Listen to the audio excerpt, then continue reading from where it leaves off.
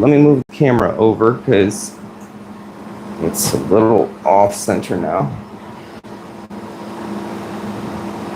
Okay. Now I think we're both centered. How does that look? Watch your foot stuck under the rug. Don't trip yourself. Thank you. Saving my life. All right. Now let's go back. Dismiss. Stream finished. So you say. So now it says that I'm live right now. Excellent connection. Enable. Okay.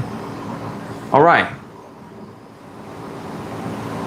Yeah, okay. So, oh, I'm so sorry. All Darn good. it. Oh, good. Well, that one's mine. Yeah. So here we are. All right. Now, of course, there's a delay because of the stream, you know, but Right. do you see a delay or no?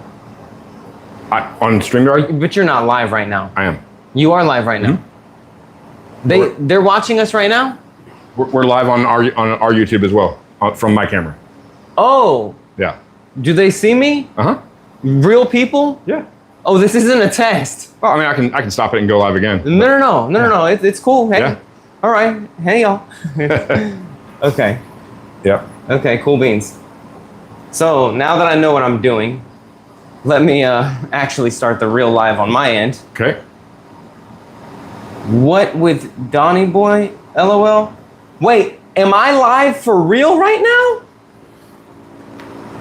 Dude, that's Panda, right? No, this is Blacks. Oh, Black South. Black South. Am I live right now? Say yes again, please. If I'm actually live right now. What's going on, Pats? How you doing, buddy? Wow. Well, hey there. Didn't realize that this was all really live. Okay, I thought I was... Oh, yep, it shows public. Okay. Well, that's unprofessional. Okay. It's all good. Anyway, so... what's up, Pats? So... Wait a second. Are you seeing the same people as me or no? You're seeing different people, right? I have Pats. I have Pats on mine. Pats what? 212? 2112. How? I don't know. Unless he's on both of our streams. Don't need... Okay. I'm in both. I was like, wait a second. How did we connect streams already? Okay. Oh, cool. Well, thank you. Anyway, so today we are smoking the West Tampa Dark Times. I think that's how it's actually said. Oh, Dark Time. Dark Time. Singular. Yeah. Here, I'll show it on screen so that you can actually see it. Maybe. Anyway. So this is... Oh, man. You know what? For their sake, you should say the price. Oh, yeah? Yeah. Okay, so this is a $30 cigar. Wow, $30. Okay. Yes. I didn't want to know what that was at first because I didn't want anything to influence my judgment on this cigar. But for y'all's sake, I felt like knowing the price up front was important. This looks really nice. Wow, what is this? A Mexican No, this isn't Mexican San Andreas. What is this wrapper leaf? I don't know. Huh. I don't know. Maybe it does. Is it undisclosed? It might be. I haven't looked it up. So I'm gonna look it up real quick. I'm curious to know what this is, because this is super toothy. Yep. It doesn't have this. To me, it doesn't have the sweetness of a Mexican San Andreas. Right. Okay. West Tampa Dark Time. Okay. As you can see, we came extremely prepared for this stream. Let's see here. Okay, so, and, oh, show off your cutter that you got in the box, man. Oh, yeah. So this is the cutter that came with it. That comes in the box. The box is up there in the top corner. I don't know if that's visible on the screen, but so this is the cutter, and Yeah.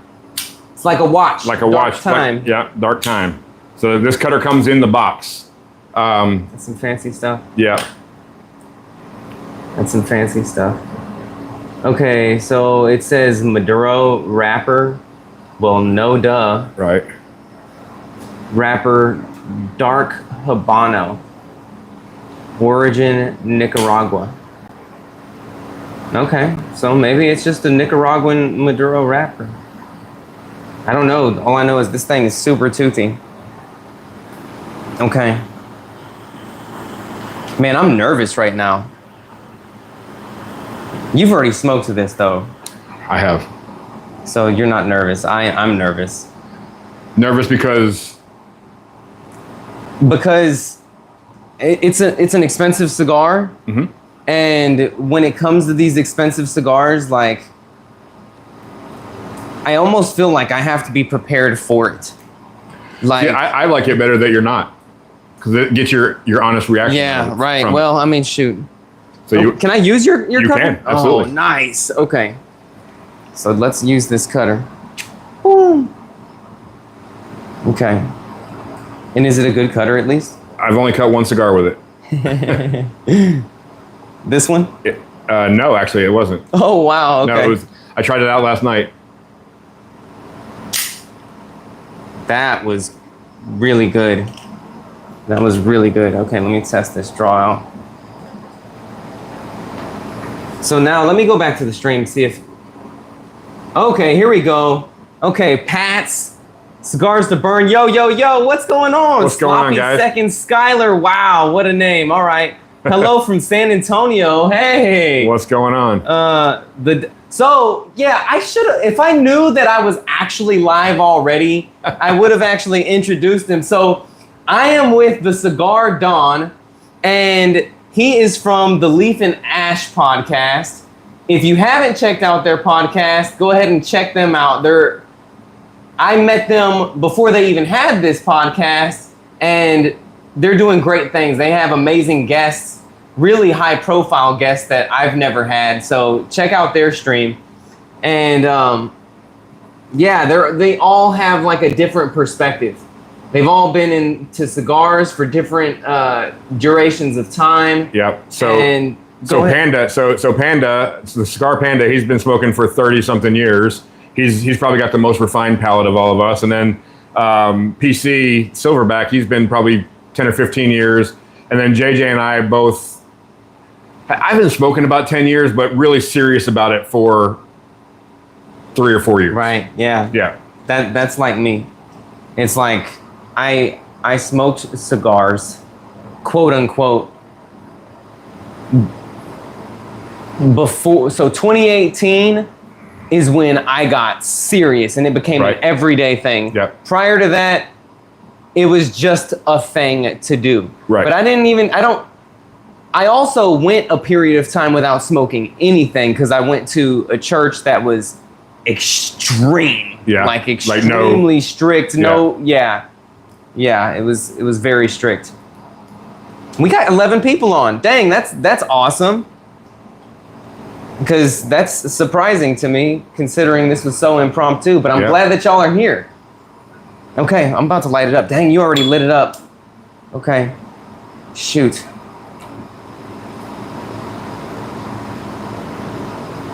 You know, Ish doesn't even believe in toasting a cigar.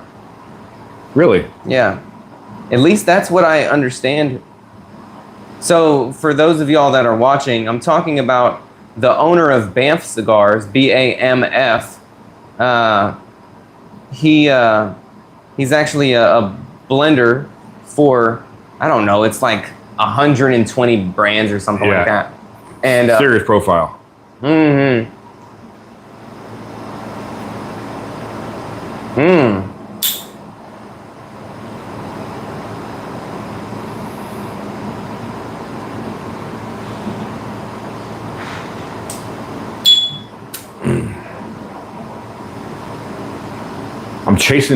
I'm interested to see what you say because I'm chasing a note here on the retro. So far on light up, it's pepper for sure. Yeah. Black and red. Mm.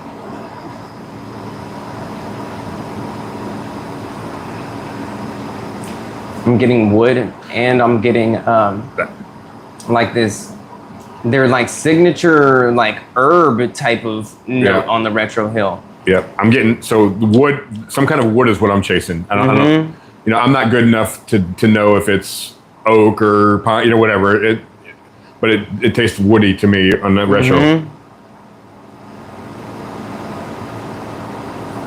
It reminds me of oak, but I don't. I'm not a lumberjack, so I don't know all of the types of wood. I used to have this thing, like somebody would say, "Does it taste like cedar?" I'm like, I don't know. I never tasted cedar. Yeah. Oh right, yeah. But now I know what they meant by that. I have tasted cedar. Have you? Yes, because so I met this guy. He actually has a shop out in this area, and oh my gosh, we have so many freaking comments. But anyway, he has a shop in this area, and he's a blender that came from Cuba, and I think I know what you're talking about. Oh, do you? Okay, good. In Lake City there? Yeah. So he showed me this trick, which the video actually popped off pretty well on my channel, and I labeled it as like cigar life hack or something like that, where you actually stick cedar into the cigar, light the cedar. I saw that video of yours. Okay. So I tasted that cedar, and now I really know what cedar tastes like for real. But I mean, there's a difference in my mind. Cedar could be what I smell as cedar, right? And cedar could be what I've tasted as cedar. And then there's some cigars where like it's kind of like leather. It's like there's like suede, then there's this like rugged boot type of leather, then there's this like luxury car type of leather, and they're all leather, but they're all slightly different, you know? So my wife got me, it's a one of those, you know, car aromatherapy things for your car, you know? And it's like that rugged boot leather. So when you open my car, you get this blast of you know, and I have the Jeep, you know, so it's kind of that kind of in manly, in that you know, that the light of having a Jeep, you know. Yeah. Well, I'm going to be unprofessional here because I forgot to grab a drink before I started. Oh, so dude, I'm sorry. I'm going to jump right over here. Well, that's all right. I don't know what I'm doing anyway. Okay, let me read the comments. The Dawn and Memento show. That's right. Welcome to the show. This is a pleasant surprise. Bro is always nervous, right? Ain't forgot about you, brother. I still plan on coming to visit your shop. Good, please do. On Wednesday. Only on Wednesday. Good afternoon. Just enjoyed a Macanudo Cafe Portofino. So, people are going to hate me for saying this, but I think that's a great cigar. I do too. You do too? Yes. See, a lot of cigar smokers, you know, there's those cigar smokers that it's like cool to say what everybody else says. Yep. Where it's like, oh, I never smoke a Rocky Patel. And it's like, there's some great Rocky Patels. Sure. Or, oh, I never smoke a Gurkha. I actually haven't smoked a lot of Gurkha. I haven't either. But there is a Gurkha that I like. Right. I don't remember what it's called, and I probably won't buy it again, but that's not the point. Right. I thought it wasn't a bad cigar. But that's the same thing with Macanudo. Yep. Like there's a coined phrase in cigar culture where it's like, friends don't let friends smoke Macanudo. No, come on. Right. I think it's stupid. So there's a guy that hangs out with us on our Discord sometimes, and I haven't seen him in a while. But he was a very, very, very novice cigar smoker, and one of the first cigars he smoked was the Macanudo Cafe. Oh my God, this is so freaking good. I'm sorry. That is good. Yep. I've enjoyed it. So he smoked this Macanudo Cafe, his first cigar. And he jumped on our Discord one day and was like, is this what cigars? Because this is like the best thing I've ever had. And I you know, we all tried to explain to him, in a way, yes, but there's a million different flavors you're going to get out of cigars. Right, you know? right. So that's one. You know, that's and you know, and I'm actually the guy. I'll smoke a Fat Bottom Betty or one of the Deadwood series just because you know, for a dessert type cigar or whatever. You know that I don't smoke them every day, and I probably don't smoke them every month. Especially if your palate's burned out. But once in a while, I'll smoke one, and I know some people that just absolutely hate them, and I think some of that is they actually don't like them, and some of them is they're not supposed to like them. Right. That's right. Yeah. Yes. There's like peer pressure to dislike something because somebody else that has, I don't know, they have a great cigar collection, or they've been smoking for so many years, or whatever. Right. They're super knowledgeable. They tell you, oh, I can't believe you're smoking that. It's like, yep. To be fair, I am such a hypocrite because when people come to the shop, and they haven't smoked a cigar before, I am hoping on the inside, although I never discourage them from doing it, I am hoping on the inside, because I'll ask them, I'll be like, hey, do you want something flavored or do you want something traditional? Just pure tobacco. And I'm hoping on the inside they say traditional. Right. Because I have fallen so in love with traditional cigars at this point that I'm like, dude, just skip the flavored stuff, because 95% of this humidor is traditional. You're going to have way more options. And if you can fall in love with this and not get stuck on feeling like it has to be flavored, then you're setting yourself up. How do you take, I mean, the answer is probably obvious, but how do you take, because you have a pretty refined palate, how do you take that and then take someone who has absolutely no palate? Mm-hmm. How do you then go, this is a good cigar for you? And I know you do your trick with the food and the stuff they eat. Yeah. Is it the same way with even a new cigar smoker? Like, that's exactly what I do. Yeah. Yeah. So it's funny, like my most watched video is this is the 5 best cigars for beginners, right? And they're all Connecticut's. And I only did that to be safe. Mm-hmm. But in reality, like when people come to my shop, even if they're a beginner, I will, because they're in front of me, I get to ask them more questions, right? Of course, I ask them what their favorite meat is, favorite vegetable, favorite starch, favorite dessert. Do they drink coffee? How do they like it? Do they like spicy food? And then I also ask them what type of liquor they prefer, because that can help. But if they gave me something like steak, well done, broccoli, potato, and chocolate, all of those answers are leading me to point in the direction of a Maduro, right? Right. And I will ask them, I'm like, hey, would you be comfortable with, first I'll ask them, do you smoke any other form of tobacco? Like cigarettes, hookah, anything like that, just to see if they have any tolerance for nicotine at all, right? Right. And if they say yes, then I'm like, okay, I'm right here. Are you going to smoke it here? Because I want to monitor them, right? Because if I feel like, if I can make it up to them, then I will. I'll get them a soda or whatever it is that I can make sure that they're going to. If you see them start turning green, you go. Right. Yeah. I check on them, but it kind of just depends on how I feel, how the person's reacting to me. Like if they say, oh, you know what, I'd be comfortable with going something a little bit stronger, Right. Because I was that way. But I used to smoke cigarettes. I used to smoke weed. I used to smoke maybe not anything. Right. But, all of the normal stuff to smoke. Yeah. And I was like, okay, when I started. So you were ready for a stronger cigar when you got. Absolutely. Actually, like I didn't start off with Connecticut blends. Yeah. I started off with Maduros. And after I got through my little flavored phase, right? Right. I started off with Maduros, and I hated Connecticut's. I was like, they don't taste like anything. Right. This tastes like I'm just smoking air. Why did I even pay money for this? Right. But then over time, like I started to really taste the nuances in Connecticut shade grown tobacco, and I'm like, oh my gosh, now I see why people love Connecticut's. So for me, I started off with the Leaf by Oscar Connecticut. It was my first cigar I smoked. Mm-hmm. It's the cigar that I smoked exclusively for probably 4 years. Yeah. And then one day somebody introduced me to a Maduro cigar, and I went, "Oh my God, there's flavor in this thing." Yeah, like right.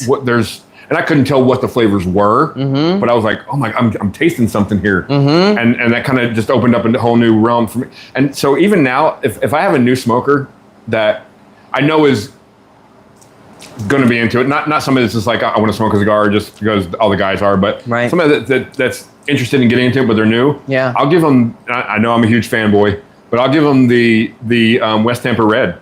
It's a mild to medium cigar. Yeah. With a ton of flavor. You think it's mild to medium? No, it's probably more medium. Yeah. I wouldn't call it mild, but medium plus to me. I don't think it gets into the full body at all. It's not full, no. But I'd say medium but plus. But it's got just a ton of flavor, you know, and it's so freaking good. So I'll give that to a novice smoker too, you know. And I'm thinking of somebody that we hang out with at the shop sometimes that would, you know, and she more goes towards the white series on the West End. How did she like that? She loved it. Wow. So I think she would just, you know. Wow. Yeah. But, I mean, that's one of those cigars that I just put out on that last video of best cigars for $10, which got age restricted, by the way. Anyway, but as it should. Right. Like if you're below 18, you don't need to. You don't need to be watching this anyway. Right. You know. Right. Yeah, so we're doing our show this coming Sunday on our Leaf and Ash YouTube channel, and it's the 25 cigars that punch above their weight class. So, and we all tune into that, guys. All four of us named 5 or 6 cigars that you know that we feel punches above the weight their price point. Wow. And so we put them on a wheel. So we're just going to spin the wheel, and whatever one it lands on, whoever introduced that cigar will start talking about it. So now, is this all budget cigars, or just if it punches above its price point? Wow. You know, and there, you know, I saw the wheel yesterday, and there's probably nothing in this kind of range for that, because we were more thinking of your everyday cigars that punch above their weight class, but not necessarily just budget though. Wow. There are some budget ones in there though. Right.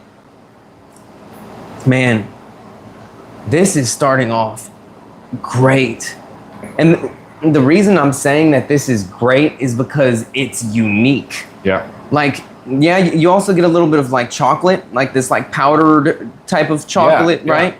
But I got some sort of, so you remember how I was saying like it's like their signature herbal? Right.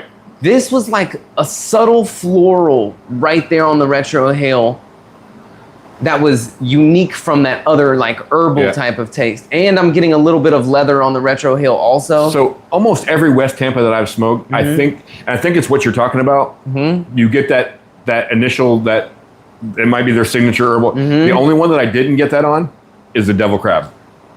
And I got right. But I got a different, you know, and you know, I know that wasn't your favorite cigar. No. I actually like that one. I'm not a big fan of the retro on that one. It just didn't add a lot to the cigar. Right. But I like the flavor of it, and the construction is just nuts. I've smoked 2 of them now, to where it was all ash. There's no wrapper to it. Man, I wish that this wasn't live so I could put a picture of this dude. The entire cigar was ash, like nothing ashed off ever at any point. He smoked the entire cigar just to ash. It was really an impressive photo. I was smoking it, you know, straight up. Right, you know, right. But still, at the end, on the video, on the picture I did, I turned it sideways over the ashtray, and it stayed. That's crazy. Yeah, that's crazy. Yeah. Well, even though I didn't really care for them, but I had one of them. Right. And I'm thinking maybe I should revisit, because we have a similar palate, man. Yeah. The things that you enjoy are the things that I enjoy. So I'm thinking maybe I just got a bad one. Well, and if you guys can't tell, I am a huge West Tampa fanboy. I really am. It's one of the brands that I don't know that I've smoked one that's missed yet. You know, the one that I really, really like, and I haven't seen it anywhere around here. The only place I've seen it is Cigar Panda got them in South Florida, was the Attic series. Oh, I love that. We had it at my shop. Do you? Yeah, it's a great cigar. Yeah, I love them. Yeah. So okay, so for you guys that are just now tuning in, because I saw a question on here, You asked what we were smoking. We're smoking right now the West Tampa Dark Time. Dark Time. And it's a $30 cigar. So far, this like half an inch in is phenomenal. It's really freaking good. I'll let you know at the end of this whether I think it's worth $30, because that's pretty steep. But right now, we're off to a great start. I think you and I are very similar too in the fact that I can think a cigar is really good. Mm-hmm. I don't know that there's a lot of cigars that are worth $30. No, most aren't. Yeah. Yeah. You know, and we've talked about the really expensive one we both smoked, and it's probably the best cigar I've ever smoked. I smoked it for the. Right. I smoked, you know. Yeah. I smoked it after my Eagles won the Super Bowl. I smoked it, and it was one of the. But there is zero chance I'll ever buy another one because of the. You know. Oh, especially now with today's prices, I'll never buy that. He's talking about the Davidoff Royal. Yeah. My gosh. Yeah, and it like. What is it? 100. It was 125 when I bought it, so it's probably more than that now. Right. Yeah. I mean, I think my wife said it was 150 because she got it for me as a gift from a cigar shop around here. Right. And I was like, "What the heck? 100, baby? You spent that much money?" Yep. But she was like, "Oh well, I thought you said you liked Davidoff." I'm like, "Yeah, but come on now, like this one." I like my money better. Right. Shoot. But yeah, so it spoils me. You know, I smoked that for the Super Bowl because you know, there's not many chances that Eagle fans get to be Super Bowl champions. It doesn't happen very often. But so I did have that celebratory cigar, and it was the best cigar I've ever smoked. Yeah, right. But worth. If you tell me, is that worth $125? No. Right. No. Like no, it's not. Not at all. Now you've never had the conviction, right? I have not had the conviction. Look, all I know is my first experience with it, to me, was absolutely worth $100. Yeah? I mean, I recorded it. I remember your video. That reaction was genuine. I really felt like it was worth $100. Then I had it a few more times. And I would say sometimes it was like worth $70. Sometimes it varied from cigar to cigar. Is that because the quality control wasn't there, or you were getting maybe used to it? Or? You know, I really don't know. There's so many variables. Like the first time that I smoked it in my cigar shop whenever my cigar shop was out here. And it's like, it's the perfect environment to smoke a cigar, right? I smoked it again, like on a live stream with Randy, and I was smoking it outside. Right. So that makes a difference too. So the burn's different. Right? Yeah. And then the temperature outside, like, and then I smoked it again, like, I don't remember where, but I think that it depends on like where my palate was at for the day, what the environment was, and possibly also just the cigar itself. Now, I will say I never had construction. Did I have construction? Did I have a bad burn? I think I had a bad burn on one of them. Wasn't I complaining about that to you one day? I think you were, yeah. I think I did. Yeah. Anyway, regardless, if there's any cigar that I've ever smoked that I've said, oh, this is worth the price, it was that. Which I hope that you get to smoke one day, man. Yeah. Really? I will. I mean, I'll do it. Just, you know. One of these special occasions, I have one. I'm not a huge fan of the brand. Right. I understand. I like some of the newer stuff that have come out. I like the 60. I like the gold label. I like all that kind of stuff. So the newer stuff I'm liking. And I like the vintage 1990. I like that one. Yeah. But some of that stuff in the middle there, I didn't care for. I agree. And their newest one, the Emerald, I didn't care for. You didn't care for that. What size did you smoke? Robusto. Oh, okay. I didn't care for the Robusto. Yeah. But I did have it in the Toro. Yeah. And I had it in the Gordo. It was better in those two sizes? No. Oh. It wasn't great in the Gordo, and it wasn't great in the Robusto, but it was worth it to me in the Toro. Okay. Yeah. I felt like it was the most balanced. Yeah. Felt like it got weird in the Gordo and it got weird in the Robusto, but that Toro was good. Yeah. And the only reason I say that I think it was worth it was because I got a distinct like mint profile out of that cigar. Yeah. And I will I like a cigar more, even if it's not something that I'm like, oh, I'm gonna go back to this regularly. I will give it credit if it gives you a flavor profile that's not super common. Because there's like so many Maduros where it's gonna be pepper, wood, earth, espresso, chocolate, right? Yeah. Like it's like this is copy and paste of every other, like the freaking Davidoff Maduro. Like the freaking Davidoff Maduro. How I said in that little short video, this tastes like 100 other Maduros. Yeah. Because it's like, dang, this is boring. Like, switch it up on me. You know what's funny is the guys on my podcast, they give me, they give me grief for being bougie because They do. And they call me Donadoff sometimes but I like the Davidoff. Donadoff? Yeah, because I smoked the Davidoff Nicaragua. It's so stupid.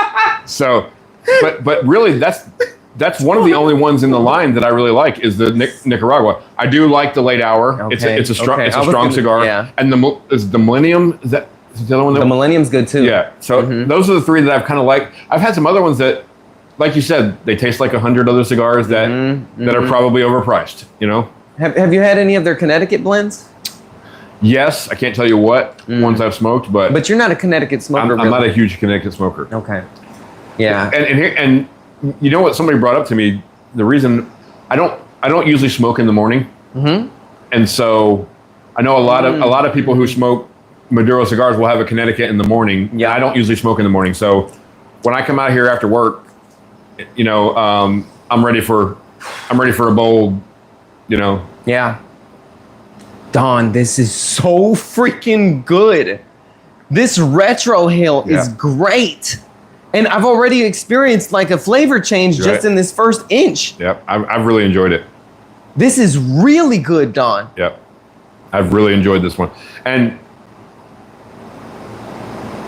I'll get your opinion. I'm not going to say my opinion. I'll get your opinion at the end on whether it's worth $30 or not. But for me, it fits right in my West Tampa wheelhouse. It's refined too. Yeah. Like the texture on your tongue, it doesn't. It tastes like. I have a question for you. Uh-huh. And you said something the other night when we live close by each other. Yeah. So we actually go to the same cigar shop sometimes. Uh-huh. And you said something the other night that I've never experienced, so if I'm wondering about it, I'm sure some of the other listeners are wondering about it. When you say the texture of the smoke, what are you talking about? So, you know how like right now on this cigar, you get this powdery texture, right? But it's not a rough powdery texture. Like Mexican San Andreas wrappers always give you this like chalky type of texture. And if you smoke a younger, this is my theory is that, or maybe it's their, I don't know. I'm not experienced enough in a factory to know exactly what's going on. Right. And what is creating this smoothness to the tobacco. But for instance, the Conviction, Mexican San Andreas wrapper, right? The another Mexican San Andreas that's drastically different price point is the Undercrown Maduro, Mexican San Andreas wrapper. The West Tampa Red is Mexican San Andreas. Is it really? It is. And it doesn't even come off as a Mexican San Andreas. Yeah. I would have never guessed that. Yeah. I would have guessed it was Brazilian or something. No, it's a Mexican. Wow. What did I say? That's crazy. So anyway, but that the texture of that chalkiness, it just feels less smooth. It feels less refined, and I'm assuming that comes down to aging the tobacco longer. That's the only thing I can think of. Either that, or maybe it's some sort of unique fermentation process. Well, and Ish was telling us the other day. It's burning bad on me, guys. That's not good. That's not good. Yeah, mine is as well. Dang, you're losing points for me, but the flavor's amazing. So Ish was telling us the other day about that smoothness, and it has to do with the different levels of the plant, and that kind of stuff. Like, the Lajero is going to be more harsh a little bit, right, because it gets more sun and more chlorophyll and all that kind of. No, that's not the smoothness I'm talking about, though. Like, the smoothness I'm talking about is Because I'm not talking about pepper. I'm talking about, how do I explain this? It's like the difference between the texture of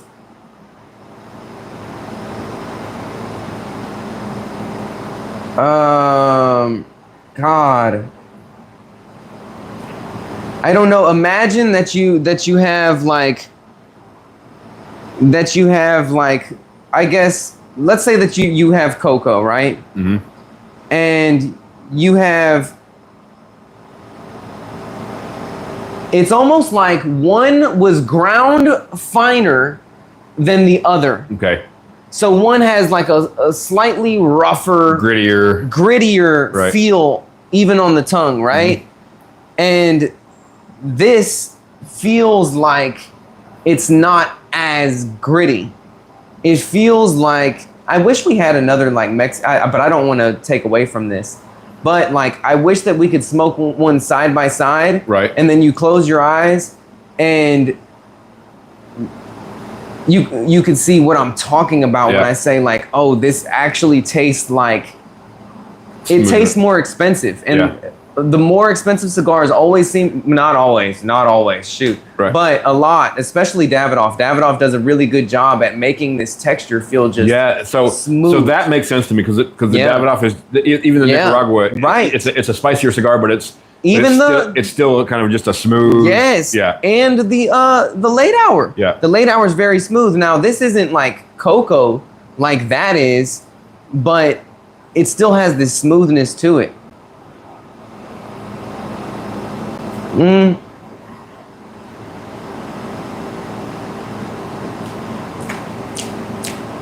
Well, actually, there is cocoa in here, though. But I was just about to tell you. You know what flavor I just got? I know this is not a cigar flavor because I've never heard anybody say this. I just got the feeling like I was eating chocolate pudding. Oh, okay. Yeah. Well, I mean, people will say whatever, you know. I know that's not like nobody's putting chocolate pudding in a cigar, but it's just, you know, a lot of that stuff to me is what it reminds me of, you know. Yeah, I mean, nobody's putting cocoa in it either, or leather, right, I mean, or pepper. It's all just what it reminds you of at the end of the day.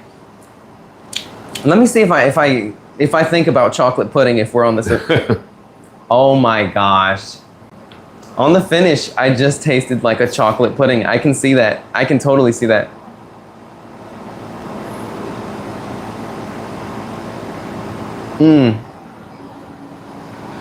And not like super sweet, like you know, if you eat chocolate pudding, you're getting sugar and all that. Not like that, but just that taste. And there's a little bit of wood underneath all of that, and some pepper. That pepper is still in the. Yeah. Okay, let me see these comments. I know y'all are probably pissed off at me because I always do this to y'all. I'm sorry. I'm sorry. I always do this. Okay. Memento nervous, like it's his first live. Okay, that's how far back I am. Sorry.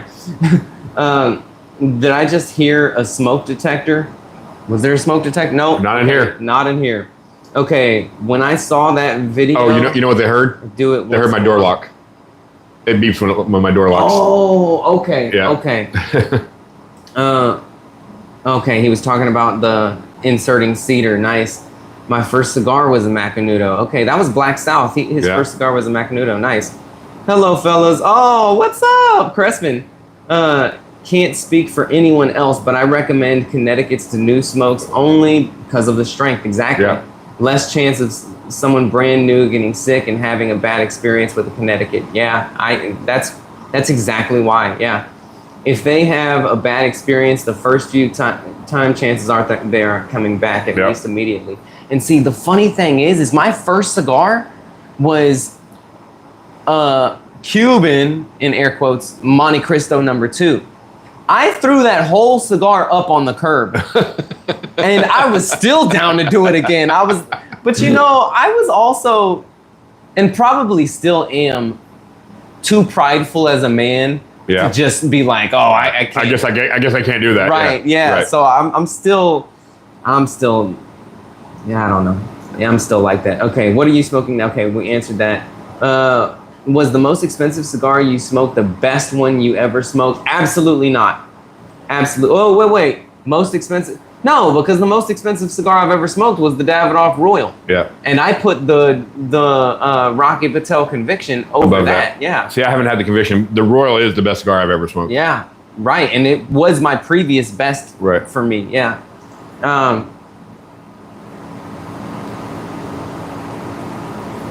That's too bad. I still enjoy them. Prefer Maduro, but I still have Connecticut's. That was that. Okay. Pats love Maduro. I can smoke 2, maybe 3 if I'm feeling good the next day. Wake up early to go. Okay. Yeah, I was just saying that sucks. You know. Okay. They're chatting back and forth. Maybe win, and if the Eagles win again, LOL. Probably talking about smoking that. So you mean this year? Whoa, Pats, are you saying you like the Yamasa? Is that what you're saying? Do you like the Yamasa?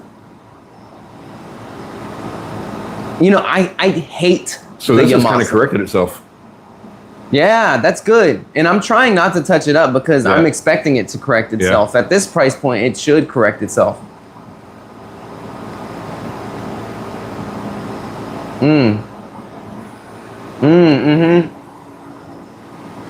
Absolutely. We have had this convo more than once. Okay. Well, you know, I probably, maybe I smoked the wrong size of the Yamasa. Because I just know the first time I had that Yamasa, I hated it. Did you? And I think I probably tried it twice and then gave up on it. And the Escudo. I tried that multiple times. Yeah, I didn't like the Escudo. Hated it. Yeah, I didn't like that one. This is gross. You say that, and then you ask what size. Right, because I'm like, I want to see what other people see in it, but I'm just like, if I find it hard to believe that anybody would like that cigar, and I'm thinking maybe it's just because of the size that I had that I didn't like it. You know what's funny to me? So you get quality cigars like a Davidoff, or the other one is the Plasencia Almafuerte Sixto, and you touch the wrappers of those cigar, and it feels like you're touching velvet. Right. And then you get this cigar, which is another quality cigar, and this feels like the bottom of a bricklayer's boot. Yeah, exactly. Yeah. You know, real toothy kind of. Yeah. And it's amazing to me that those two different sides of the spectrum can have similar results, you know, with the quality of the cigar.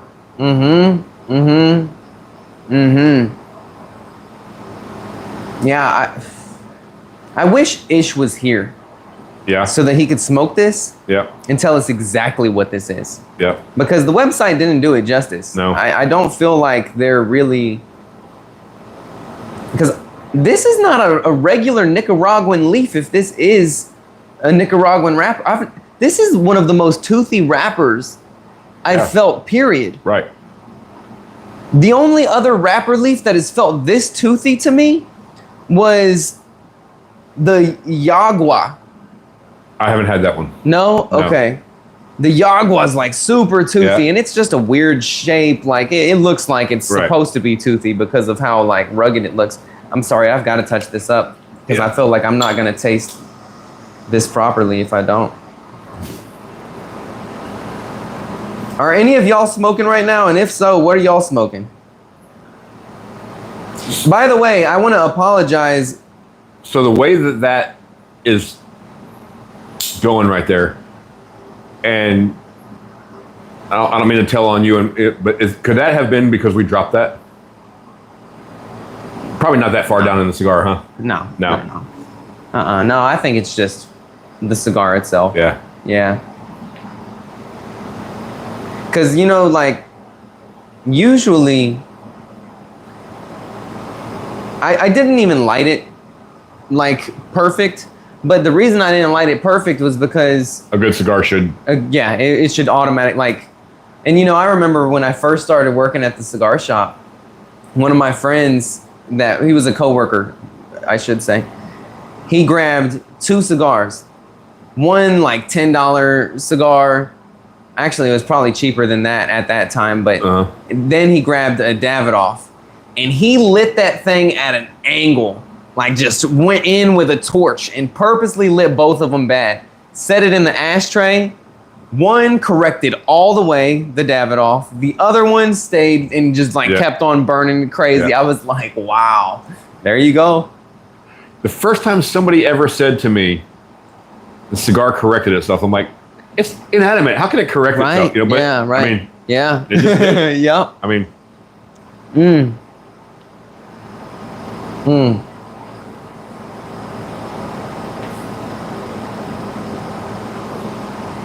You know what I think about this cigar? I think so. I don't think that the West Tampa Red is for everybody. I think the West Tampa Red has almost too unique of a profile for everybody. Okay. But I love it. Right. And I know a lot of people that love it. Right. It's just not one of those cigars that I think is so universal, like the Davidoff Nicaragua. Right. I think that that's one that you could hand to literally almost anybody. Right. And they're going to at least like it. Right. You know? And I think that that's with this. I feel like this is more universal. No, not as universal. Not as universal. Not okay. as I was universal. going to say I didn't get. I think West Tampa's profile overall is not. It's very unique. You know, and if you follow them on Facebook, they're starting to get a lot more active on social media, which you know, I hope they blow up and become mainstream. You know, they're more mainstream now than they were even a year ago. But no, the fact that they got into Casa de Monte Cristo, already shows that they're there or on that path. Right. So we had this conversation on our podcast about it's even hard. You know, we talk a lot about boutique cigars and we talk a lot about these new up and comers that there's even a difference between. So we've started going, you know, ultra boutique, kind of mid tier, and then the big boys. You know, kind of, and that's probably even too spread out. You know that because you get someone like a Eric Espinoza. He's not up there with you know Fuente and Davidoff and all, but he's not down there with West Tampa and all that either. He's somewhere in that you know middle range too. You know, I agree. Yeah. You know who I think has played a critical role in his popularity? I want to let's play a game. Take a guess. Who do I think? I mean, it's got to be Guy Fieri. No. Oh, okay. Two people that I think Guy Fieri did help out the brand tremendously, but I'm really thinking of one person in particular. Have you heard this before you get into the other person? Have you heard the story about him and Guy Fieri? How they he turned Guy Fieri down several times. Really? Because he didn't want the celebrity. And then the celebrity doesn't do anything. You know, they just put their name on it and they don't do anything with it. And then they go, well, that's not Guy Fieri's cigar. That's Eric Espinoza's guy. He slapped Guy Fieri's name on it. Yeah. And so he turned him down a couple of times, and Guy pressed it and said, I want to be involved in this. You know. Wow. And so, like when Guy does his Diners Drive, whatever. If Eric has something in that area, they do collaboration events together and that kind of stuff to where he's not just slapping his name on it, you know. And that impressed me a little bit that he didn't want, you know, like the Gurkha Mike Tyson cigar. Mike Tyson has nothing to do with that cigar. Like that I know other of. than him putting his name that I know of. It could be behind the scenes that I don't know anything about, but you know. Yeah, and I respect Eric Espinoza for caring about his brand in that way, you know, because a lot of people would probably look at it as an easy money grab. Well, and you know, the other funny thing he said to us was, we were talking about the La Bamba Yellow, you know, it's the foot band. It's a punch you in the mouth. Yeah, it's a punch you in the mouth cigar, you know, and JJ asked him about that, and his actual quote, and forgive my French here, he goes, "I don't smoke that shit." Like, and he wasn't saying it was a crap cigar. He was like, it's too strong for him. Like he goes, I don't smoke that, but I know that I have smokers that like it, so that's why I make it. Yeah. You know, in other words, I'm not making this for me. I'm making this for, you know. Yeah, for his audience. Right. Yeah, the people that, because I mean, a lot of his are pepper bombs. You know, which is why I don't smoke his brand. You're not a huge pepper. No. Yeah. I don't even care for Now, to be fair, I haven't tried all of the sizes of the knuckle sandwiches. Yeah. But I haven't had a knuckle sandwich that I've loved.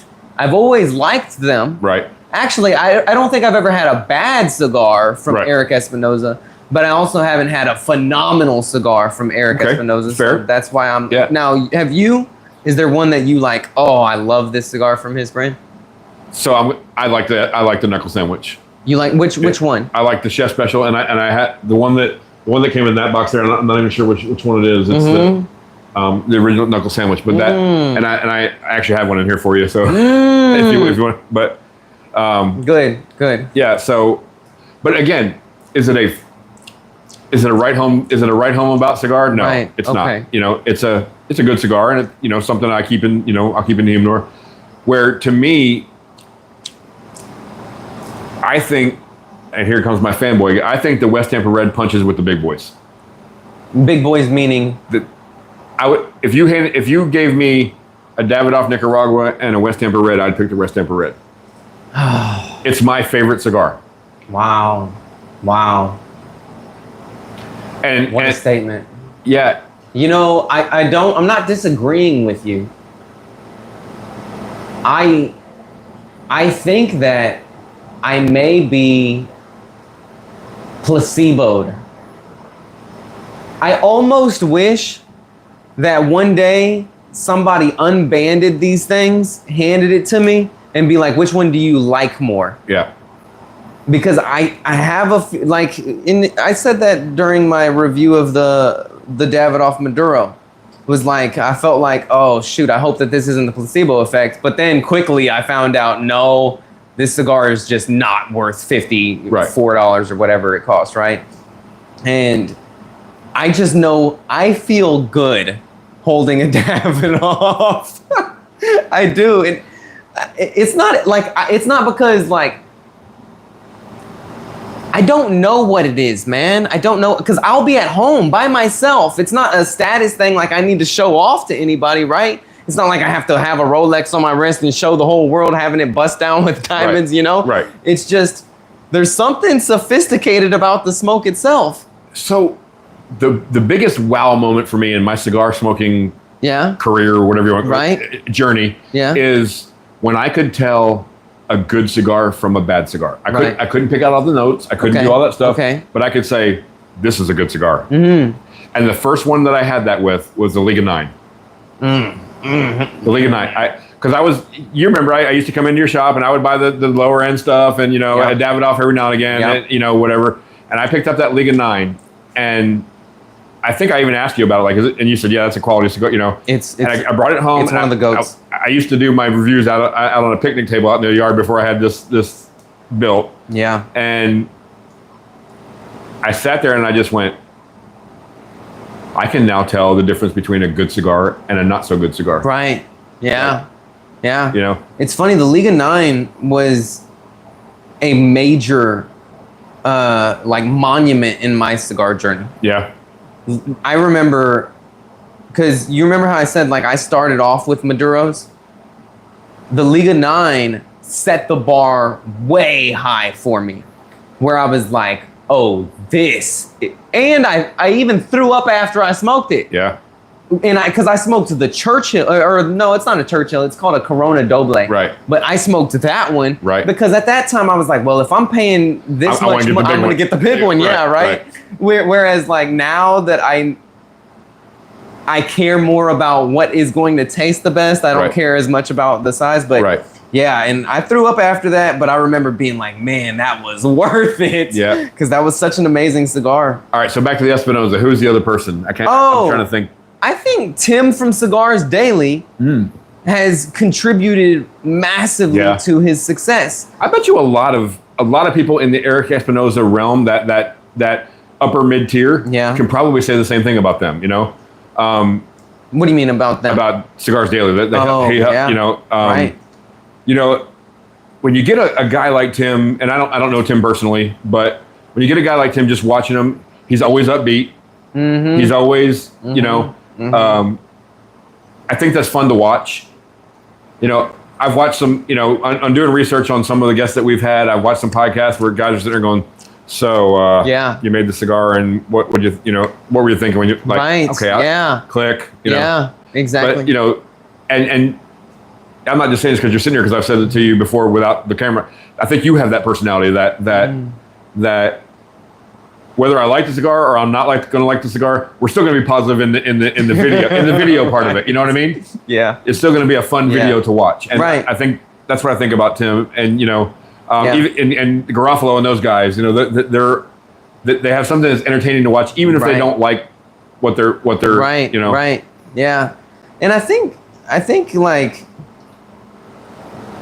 Tim is an absolute professional. Like, Tim knows what he's doing. I can tell that Tim knows what he's doing. Yeah. As a fellow creator that is nowhere near his level, I'll watch his videos and I'm like, oh, That's I almost know exactly what you can't BS the BSer. Right. You know? Yeah. I'm like, you know exactly what you're doing, Tim. Right. And he's doing it well. But I mean, I've been watching Tim since, I don't know if you remember this, but there was TNT Cigars. No? I don't remember that. No. Man, TNT was when Tim was working at this place called TNT Cigars. He was just a tobacconist, or I don't know. He helped build their website or something like that. And the actual host of their little podcast, I guess you could call it, or YouTube channel, was a guy named Bradley Reith, who recently passed away. Oh, man. Which sucks, because like him and Bradley were like my cigar role models. Yeah. Like when I was fresh to this, I would watch them and I was like, oh man, like that's what I'm gonna be. Yeah, exactly. And they ended up having a falling out, split. Bradley started his own channel. Tim started his own channel. Of course, Tim, actually both of them skyrocketed. Really, they both kind of like were on the same level, but then Tim took it to a whole another level. But I don't remember what I was getting at, Don. I don't remember. We're just talking about Tim and the positivity. And like he's a professional, and he knows what he's talking about. Yeah. He's always had this like expert marketer type of personality. And I think that he probably learned a lot from Bradley, because Bradley had this infectious, exuberant, over-the-top type of personality that he would come with positivity, and they were both Christians too. It was actually like, that was another reason why they were part of like my like role models, was because I was like, oh man, Bradley's a pastor. Tim was also, I think, a pastor at one point in time, or he was definitely involved in the church to a big deal. So it was like, okay, yeah, these are my guys that I watch, you know? And I'm happy that Tim has so much success. Like, he's one of the few that I'm like, I still tune into him. Because a lot of people make cigar content, but I don't really care. Right. Whereas like Tim, despite him being big, because have you ever experienced like an underground musician? Oh yeah, and when they get big, yeah, it's over. Yeah, because I'm an underground guy. I like yeah. But and that's why some of these cigars that are coming out that we've talked about, the Haze Grays and those kind of guys that are up and coming. I hope one day they're Davidoff. Will they be the same? And every time we interview one of those guys, I make the same comment to them. Please, if you make it big, please have this small person mindset. Right. Make the blends, because some of these cigars, and I know they don't have to. Davidoff's never going to change. I mean, not Davidoff. Padron's never going to change. Right. They have their profile. Yeah. People like them. People are going to buy them. They don't have to change. Yeah. Why reinvent the wheel? Right. They don't have to. But for me, I always call these new upcoming the mad scientists. They're trying new blends. Yeah. And you know what? Some of them are going to fail. Right. Some of them are going to be terrible. Yeah. High risk, high reward. Yeah. Yeah. I respect that. Yeah. I really do. And is that Haze Gray as a brand? Would you say that they're... I've only had one of their cigars. I've only had the Patriot. Yeah. Which is their best seller. Yeah. According to Panda is sending me a couple of their other ones. Okay. But you know what I liked about them? They sat there on our podcast. They answered every question we had. And it wasn't just a no. It was, here's our mission, here's our passion, And I really loved Rue's brother, Pedro. He was an asphalt guy up in like the Northeast in New Hampshire or Maine or one of those kind of, and he used to come down to Florida in the winters to hang out with his brother because there was no construction up there in the winter because it's all snow and whatever. So he'd come down in the winter and hang out. And his brother Rude told him, "Hey, I'm thinking about doing this cigar thing."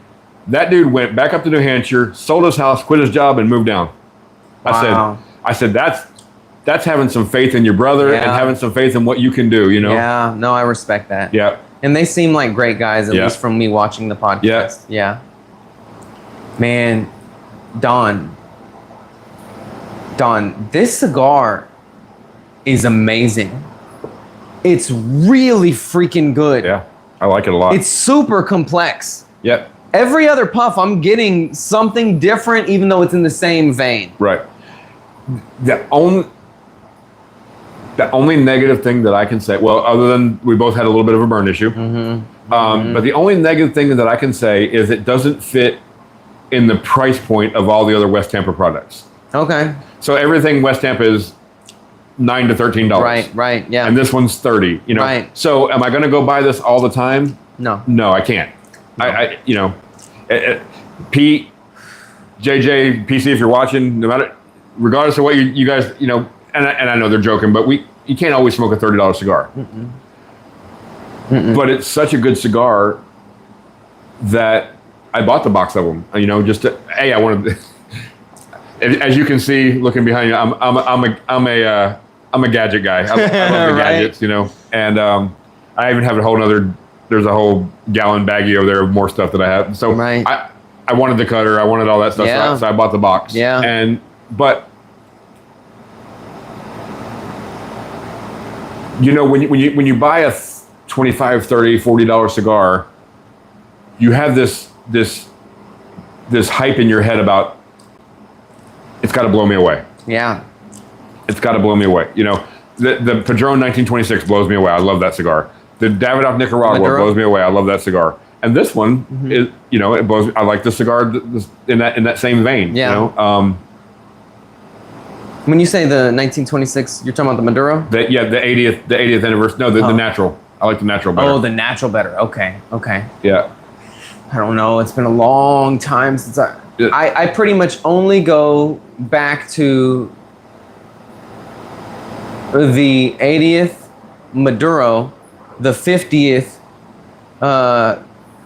natural, and I go back to the 64 Maduro and natural. Right. Those are like regular, but I haven't had the 50 of that. Panda's sending me one. He got for his birthday. Somebody gave him a box. His shop gifted him a box of those 50th, and he really likes it. He's sending me one to give it a shot because I haven't really seen him around, but I don't usually go shopping for Padrones, so I just you know, it's not my go-to. Even for the luxury brand, it's not my go-to. Don, I'm so sorry, dude. This cigar is so freaking good. I don't know how you're not like losing your mind over this. I did the first time I smoked it. This is great, Don. Right. Like this is, if this burn wasn't. Yeah, it's doing it again on you. I can see. It's so bad. Yeah. But God, the flavor of this, it's different. Like it's constantly changing as I smoke it, even though again, it's all in. This is like my experience with the Conviction. The Conviction, I can name out probably like maybe 6 different flavor notes, but it constantly changed back and forth between those same 6. And that's how I feel like with this. I just got a huge shot of coffee espresso, and I'm about an inch further in than you are. You know, we're about the same. But I did too. I just got a huge shot of like, you know, it's so funny. I'm not a coffee drinker. Yeah, but you like the note. But I love the smell of coffee. Okay. And I love the taste of coffee in a cigar because it gives me the feeling of the smell of the coffee. Wow. Okay. I can sit there if somebody's brewing coffee. I'll sit there over the pot and just. Really. I love the smell. I just don't like the taste of it. You don't like the taste of it. Okay. To me, coffee is. I make a joke. I like a little coffee with my cream and sugar. You know. But But again, it's probably just like anything. It's like whiskey. It's like beer. The first time you had a glass of whiskey, you probably went, "How do people drink this crap?" Yes. And then as you drink a little more, you get more refined. And same with beer. You know. Yeah. The first time my dad gave me a beer, it was out of a keg, and I took a sip. I was like, "Oh, this is putrid. How do you?" Mm-hmm. And now, you know, I'll drink a beer. You know? Mm-hmm. Yeah. I mean, that's even how it was with tobacco for me, the first time. Yeah. Like.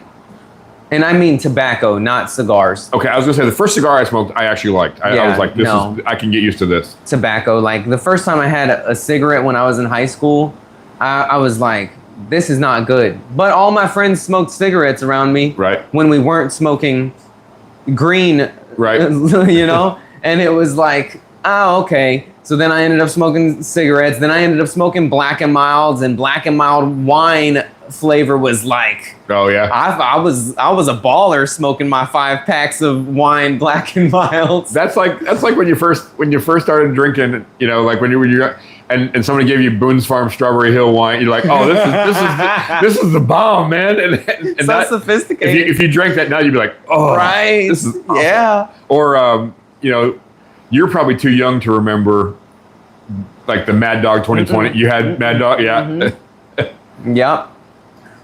But you know, did it ever actually say Mad Dog on it? No, it's MD 2020. Okay, yeah. Okay. Because I've always heard it called Mad Dog, but my whole life I've always seen MD, and I was like, okay. Yeah. Okay. We used to mix that in college. We used to mix it with Gatorade.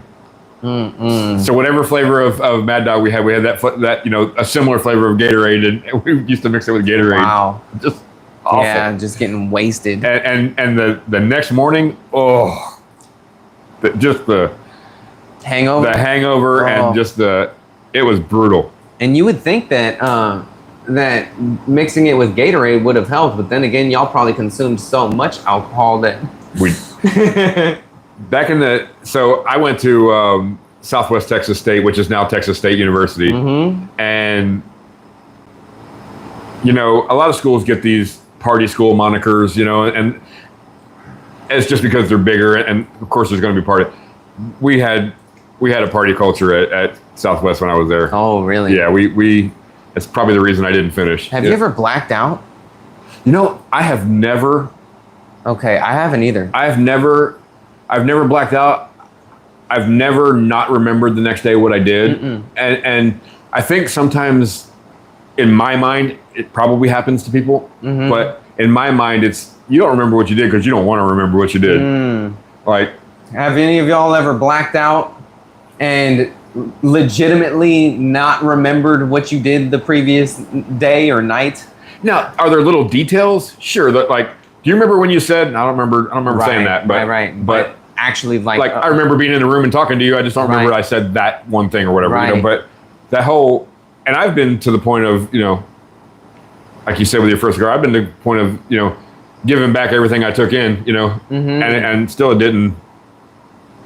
So, dude, we have, I'm sorry to interrupt you, but we have somebody from Australia. No way. Iron Mo. What's up, Iron Mo? How's it going, man? Man, we got an Aussie in the chat. Okay, I'm sorry. I'm trying to catch up on what people have said. Had 2 of the Oliva Double Maduros earlier, and now a Shark 77. Nice. Oh, wow. Freaking right. I love that cigar. Okay, there's... So I'm going to have an unpopular opinion. Oh, what's that? I don't love the Opus X line. Okay. I don't. Well, I'm right there with you, because I don't either. Yeah. But when you say the Opus X line, are you talking about the original Opus X or any Opus X? Most of them. I've had a couple that were pleasurable cigars. They weren't, right. But I never smoked an Opus X and went, oh my God, I'm smoking really? Gold here. Yeah. So have you ever had the Opus X Destino Siglo? Yes, I smoked it last Sunday. And you didn't love that? I didn't love it. Wow. It was good. That's one of the ones. What size did you smoke? The Bellicoso.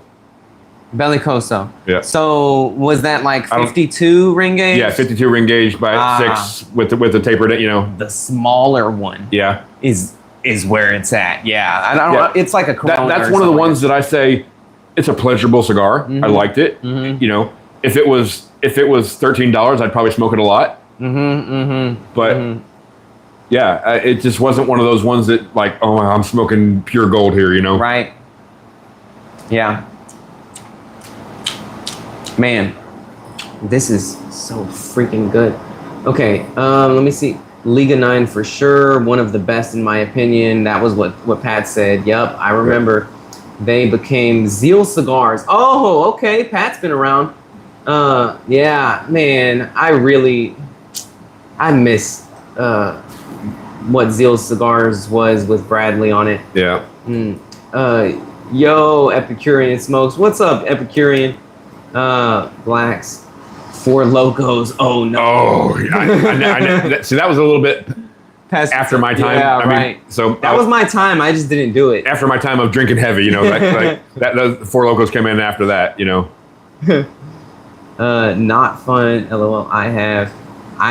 It can be rough. Man, okay. I took a whole bottle of President to the head. I don't even know what that is. I don't either. Hard pass on 4 Loko. Man, this thing is burning so bad. That's another thing I want to ask Ish. Does he know of any trick to correct the burn? Because he really, he rolls, you know? Right. He should understand. Yeah. And you know, they're all rolled different. You know, sometimes they'll be accordion, sometimes they'll be like tubes, sometimes they'll be just like sheets of paper on top of each other. So I'm curious to know, like, I was interested what he was telling us the other night about his Around the World cigar, how he takes the middle of the leaf and then twists them together, and then and put that's interesting to me. You know.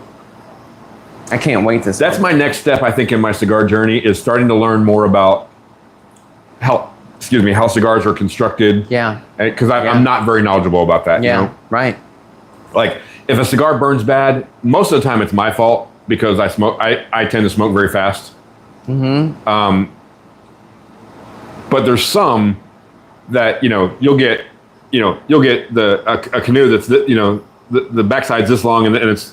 Yeah, like, right. What is it? Just they didn't put the leaf in the right place? Is it, you know, the wrapper came unconnected with the right. filler? What causes that? You know? Yeah, and you know, like, so. And it might have something to do with what Ish was telling us the other night about the different levels of the leaf, how they combust.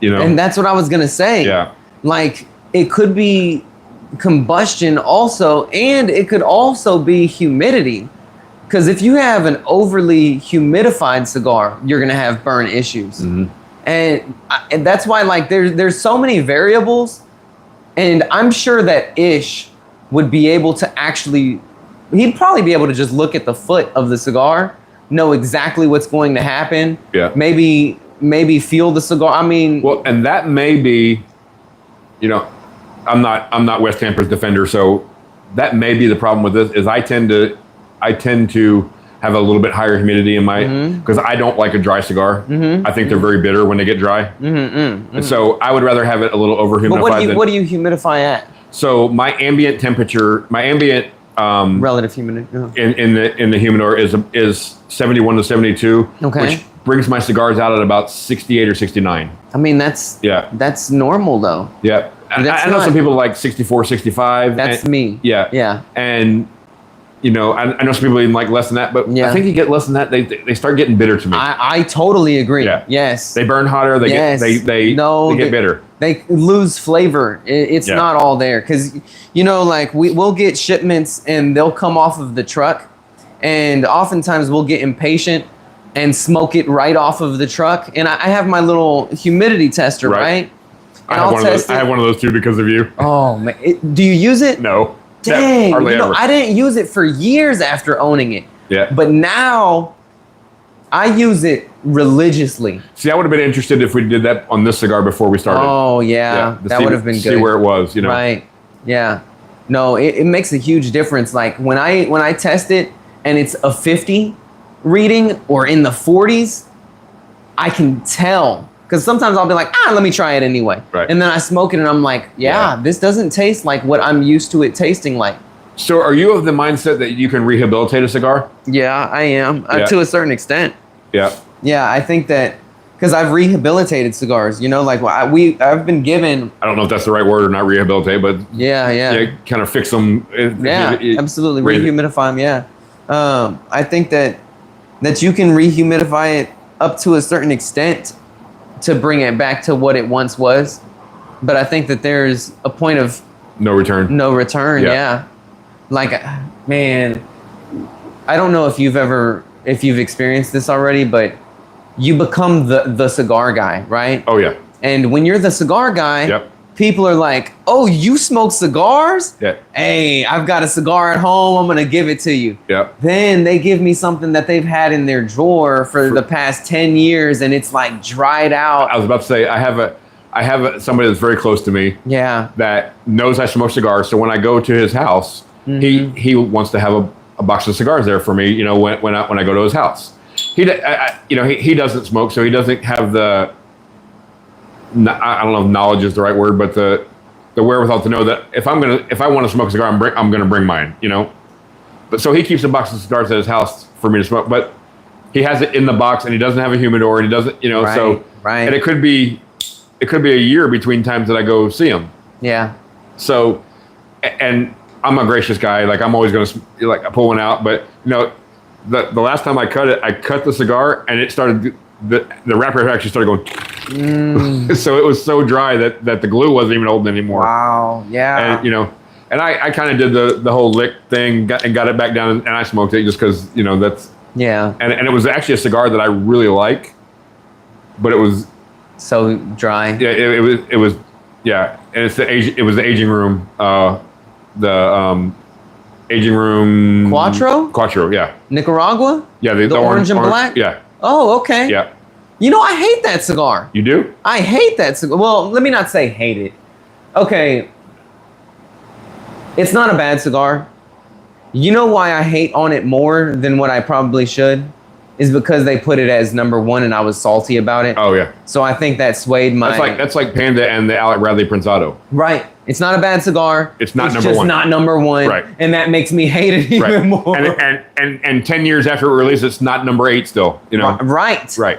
It's not in top 25. No, right. It's a good cigar, but there's so many way, way better cigars that shouldn't even be on the list. And just like this year's list, we did our little show on that, and we hated on one kind of cigar that I actually enjoy from time to time, and that's the Brick House. The Maduro? Yeah. Yeah, it's a great cigar for the price. But it's not the number 10 cigar in the world. No, not at all. It's not the number 100. No. It's not the number 100 cigar in the world. It's not. Yeah. But at that price, it's like, oh, heck yeah. That's another one that it's like you're punching above your weight.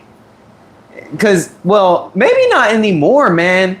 My shop is selling that thing for probably like $11, $12 now. Because it was on the aficionado top 25. Probably so. It was number 10 on their list. Dude, because that was like $8. Actually, I think it was $6 at first. And at that time, like it was that and the Brasilia. I was always smoking those because I was broke and I didn't work at a cigar shop at that time. And I was like, okay, this is my go-to. I still like the Brasilia though. Oh, it's a great cigar. Yeah. It's just now it's like $10 to $12. You know what else is a really good cigar that punches with that Brasilia? The 5 Vegas Brazil. It punches with that Brasilia. Not as good, but it punches with. I haven't had that one. Yeah. I had the Nicaragua, right? Yeah. Okay.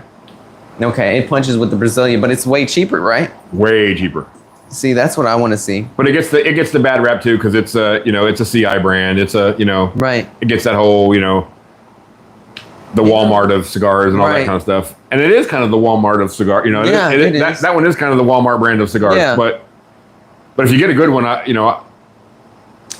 man, like, do you know what factory that comes out of? The Brazil, I'm sorry, I think they're, I don't know what the correct word in cigar, but I'll just use, they're kind of the whore of the cigar. They'll go with everybody. Mm-hmm. But the 5 Vegas Gold is made with Plasencia tobacco. Okay. Does it come out of that factory also? I think so. Yeah. See, because that makes a huge difference. It does. Okay. Yeah. And the 5 Vegas Gold, is that a great cigar? It's a Connecticut, and it's a good cigar. Good cigar. Yeah, it's a good cigar. Better than what it costs. Yeah, and I'm not a huge Connecticut smoker, so it's not. It didn't blow me away, but it's. If I was going to grab a Connecticut, it would probably be one I go grab that I know of. You know, you know one I used to also like a lot, and they stopped making it, and now they make a different version of it, and it's awful. Is the Camacho Scorpion. Oh, okay. Now they do the Scorpion Fumas, and it's awful. I haven't had that. Yeah, it's Fumas. So they're like little tiny. No, it's a regular cigar, so it must be just the clippings of something else. You know. Okay. You know? Huh. But the original Scorpion was good for Connecticut. You know. So, I wonder if we're talking about the same one. Because I know the Camacho Connecticut, but I don't know if it's a Connecticut Scorpion. This was a yellow and black band.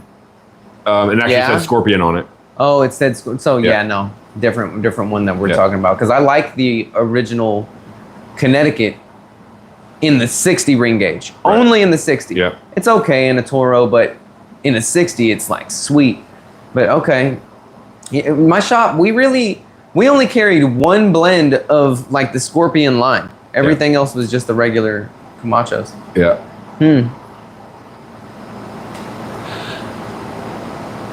So what are you getting right now?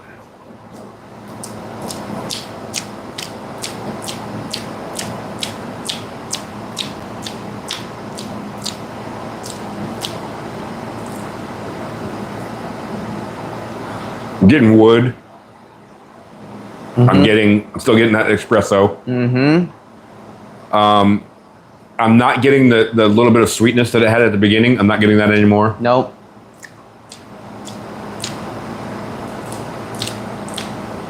And that wood is kind of like a charred type of wood. Yeah. It's like... It's almost what I described to you when I smoked the Circle of Life the other night. Like it's almost... I don't know how to describe it, but it's like a dark taste. And I enjoy that taste, but it's a dark, like... Something that, you know, if you...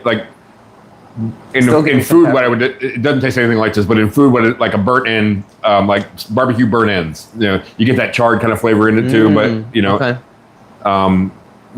not flavor of the meat, but that kind of that same charred, you know.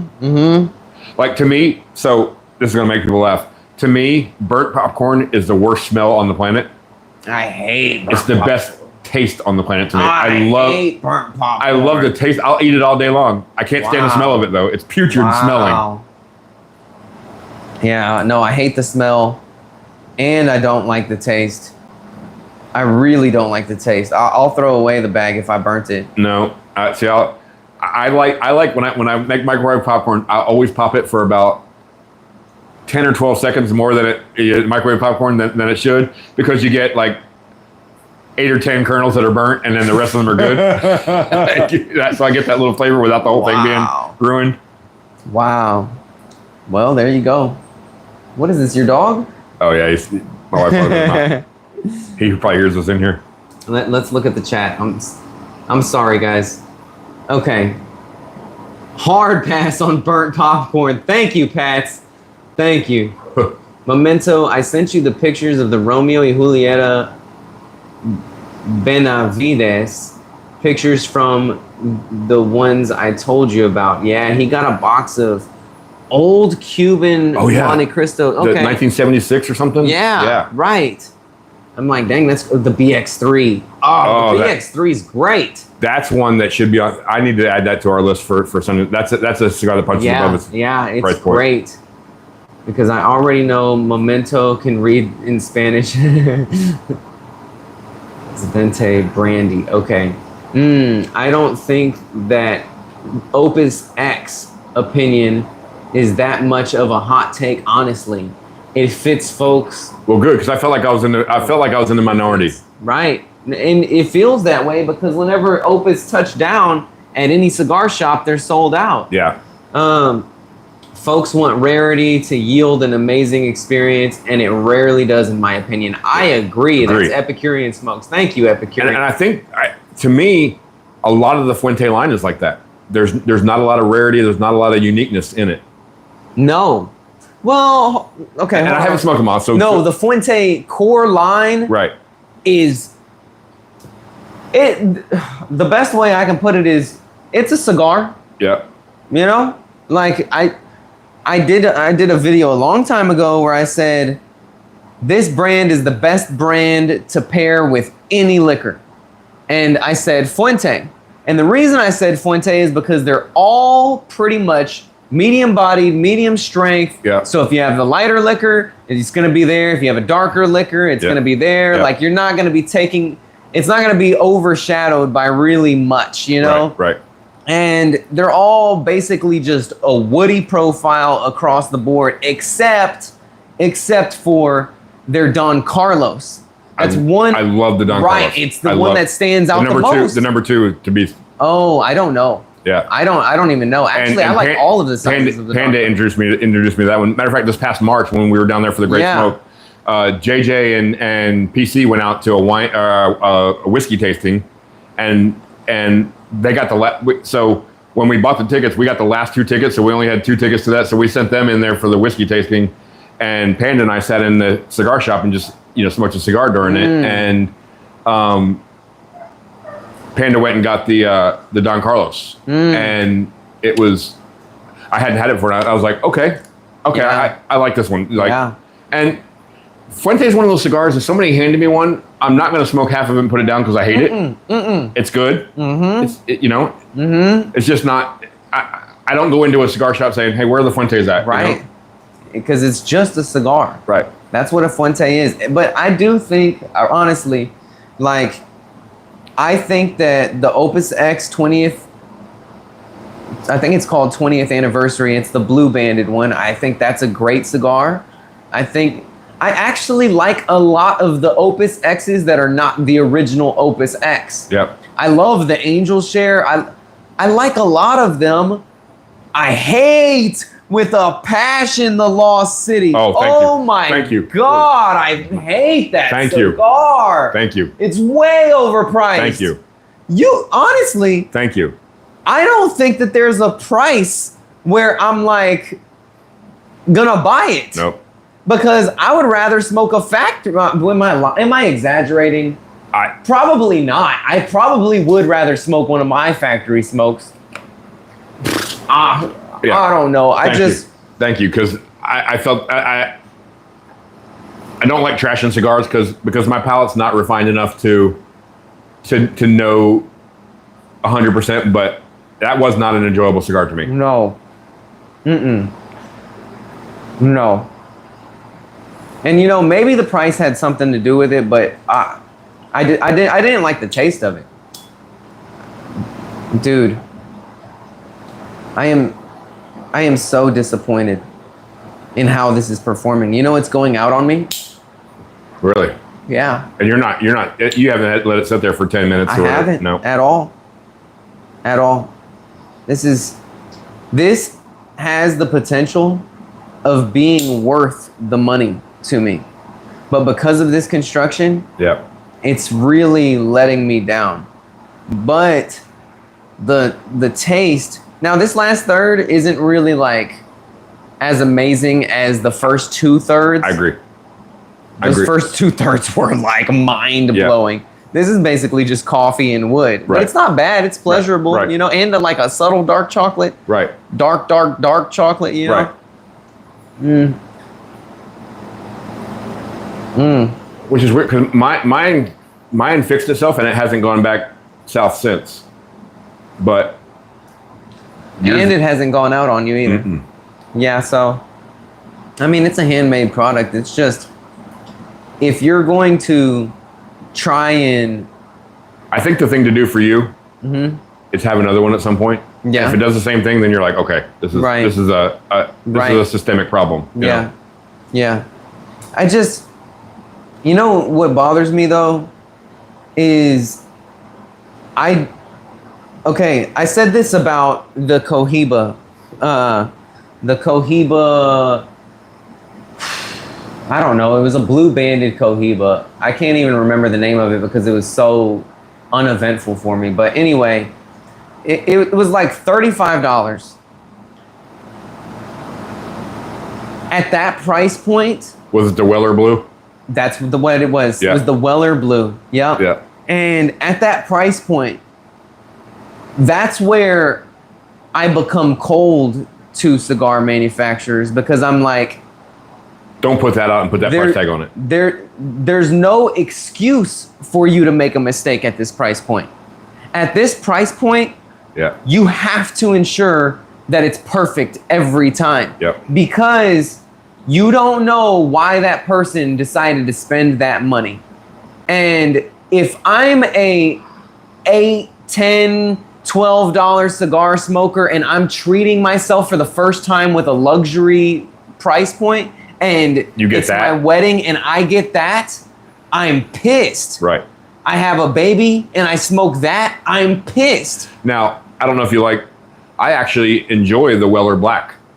The Cohiba Weller Black. It used to be one of my go-tos for a luxury cigar. Not a go-to every day, but for now that I've kind of branched out and seen the light, and seen some better cigars, it's not one of my go-tos. But it wasn't about that. Blue was I didn't like it at all. So I felt the same way. Like, I just spent how much on this cigar?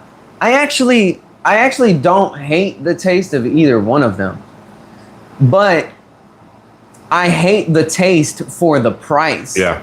This tastes like a $30 cigar because it's complex. Right. The Weller Black tasted like a $10 cigar. I would say it tastes like it lacked complexity. It was very one-dimensional, wood, pepper, subtle sweetness, but really nothing going on. Maybe even some cinnamon here and there, but really it was just one-dimensional. The Weller Blue, it was pretty one-dimensional the whole way through. It wasn't anything special. It was like, okay, wow me at this price. And to me, if a cigar is going to be one-dimensional, I want it to be a phenomenal flavor the whole way through. It can't be okay and like, okay, don't get me wrong, I'll smoke it and I won't put it down, I'll smoke it all the way through all of it. But it's not one of those ones that I go back to, like, I got to have that one again. You know what's one-dimensional to me that I actually really love is the Alma Fuerte, the black band. Yeah. From Plasencia. Like, that's pretty one-dimensional, but for whatever reason, I think it's worth it and I enjoy it. Although I like the green more. The Claro, I love that Claro. Yeah. I will always choose the green over the black any day of the week. But I think that's not the popular opinion, maybe, because the black sells really well. So I was interested to see with the second smoker in here, how smoky it got in here. It's not too bad, huh? Not.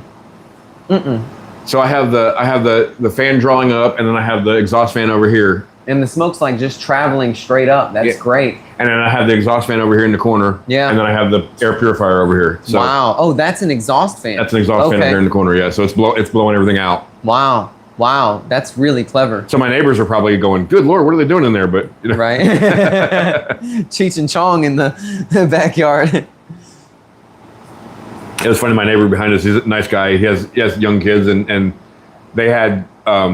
So we have the exploration green around here, which is all the walking trails. It used to be Clear Lake Golf Course, but it's all walking trails now. And so there's a lot of ducks and stuff around there. So they come into the neighborhood, and he had some ducklings over there that got into his yard. Oh, that's cute. And one of them got under the fence. And I have you saw my dog. I have a German Shepherd, and he's very prey driven. So they were worried that he was going to catch one. So they came over to see if they could find it.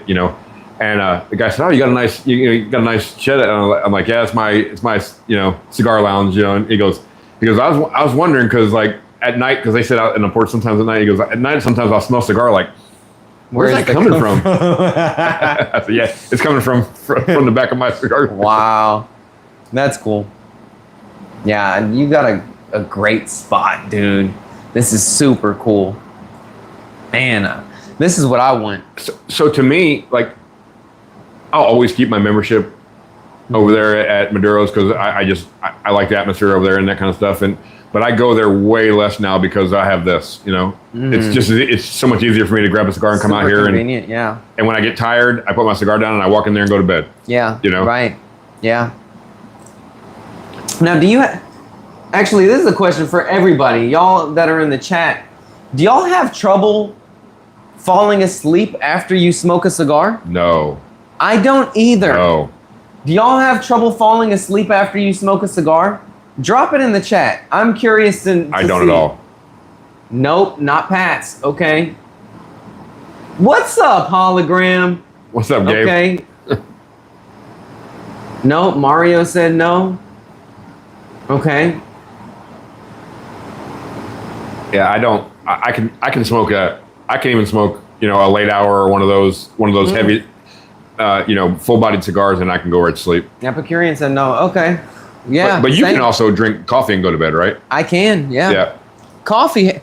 Honestly, man, coffee has no effect on me at all. It's a shame. I miss the days when this used to do something. Okay, but when you don't drink it, are you migraine, massive migraine. Yeah. That's all.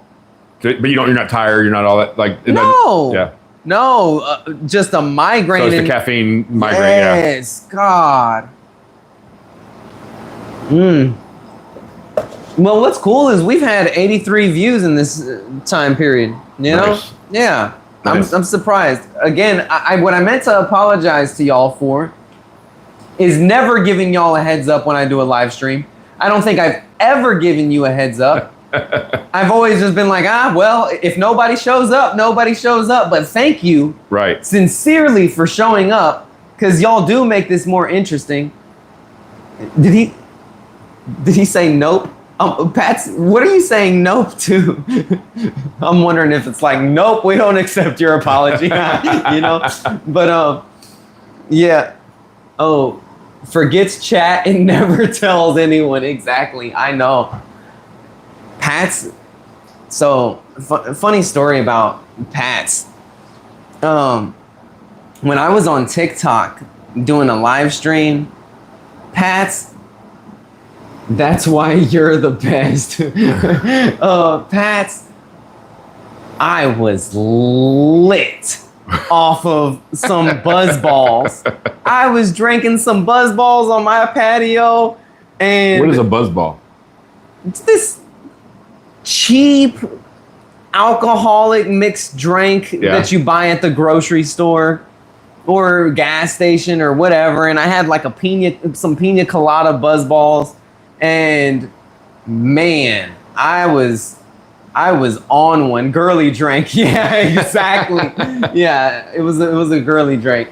And man, like he's one of the few people that have seen me like that, because I really care about not putting something online that I would regret. That you're not proud of, right? That I'm not proud of, yeah. Right. Now, mind you, I wasn't out here like Slizzard just saying off the wall stuff, but I also wouldn't want my employer to see a video of me acting stupid and just, I try to always think in the future, like, is this going to... Would you want your kid to see that? Exactly, exactly. And yeah, that's one of those things where it's like, I wouldn't have been proud of doing that for the internet. Right. Now, just friends, I have no problem, like in person, whatever. Right. But online, it's a little bit different for me. It's that old saying, and I think people, you're a little bit younger than me, but even your age, like, we understand that more so than kids these days, that once you put something online, it's on there forever. That's right. Yeah. And so, I always raise my kids, and did they always listen? No, I'm sure they didn't, and sometimes ignorance is bliss, but don't put something you're not proud of online, because it's there forever, And man, like, I know that this is like probably not the most politically correct thing to say, but I won't regret saying this, because I really believe this to be true, is especially if you're a girl. If you're a girl, you can really ruin your life. Mm-hmm. Whereas men are going to be forgiven for some stupid stuff easier than a girl. At least that's my feeling. I agree with you, and I don't know why that is. I think it's funny. I was having this conversation with somebody. If you look at TV fathers, Al Bundy, Homer Simpson. They're all goofy. They're all idiots. They're, Modern Family. The father's like an idiot. The women are extremely competent. Yep. They are like the leaders of their home. Yep. And I can't think of, there's no Andy Griffiths anymore on TV. Right. Andy Griffith, like I want my child as a son, specifically a son, to watch the Andy Griffith show because the way that the father handled situations was like a gentleman at all times. Even old school Bond, James Bond, old school versus new school. Right. He was such a gentleman. He handled situations with class. Sean Connery and Roger Moore and all those guys. Yeah. Yes, and I love old school Bond. Don't get me wrong, like I love new school Bond too, but there was this class where he wasn't so quick to pull the trigger and just kill you. He would shoot out your tire and have you swerve off the road first, you know? Right. And it's like, you know what? I respect that. Like, there's just something about old school gentlemen. Yeah. That I'm like, man, that's what society, that was like peak masculinity. Right. And I feel like we've gone on just a steep decline ever since. And we've lost all understanding of what masculinity is supposed to look like. Right. And we interpret it as masculinity is barbaric. Yeah. So now toxic masculinity is masculinity. Right. Exactly. And it's not. And it's not. Yeah, it's not. That's a lack of self-control. You know, we talk about this on our podcast a lot about, you know, because three of us are about the same age, and JJ's a little bit younger, but he's not far. But you know, he's in his late 30s, and like I have no problem saying my kids have seen me cry. My kids have seen me get upset about you know things that you know. Hell, I'll watch a dadgum a voice episode where somebody has a sad story, and I'm just like, oh, man, right, you know, right. But, to me, that's not unmasculine. That's, I agree. You know, I agree. You know, I think you're going to know what I say when you know. I think the men in the family should be the leader of the family. Should be the you know the, but that comes with being vulnerable too. Yeah. You know, you know, and I'm married to a very, very, very strong woman, and I'm so proud of her. She. Shout out to my wife Sherry. She's actually getting honored next weekend from this a foundation that works with the school district for being a distinguished. She's a alumni of Clear Lake High School and being a distinguished alumni. So they have a big gala, and we're doing that next weekend. And so I'm so proud of her. She's such a strong businesswoman. She has transitioned. She transitions very well from work to be. You know, she was a perfect role model for our children, you know, growing up. And so, you know, to me, that's so much more desirable than, you know, getting online and showing whatever you have. And, you know, and if that's what you do, that's what you do. And good on you. If you make $1 million, good on you. I hope you do. But, but when you're 55 years old, looking back on that, do you want your grandkids to see that? Right. You know? Yeah. It's like these girls with OnlyFans. Like, that's your life forever. You're never going to be able to redeem yourself in the eyes of the public. But anyway, like, you can't just go back to a regular job. That's going to interrupt the work environment. Right. Because people are going to talk. And it's like, okay. I saw so-and-so's. Right. And do you really want to have that employee when it's causing a disruption in the workplace? Right. You know, it's like, man, that's tough. You made a bad decision that's forever going to come with consequences. Mm-hmm. But going back to the men crying thing, so politicians, they actually they did I don't know, I watched some sort of video analysis of politicians and them crying.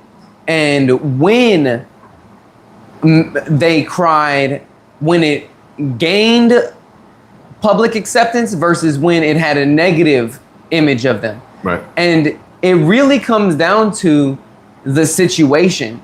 Like, if you're a man crying because,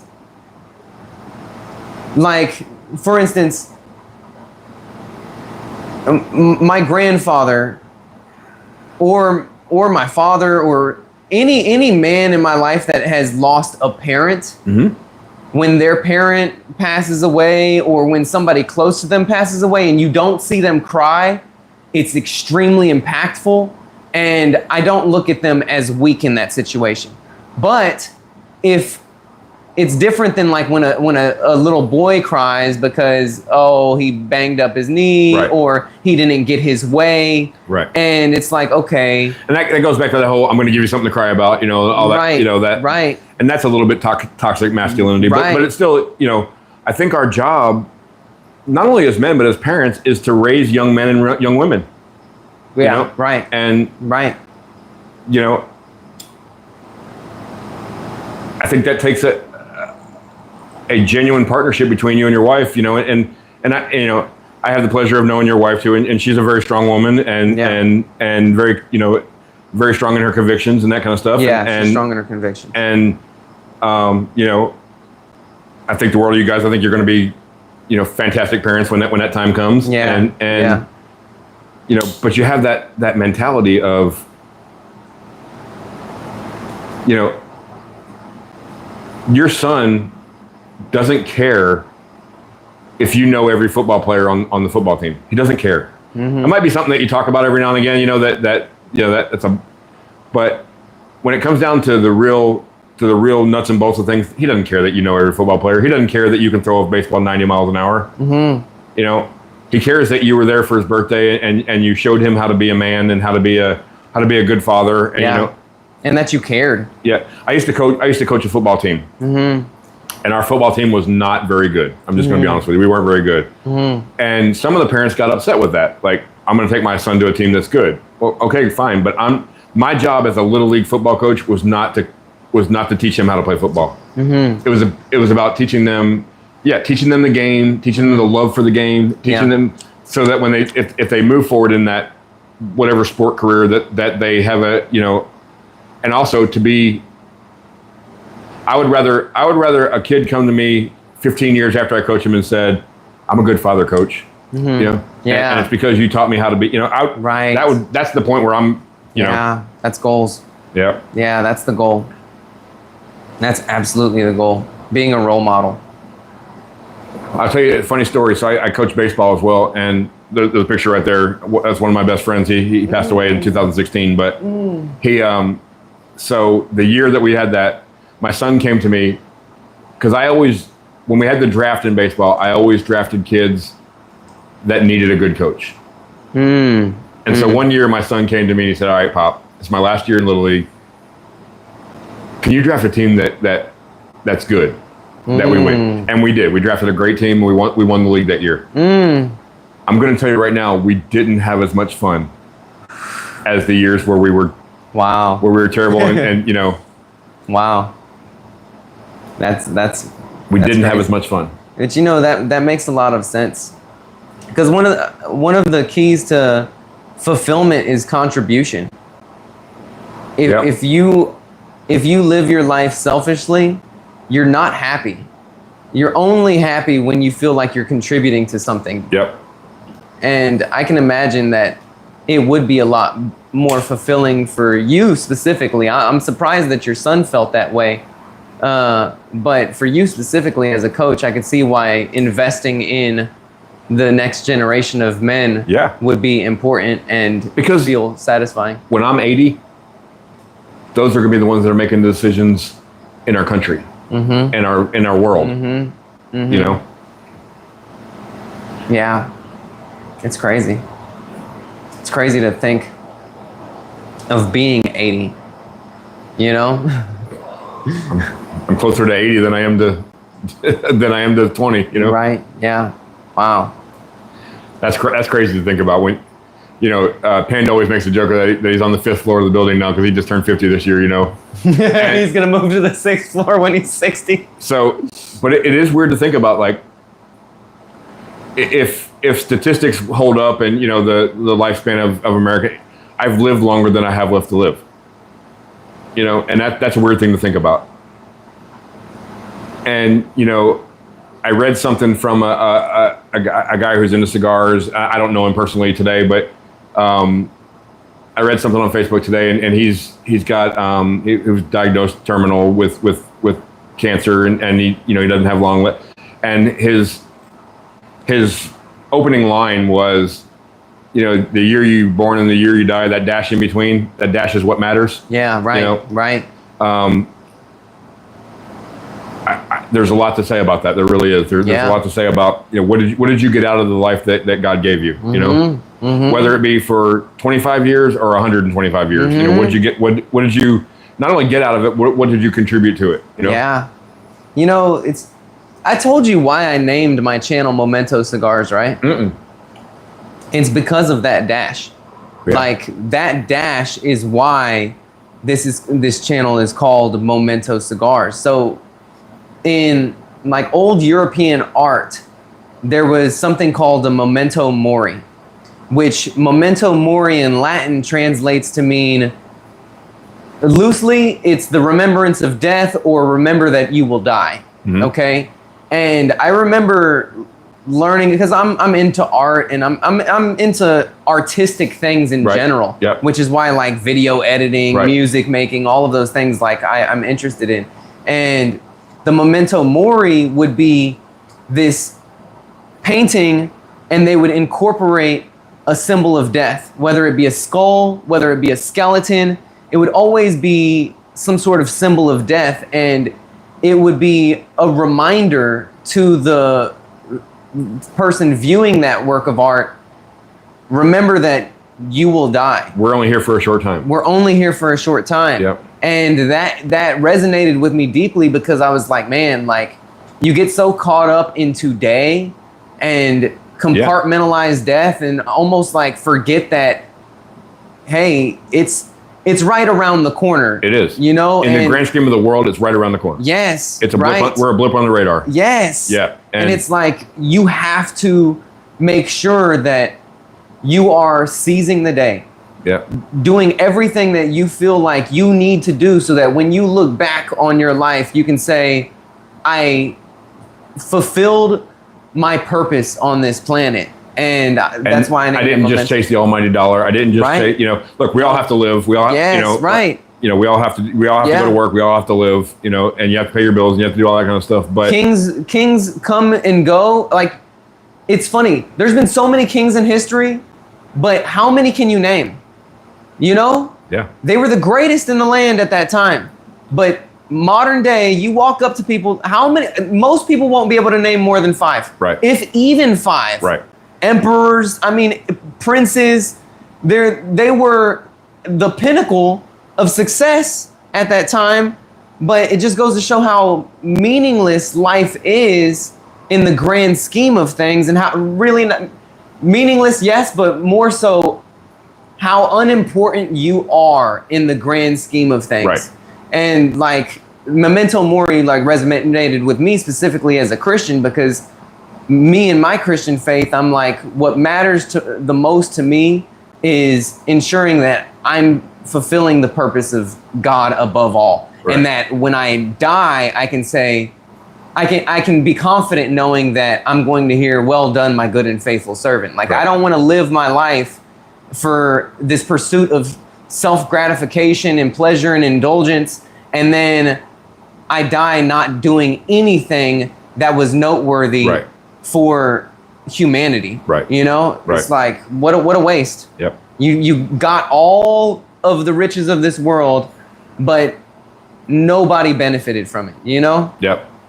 And I'm not like who I need to be and who I'm capable of being, but but you're striving for that. I'm striving for that. Right. Yeah. Right. Yeah. I don't think, what's that old saying? And it's not the same meaning, but if you're the smartest person in the room, you're in the wrong room. Mm-hmm. If you're none of us have figured it all out. Right.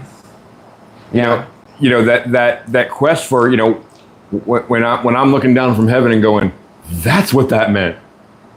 That's what that was about. Right. Right. Yeah. Yeah. Yeah. So in my younger days,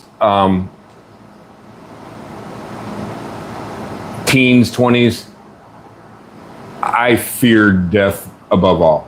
Right. I feared, and now, I'll be honest with you, the only thing I fear now, and I might get emotional, is the effect that's going to have on my children when I die. It's not me anymore. Right. most of the things that I wanted to do in life, I've done. Are there some fun things that I'd love to do? Sure. There's always, but,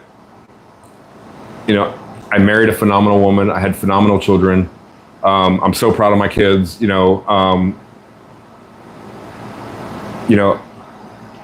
when there was times in my career when my career wasn't going great. Yeah. And I thought, what am I here for? What am I doing? Yeah. And I'll give my wife credit. She always said, it's going to happen for you. It'll happen for you. It'll happen for you.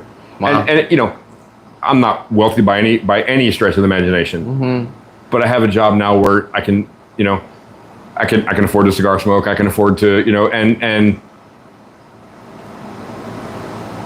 I think in today's world, a lot of people would have given up on a person like me because I wasn't immediately successful. Right. And I actually put a little note in my wife's bag the other day, and I just thank her for not giving up on me, not for believing in me when I didn't believe in myself. Right. And man, that's awesome. Yeah, I've always envied her. She has a job that she loves to go to every day. She can't wait to get to work. And she has a great job, and they take care of us, and they do but also she has gotten the most out of, and it wasn't always financially rewarding. It wasn't always fun, but it was emotionally rewarding to her, and I've envied that for a long time, and now I have a job that's kind of the same that I really enjoy. Right. And I get it. That's what that's about. Because I could never I hate to use the word jealousy, but that's what it was. How can she be so excited about going to work? Right. Right. Yeah. And it was like, God, I don't have that. I don't. It's weird to talk about, but it's it really is that pursuit of. I'm going to say the word greatness, but it's not greatness in the worldly sense of richer than everybody else, and have the cars that everybody else doesn't have, and all that. It has nothing to do with that. It's just being a great person, Right. Yeah. And man, your new car eventually is an old car. Yep. It's these things really don't matter at the end of the day. They don't. It really comes down to family, friends, the impact that you've had on people, like your children. I can only imagine what it's going to feel like being a father, because you mentioned getting emotional, and I think that specifically happened for you thinking about your children, and you eventually inevitably passing away one day, and it's man, I can imagine it, but that's as far as it's going to get for me, One day I'll be able to experience that type of love for somebody. The biggest fear I ever had, my daughter was severely premature when she was born. She spent almost a month in the NICU after she was born. And she wasn't as sick as some of the babies in there, but she was pretty sick as far as being and that fear of, because people will tell you when you see your child being born, there's not a love like that, and there's not. Right. There's not. How do you immediately love something that you've never met? Right.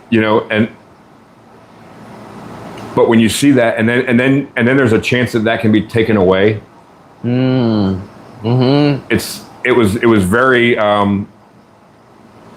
My wife and I. So the NICU at Clear Lake Hospital, they have a policy that there is no visiting hours. If you can come there all hours of the night and sit with your child or whatever. And one day Sherry and I were in there with Sloan, and one of the babies that was in the NICU wasn't doing so well, and it was inevitable that the end was near. And so they were bringing some family in that, and so Sherry and I said, what, we don't need to be in here when they're having that moment with their child. It's time for, so we left. We went over to her brother's house, and we were playing cards, whatever. And we were both sitting there looking at each other, and we got done playing cards about midnight, and we were both looking at each other. You want to go up there? I do. Yeah. So we went and sat with her, and you know, the NICU staff was in shambles because they just lost a child, and you know, those are special people that can do that job, you know. Mm-hmm. Mm-hmm. I think NICU nurses and hospice people are just special people that, right. you know. Yeah. Yeah, that's a tough job. That's a really tough job. You know, I actually before I get into that. So, for those of y'all that didn't tune in whenever I said what this was, it's the West Tampa Dark time. $30 cigar. Do I think it's worth $30? I do. I think that the flavor is worth $30.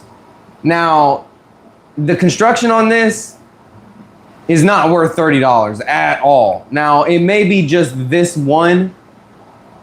So, but I'm imagining that if this construction was perfect, I would absolutely say it's worth $30. I think that this is great. In this current state, knowing the construction issues, I think this would be a phenomenal $15 cigar in its current, it would blow out every other $15 cigar, even with the construction issues. But really, I do think that this is worth the money. It's super complex. Extremely complex and super unique taste. Yeah, it's glad amazing. you liked it. It's amazing. Super, super good. But I went to the tailor, and there was this girl that was getting her nurse's scrubs tailored and or altered to fit her better, right? And she just busted out crying out of nowhere, and I was like, "You okay?" She was like, "I just lost a patient today." Ugh. And she was like, and I knew that I guess like these nurses, they have to sign some sort of paper saying that they're not allowed to recommend something. I don't know if it was chemo or what it was, but she knew that if they ended up doing this particular procedure on the patient, that the patient was going to die. And she wanted to tell the patient not to go through with it, but legally she wasn't allowed to tell the patient. So she felt personally responsible because she knew that this was going to lead to their death because she's seen it before, and it did. And I was like, dang, like that's a moral dilemma. It is. It's a moral dilemma. It's like, dang, like, okay, what is, do you keep your word on the contract that you signed, or do you potentially save a life? You know, of course, I think that saving a life is probably... Yeah, because at the end of the day, the Hippocratic Oath says first do no harm. Right. You know? Right. Yeah. But, I mean, I get it. I mean, it's a hard situation to be in when you feel like, oh, dang, I'm going to lose my job if I... Yep. And I need this job, but at the same time, it's like at the cost of a life. And I would never like shame her for the decision she made. Right. Because it's the legal, she made the legal choice, She made the legal choice, but not only that, she made a decision that I think most people would fall victim to. Right. And I'm not even talking about bad people. Most really good-hearted people. I mean, shoot, she was clearly broken up, and she seemed like a sweetheart. Right. You know, it's just, it's a hard situation to be in. And you really never know what you're going to do. It's like Peter. Oh, I'll never deny you, Lord. Then he's like, I tell you the truth, you're going to deny me 3 times before the cock crows, you know, or whatever. Right. And it's like, that's why, like, I don't trust me. You know, I can't trust me. I am human. Right. I try my best to always tell the truth, to always do right by people. Mm-hmm. But at the end of the day, I don't know what I would do in the perfectly horrible situation that would make me do the perfectly immoral thing for that situation. You know? Yep. It's like when you're wrapped up in this human flesh and you have consequences that are perfectly tailored to your weakness, you never know what the heck you're gonna do. Right. Yep. Yeah, that's crazy. You want to smoke another cigar? Sure. Yeah? Okay. Oh, what are you grabbing out? I don't know. Okay. So I have, in here, I have Let that. me check the chat. I'm sorry, guys. We got on like a philosophy talk, and I hope that wasn't boring for y'all, or... I mean, at the end of the day, it's a cigar channel, right? Yeah. You didn't really tune in to hear about philosophy, but I hope that it was in some way relatable, or at least not super boring for y'all. So I have the West Tampa Red. Oh, amazing. The knuckle sandwich. What is? Oh, that's your humidification. Okay. Oh yeah, and then the new Perdomo 40th anniversary for Two Guys Cigar Shop. This one right here. What's that? What's that second one? This one? Yeah. Is the knuckle sandwich. Knuckle sandwich, or the Perdomo. The Perdomo, the 40th. Okay. Or if you brought something you'd rather smoke. No. Well, okay, we can put this on the table. So I don't really want to do this one right now. I will say that, but if you're inclined and like compelled to smoke that, then I'm totally willing to. So what I brought was the Rojas Cinco de Mayo. Because I was going to give you that anyway, right? And I brought one just in case we smoked it, but this was so full-bodied. Yeah.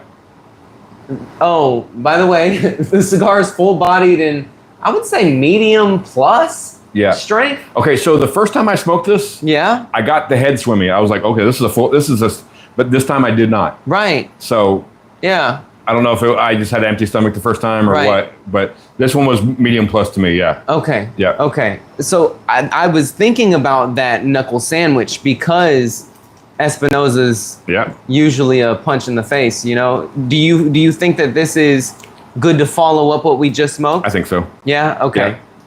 Yeah. Okay, so you're probably not going to be able to see this. Hold on, let's see if we can see this. So right now, we're about to smoke the Espinoza knuckle sandwich. Is there a specific name for this?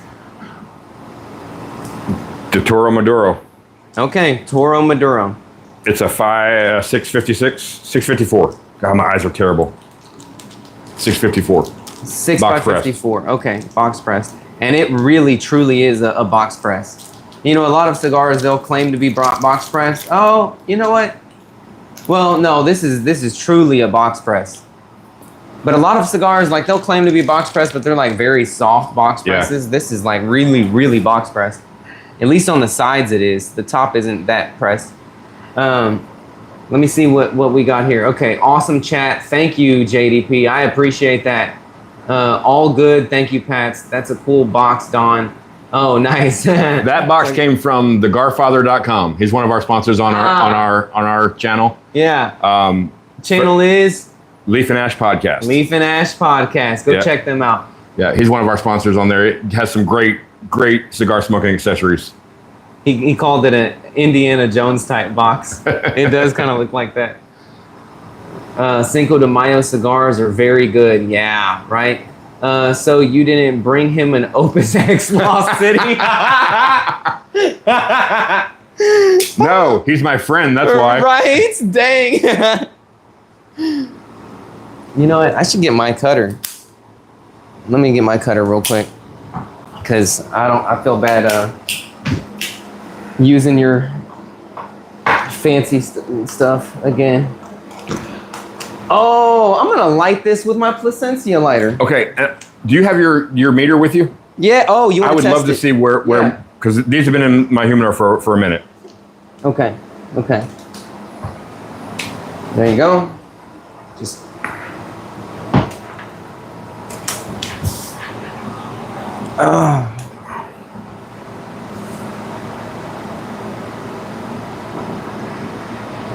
So 60? Yeah, I would say 60. It's so that's a little drier than I normally like. Okay. But yeah. I've had 60 turn out to be really good for me. Let me test mine. We'll see if it's the same. I don't see why it wouldn't be, but you know.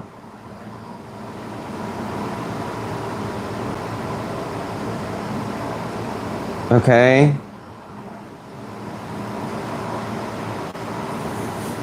65, 4, 3, 63. It's staying consistent at 63. Yeah. Okay. You want to trade? No. Okay. I'm good. Cool. All right. I lighten up the Espinoza Knuckle sandwich. We'll see how this goes. Again, I wasn't impressed by the other knuckle sandwiches. I really don't know if I've had this Maduro. I usually... Very earthy on the dry pull. Is it? What'd you do, V cut or straight cut? I did a V. Okay, I'll do a V.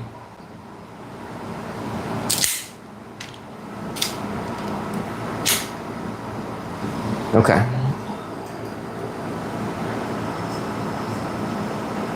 Okay. Let's light this thing up. That is the coolest lighter ever. Dude, I freaking love this. So this is the Plasencia Alma Fuerte Claro, which is like the green band lighter. It's shaped like the hexagon cigar, but it's a triple flame torch. So I'm gonna light mine with the Espinoza nice. Warhead lighter. Nice. Okay.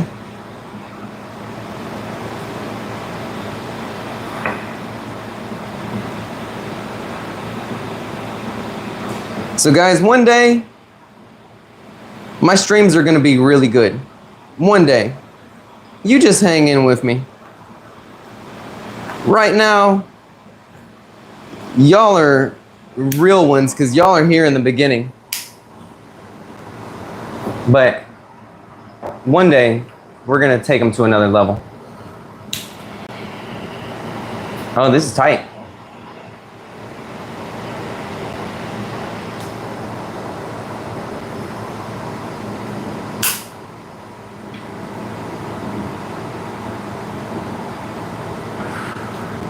LOL, bring back the pina colada. Yeah, that I'm sure that those streams would do a lot better.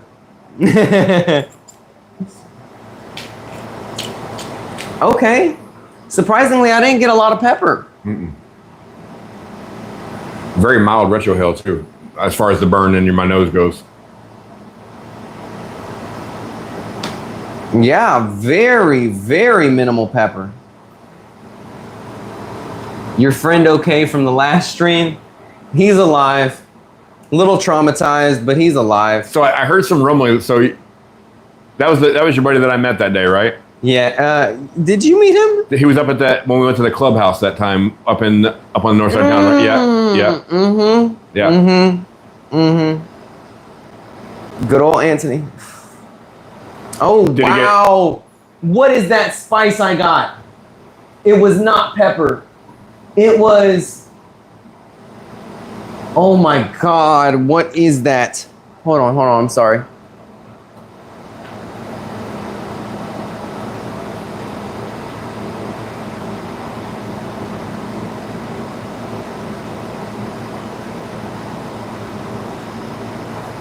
So I'm tasting some pepper. Maybe like a bell pepper? Like a green bell pepper on the retrohale? Mixed with pepper? Black?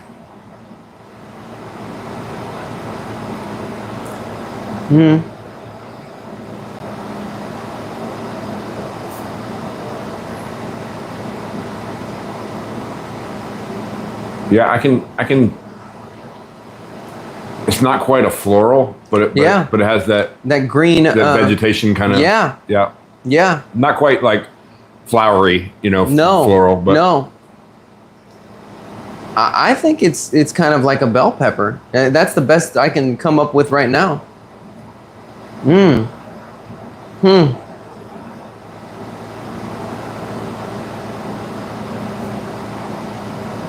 And some chocolate, borderline cocoa. It's chocolate. And it has that chalky texture to the smoke. You know what this is? Is this Mexican San Andreas? I don't. I know nothing about the cigar. See, guys, this is why you tuned in. Yeah. Because we were prepared for this stream. We know what we're doing around here. I didn't know we were going to be even smoking the cigar. Right? Let me see. I'm gonna find out.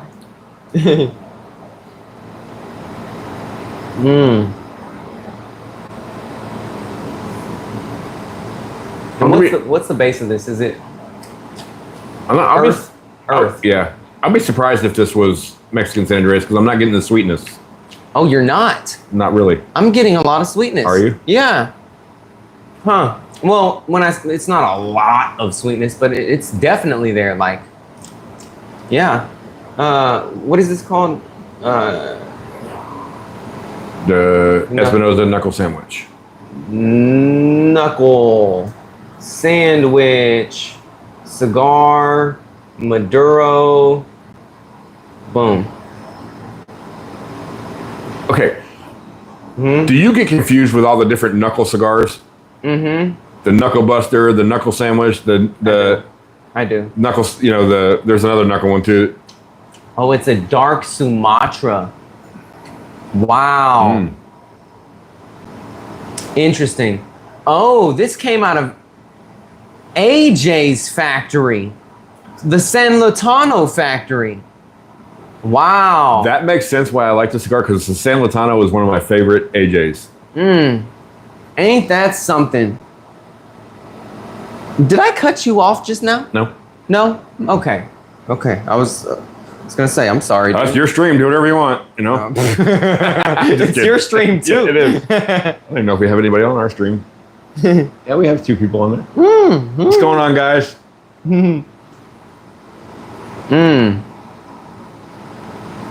I would have never guessed this was a Sumatra. I mean, there is that spice to it. You're not getting that chocolate, man? Wow. If it's there, it's...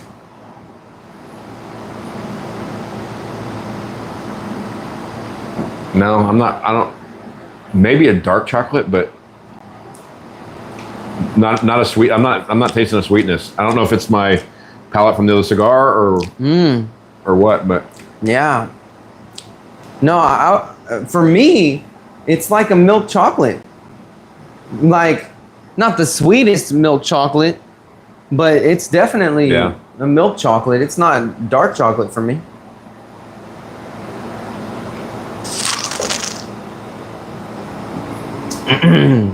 Let's see. I'm going to look up, which, by the way, guys, I don't know if y'all ever look at this dude's reviews, but I think he's one of the best. Who's that? Cigar Coop. Oh, I haven't. Cigar. I've seen him, but I don't. It's not my go-to. He's one of my go-tos now. Yeah. Now I'm gonna have to. And he's one of my go-tos only because I agree with him most of the time. I'm like, yeah, this guy knows what he's talking about. But really, my real go-to is Charlie from Half Wheel. Half Wheel. I was gonna say Half Wheel. Only Charlie. See, I Brooks, I do not agree. Brooks, I'm coming for you, dude. Not really. If you ever happen to see this one day, not really. But really, I just agree with Charlie a lot. Yeah. A lot. I don't know the different guys. I go to Half Wheel a lot to research. When the reviewer makes all the freaking difference. All the freaking difference. And I don't know how many reviewers there are. All I know is every time I've read it, I'll be like, I have gotten to the point where I'll read a review on a cigar I've already smoked just out of curiosity, read the flavor profile, and see if they... And if I disagree, I say, it's Brooks. Then I scroll to the bottom, and it's Brooks. And if I agree, then I scroll to the bottom, and it's Charlie. I'm like, that's my guy. Yeah. Chocolate and coffee. That's what this dude... What's up, Dina? Yeah, the audio is better on that one because we're wearing lapel mics on that stream, and I have a boom mic here. That's the only thing I have for my setup, so the audio might not be as good. Patch was commenting on mine that the audio is better on your stream. Way to freaking go. This is a cheap microphone. I think it was like $119 for the pair. Yeah. Yeah. And it's plugged into my phone, so that's good. I'm happy to hear that. But it's also like really close to our mouth too. Right. You know? And it's noise canceling as well. So yeah. You know. Yeah. Just some background information. I have a portable air conditioner here that's somewhat loud. It's not too bad though. It's a gentle hum. This is actually pretty good. I like this. I see why you like this. Yeah. The other knuckle sandwiches I had, I didn't like. Yeah. Yeah. And maybe it's this size. I don't know if my shop even carried this size, even though you would think they would, considering this is like your standard Toro right here. So my flex on this cigar, and you already know this, is I got this box of cigars. Actually, Panda's the one that got them for us. And this box of cigars was actually signed by Guy Fieri. Yeah. He has it on his wall over here. I don't think you can see it, but yeah. He signed it. Yeah. That's super cool, dude. It is, yeah. What's up, Ruben? How you doing, man? Who thought Guy Fieri was going to be into cigars? I did not see that coming. So Ruben just said he just smoked the new AJ DeSanto. Did he really? And what do you say about it, Ruben? What are your thoughts on it? Have any of y'all smoked this? Let me know in the comments. Have you smoked the new the New World DeSanto, yeah, right? Right. Yeah. From AJ. Panda said it was phenomenal. What? Panda. You didn't like it? I don't know. I haven't had it yet. Oh, okay. Oh, Pat said he loved it. Okay. Been trying to catch Leaf and Ash for a while so I can get on with them. Oh, okay. Pats is trying to get on the stream. He is. Catman BMP is a good site too. Oh, I don't know BMP. I need to check that out. The new AJ is great. I loved it. Wow. Okay. Well, I need to check that out. Ruben said it's as good as the Dorado. Dang. That's disappointing for me. You don't like the Dorado? No, I don't like. You know who loves the Dorado? BC loves that cigar. I had it in the. It's like a Perfecto. It's not like a Perfecto. It is a Perfecto. Right. Well, it is a Figurado. I maybe it's not a Perfecto. It's a Figurado though. Right. And I was so unimpressed by it, man. What do you call this shaped cigar? It's also a Figurado. That's what they're calling it. Yeah. Oh, that's what they call it? Yeah. But a Figurado is really just anything that's not a standard like cylindrical or box pressed shape. Yeah. Okay. It's all. That's why I said like, look, I'm not gonna say it's a Perfecto because a Perfecto is a very specific shape. Because I can't even remember what the Dorado looked like. I just know that I got one that was a Figurado because I usually go with that. Yeah. If I have a choice between one that's a Figurado or one that's just a standard, I'm always going with a Figurado because I want something that's going to change as I smoke it. So, but that Dorado, man, it tasted like saltine crackers to me, man. And I don't know if maybe it was just mine. I don't know. But I didn't get a lot of flavor out of it. Guys, did y'all have y'all ever smoked the Dorado? Was I crazy for saying that it you know who Ruben is over here, right? No. It's Puff Passion. Whoa, what's up, man? Cool. Yeah. And I still watch his TikToks. He said he also just had the Monte Cristo by AJ. It was a good stick. I'm not familiar with that one. There's the Monte Cristo AJ.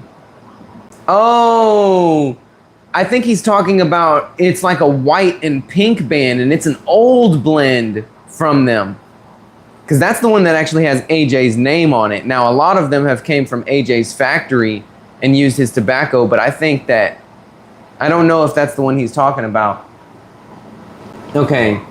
Some were very good. He said yes, it was. Some were just okay. I bought a few boxes. Okay, Pats. So maybe it's just inconsistent. Is that what you're saying, Pat? Yeah, Ruben said yes, that was the cigar he's talking with the pink. Oh, Yeah. okay. Yeah. No, that is a great cigar. Oh, the Monty. No, yeah, AJ didn't put his name on that, on the Monty, but the Monty was a good cigar. It really was. I think that was a slept-on cigar from Monte Cristo. It really should have had a little bit more. Monte Cristo's got a good line. I think because they're Monte Cristo that people hate on Monte Cristo. Just because they're one of those legacy or heritage brands. Right. People like to hate on people when you're at the top, you know? Right.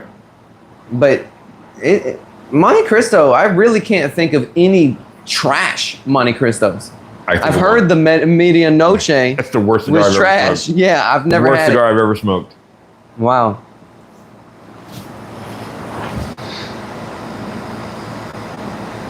Dude, this is why you don't want to have better in your life. Once you get used to better, this is okay. Going back to good is just okay. Yeah. Like this compared to that cigar? Right. Flavor-wise, no comparison. No comparison.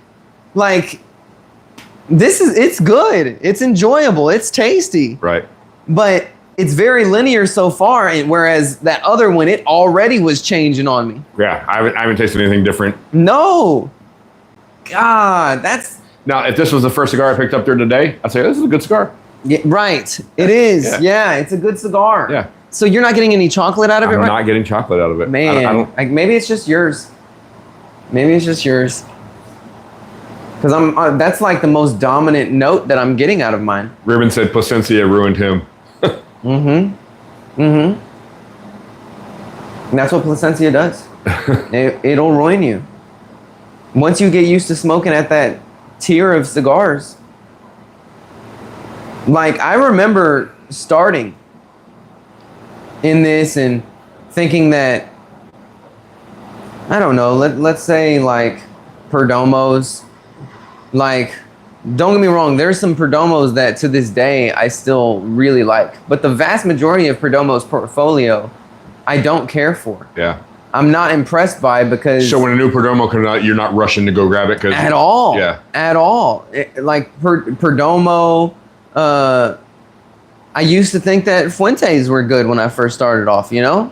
But now I look at them like, so it's this a cigar. Perdomo, the reason we got it was because of Dave and it's honoring him and that kind of stuff. Yeah. Yeah, right. And that makes sense. That makes sense. Like I probably wouldn't have gotten a box of them if it wasn't for that. I'm getting a fruit out of this. See, that's more of what I'm tasting. You're tasting fruit. A little bit, but not super sweet though. Like, I'm still not getting that real sweetness out of it. But I'm tasting of. Yes. I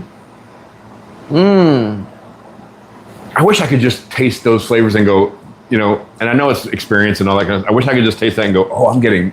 Because I'll sit here and smoke this whole cigar and go, I tasted something and it was good and I don't know what it was. Like yeah. No, I totally understand that. Yeah, I totally understand that.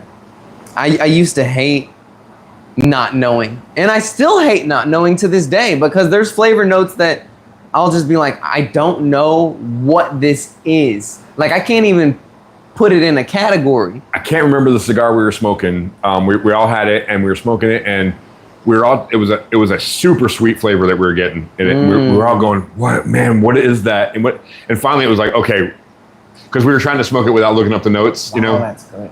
And we finally looked it up and it was molasses. Yeah. And as soon as we said it, we went, yep, that's it. Wow. Yep, that's it. Don, this cigar is so freaking good.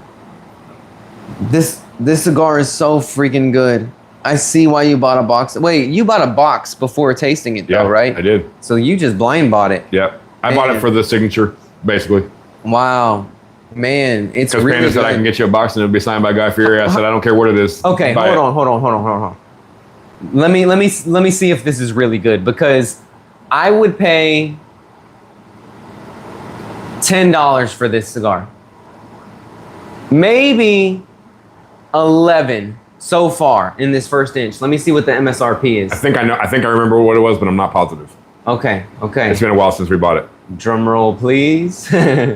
Let's see. And I'm going to tell you what I think it is. Well,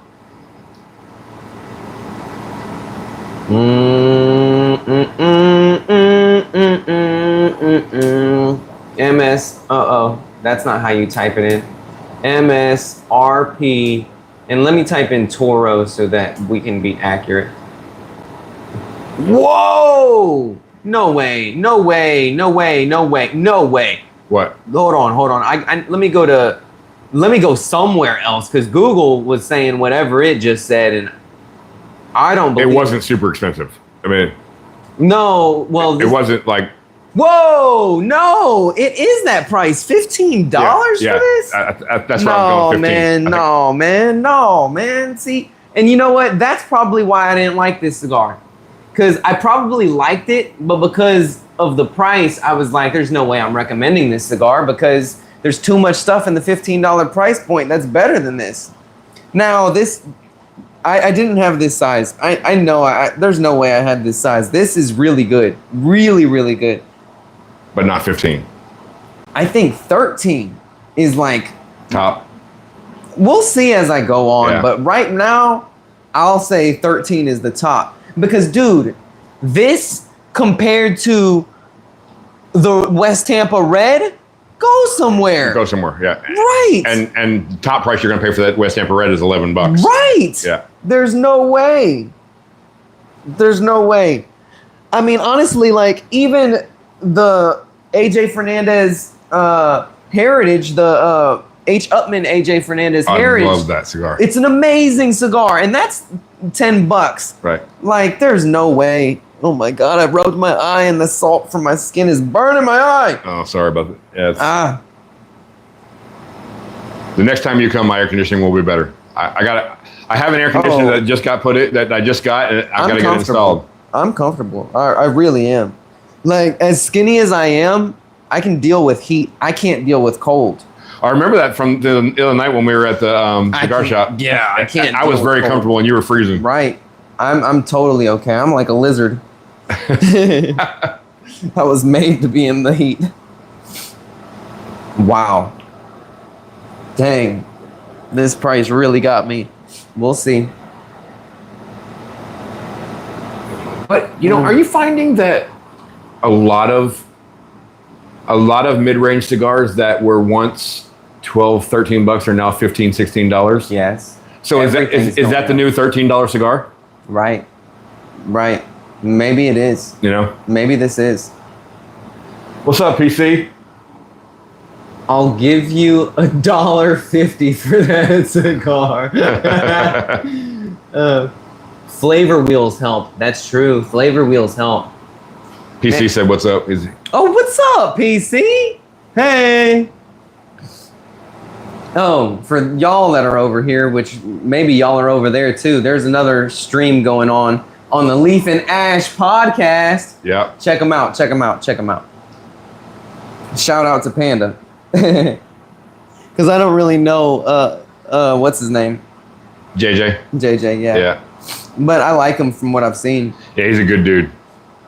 Creative dude. Like, and self-taught. Like, so I knew he was a creative. I knew it. He's the guy that does all, and I knew it. Do we have a lot to learn and a lot to, yes. We talked about that the other night but being self-taught and being just playing around with stuff, and he's that guy that's not afraid that, like, if you told him, hey, you should try X, Y, or Z, he'll have it downloaded in 28 seconds and be playing with it. Wow, I knew it. I was watching one of y'all's live streams, and I heard him speaking, and I was like, I am like passionate about psychology. Yeah. I love psychology. Right. Especially when it comes to understanding personality types and what that implies for behavior for people. But anyway, he was speaking, and he was using He was speaking in a way that only a right brain person or just a creative person would speak.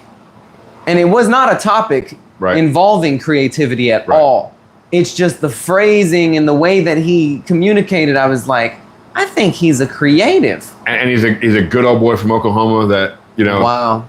A really small, like, I'm probably misquoting, but I think there's like 300-400 people in this town. Like, it's not a very small town in northeastern Oklahoma. Wow. Man, this is good. That retro hill is great. This is like a creamy chocolate on the retro hill. Jeez. And some of that fruit is still there. This is darn good. See, I'm getting a little more sweetness the deeper I get into this. I still don't taste that milk chocolate though. That makes me mad because I want to taste that. I almost want to like pass my cigar to you and you pass yours to me and we taste it. But we're not smoking a blunt. Ruben said he smoked with JJ when he smoked his first cigars on TikTok. Man,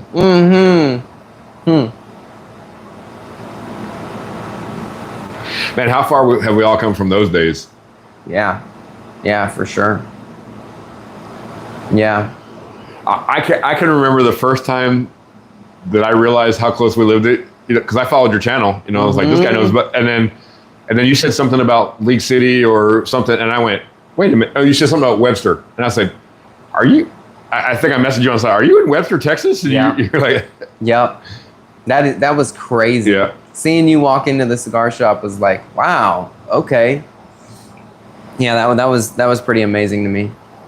Because Panda's actually the one that had me, like, told me about you need to follow this guy. This guy knows what he's talking about, and I respect that. Like I said earlier, I love the playfulness in your videos and all that kind of stuff. So they're pleasurable to watch. So then when you said Webster, I went, did he just say Webster, Texas? Like, it's a real honor hearing that from that Panda recommended you to me. Yeah.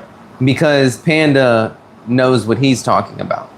He has a lot of experience, and that means a lot because, I put in work, Yes. I put in work to get here, but that affirmation of my work really means a lot. Yep. It's like, all right, thank you for taking notice. Guys that are experienced as cigar smokers as he is, like your stuff, that means something. Yeah. Absolutely. Right. Yeah.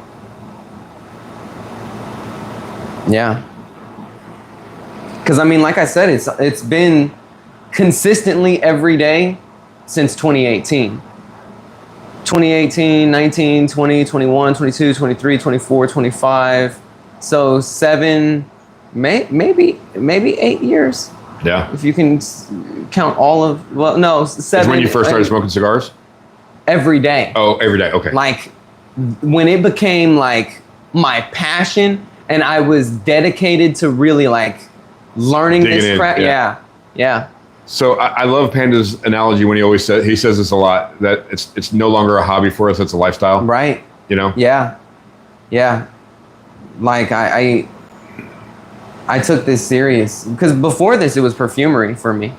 Yeah. Like, well, you showed on a live one night, you showed your collection? cologne collection. It was really? I was like, holy crap. Oh wow. Okay. I got like one bottle of Cigar Noir from 1987. That's a great one though. That's one of the OG. I love Drakkar. Oh my gosh. I got like one bottle of that and maybe a bottle of Halston X14 or something in there. I don't have one in my collection and I need to buy Drakkar. You know what's funny is you can buy it now at CVS. Yeah, that's crazy. Who would have thought you'd buy your cologne at CVS? Right. Drakkar is amazing. God, it's not for everybody. Not nowadays. PC, we're smoking the knuckle sandwich from Espinoza right now. We smoked the dark time first. That was the first time that Clint had smoked that dark time.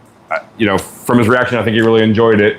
And then we followed it up with the knuckle sandwich. Yeah. From Espinoza.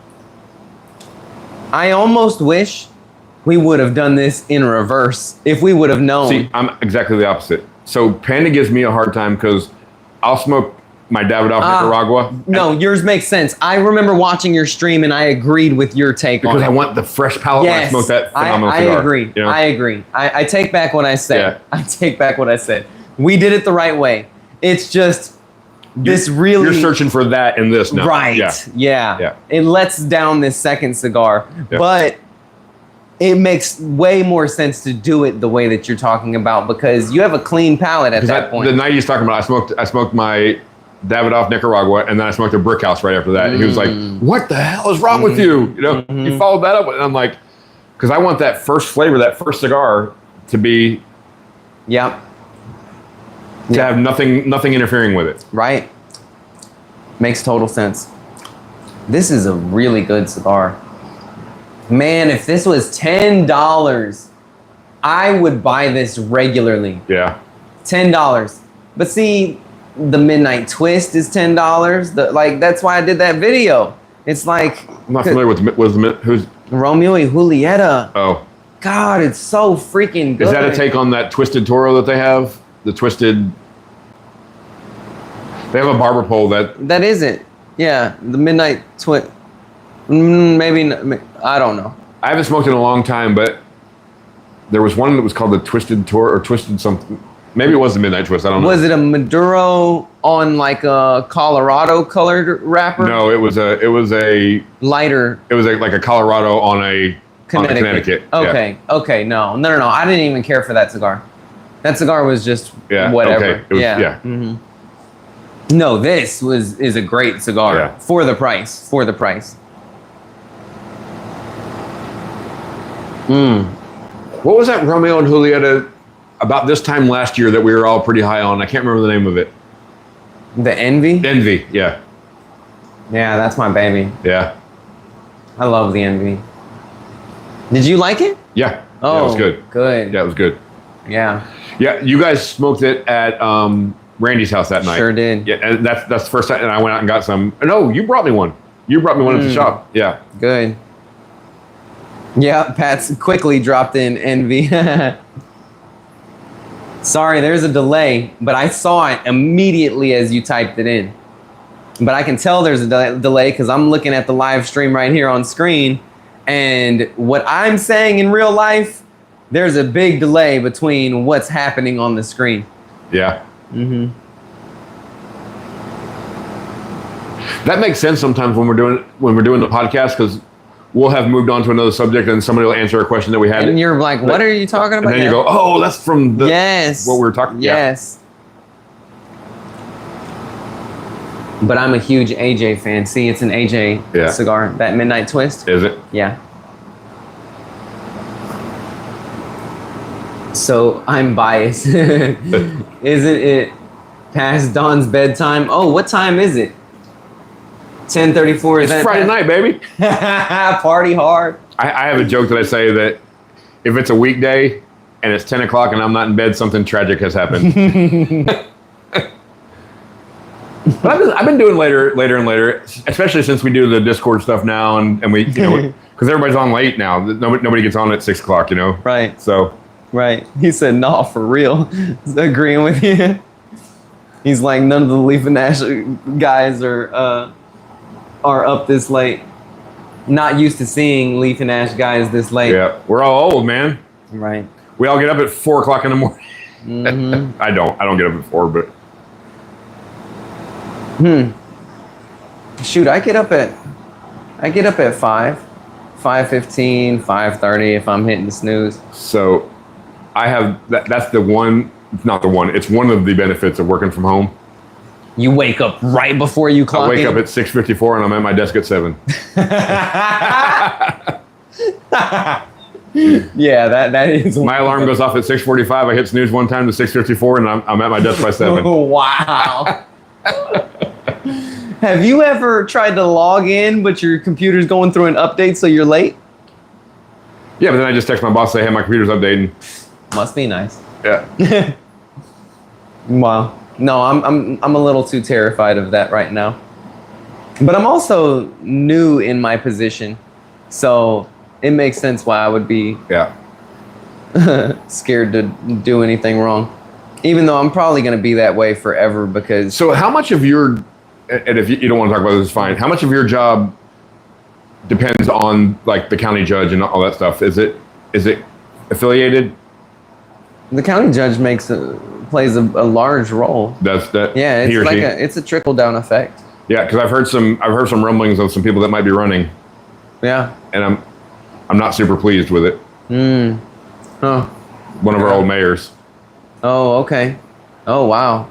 Running for county judge? Mm-hmm. See, I don't even keep up with the politics at all.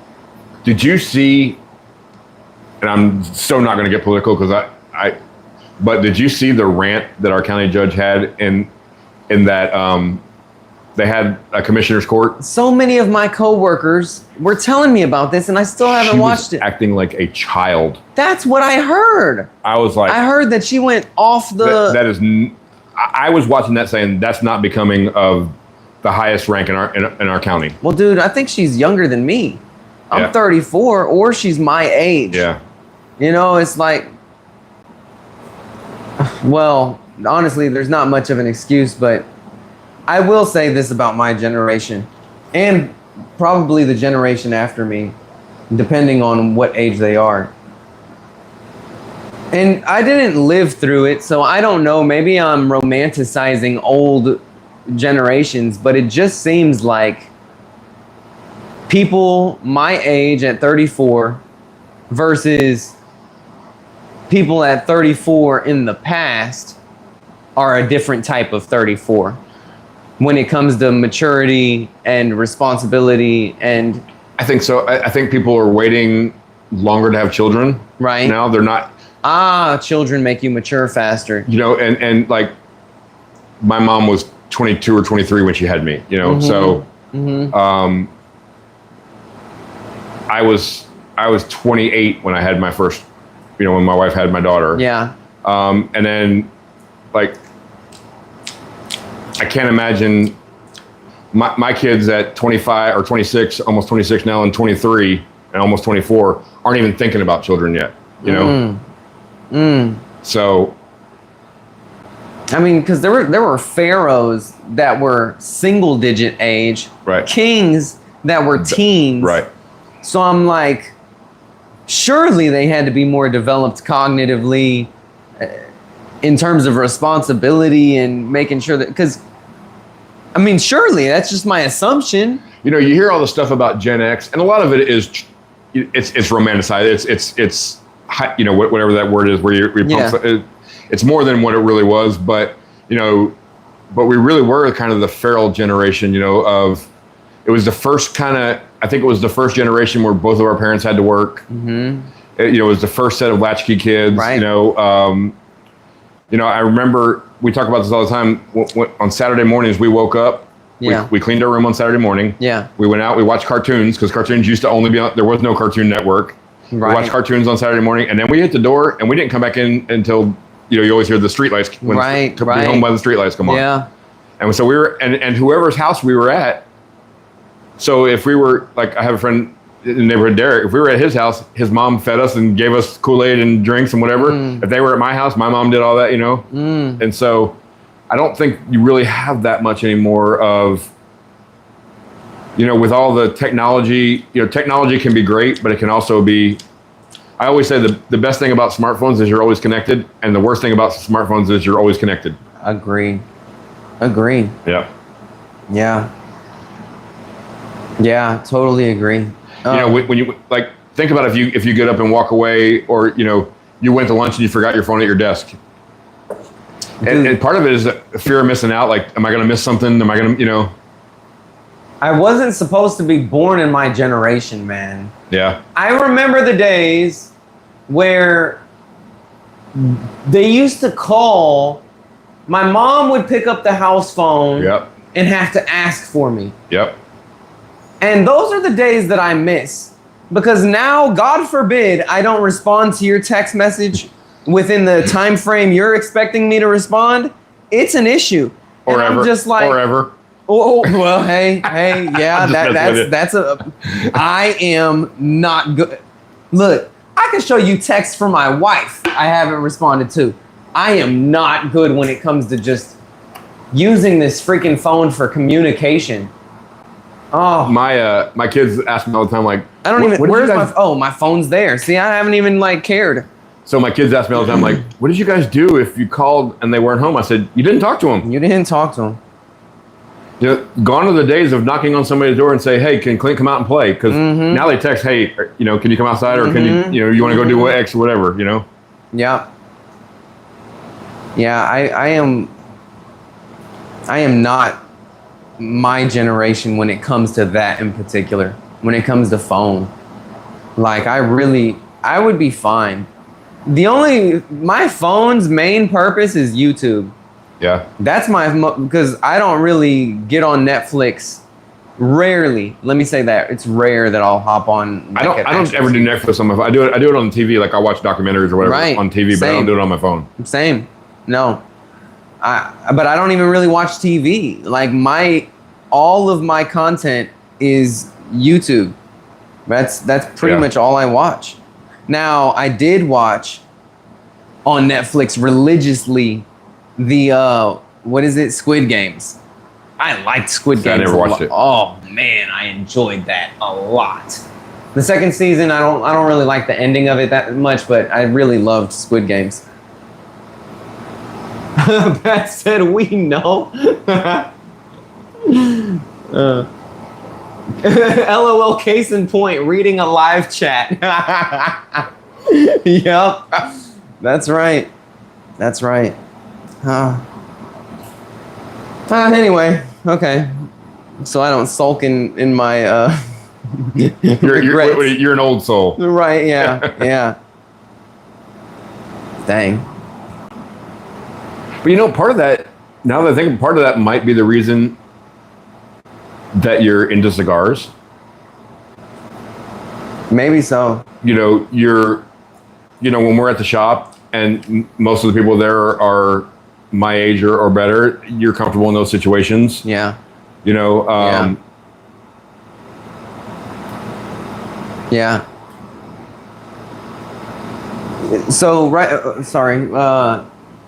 Guns in water. We're smoking the Knuckle Sandwich by Eric Espinoza and Guy Fieri, and this is the Maduro in the Toro box press. So far, it's really enjoyable. Since you're just now tuning in, we just got through smoking the West Tampa Dark Time. Jeez, eventually I'll get that name. And that was phenomenal. Had horrible construction issues, but it was phenomenal. $30 cigar. This is $15 just for Knuckle Sandwich Maduro is what they are smoking. Okay, thank you, Pats.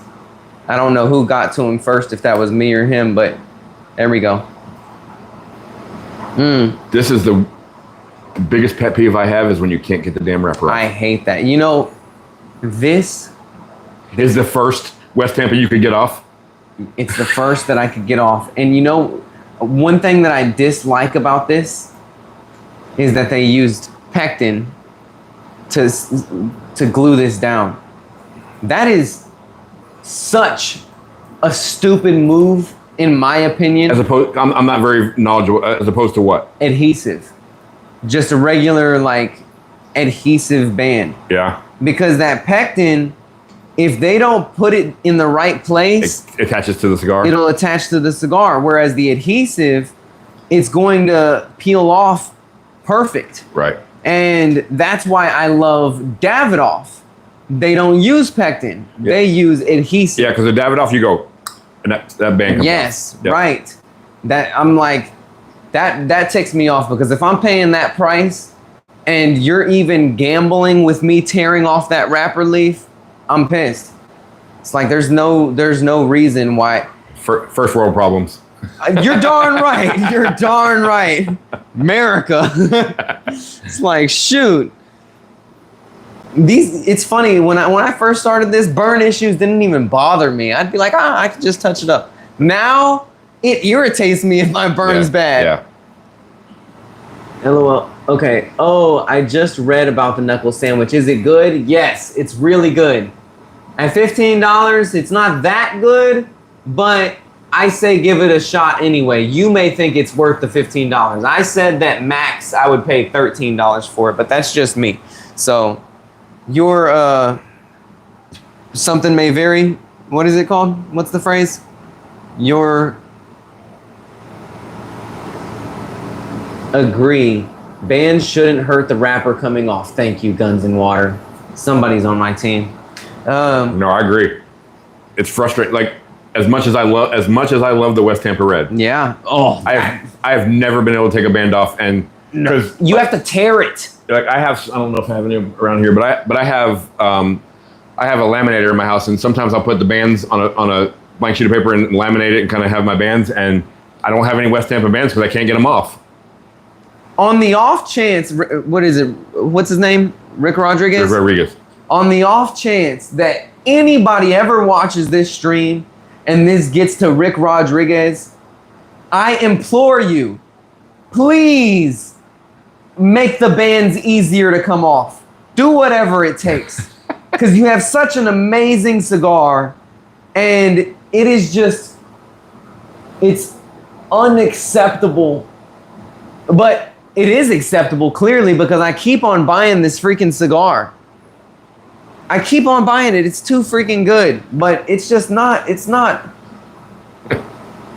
Exactly. But man, somebody talk to Rick. Please pull him to the side. Be like, what are you doing, dude? Make your band easier to come off. Results may vary. My God, that's why you're here, Pats. That's why you're here, man. He always comes through with something. He always knows what I'm talking about. Jeez. You gotta have him on the podcast. He's gonna be able to answer questions and do all sorts of stuff. No, we're going to, and we actually had that conversation the other night. We started doing those late hour smokes, and they were very popular, and we just got away from doing it. I don't know if it's just because we all got busy at work, and you know, staying up that late was a little tougher, but they were really successful. Like we were getting a lot of interaction with them, and we talked about that the other day, that we need to get back to doing those because we got a lot of interaction with that, and that's part of it for me, and I know for Panda and PC and JJ too, is not just us getting there and talking about whatever comes to our feeble minds, you know, is actually interacting with people and you know, doing what we're doing right here, you know. Like one night we got in there, I know nothing about cars. And we got into a big classic car conversation, you know. I was not a very big participant, but people loved the conversation, and everybody got into it. And, you know, is that my cup of tea? No, but it doesn't matter what my cup of tea is. Right. You know? Yeah, right. Yeah. That's like sports for me. Right. I could never have a conversation. Like I know Pat's is a big sports fan. He's a big wow. That's why he's. But Pat's knows everything. Yeah, that's why. So Pat's is Patriots, and that's what that stands for. I thought his name was Patrick this whole time. It might be. I don't know, but I honestly don't know that. But and then the 21-12, the 12 is for Tom Brady. Do I got that right, Pats? No, we're seeing right now. Hold on. Let me. Okay. LMFAO. Okay. Yes, you got that right. Okay, so he says, that's why I need to get on, both of us. Okay, Black said, so it's probably 15 to 20 bucks in Cali, depending on... Yeah, Cali is crazy. Yeah. Pat said, you guys abandoned me, LOL. Guns and Water. I use a Spyderco with Max Met steel to lift the band and slice any rippers. What on earth is that? Like, that sounds like... He must have something that he slides under and maybe so. Slices it. Spyderco with Max Met steel. What does that sound like? Sounds like a lift that you'd put in, right? like an auto shop or something. Yeah, like an auto. Yes. Like, what sort of heavy machinery is he using to get bands off? Okay, Memento been telling me he was gonna have me on. When did I say that? I'm not opposed to it, but when did I say that? Okay, What's lit? Oh, what's lit? Oh, hey, what's up? Oh, I'm not even gonna pronounce your name because I'll butcher it. I'm sorry. I can't do that for. Ayoub? Nope. Okay. So what's lit right now is the knuckle sandwich Maduro in the Toro size box press, and I'm having a good time with it. It's really good, thanks to Don over here. Which, by the way, Don is from the Leaf and Ash podcast on YouTube. Check it out. Remember, it's always raw, the podcast, guys, okay? Remember, it's always raw, the podcast, guys, okay? Remember, it's always raw, the podcast, guys. I don't know. Okay, next comment. This started with TikTok. I believe that. See, on TikTok, I could have easily just had you join in. That would have been super easy. You tried to help me get live on there. I remember this now. Yep. I sure did. Yeah, I tried to help him get on there. But I think he didn't have enough followers at that time to be able to do it. Great smoke, my man. It's pronounced Ayoub. Did I say that right? Ayoub? Or is it Ayoub? Oh, shoot. I want to say Ayoub. Drop a 1 in the chat if it's Ayoub. Drop a 2 in the chat if it's Ayoub. Okay, it's Ayoub. Yeah. Okay, Ayoub. Shout out to you, man. Welcome. I was going to say drop a 3 in the chat if it's totally wrong. Drop a 3 in the chat if I should shut up. Right.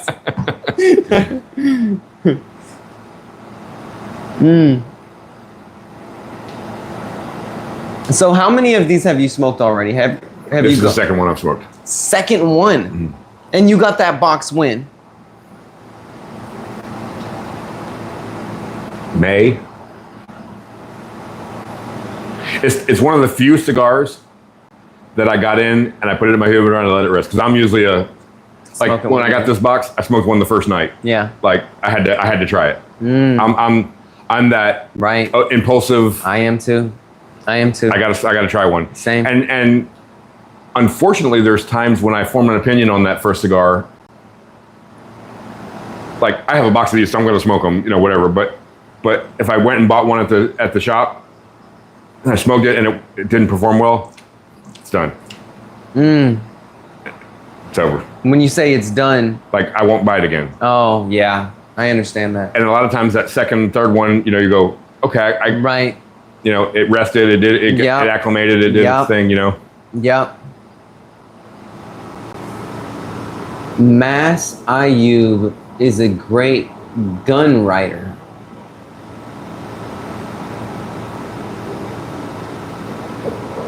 I don't know what that means. But, okay. Sure.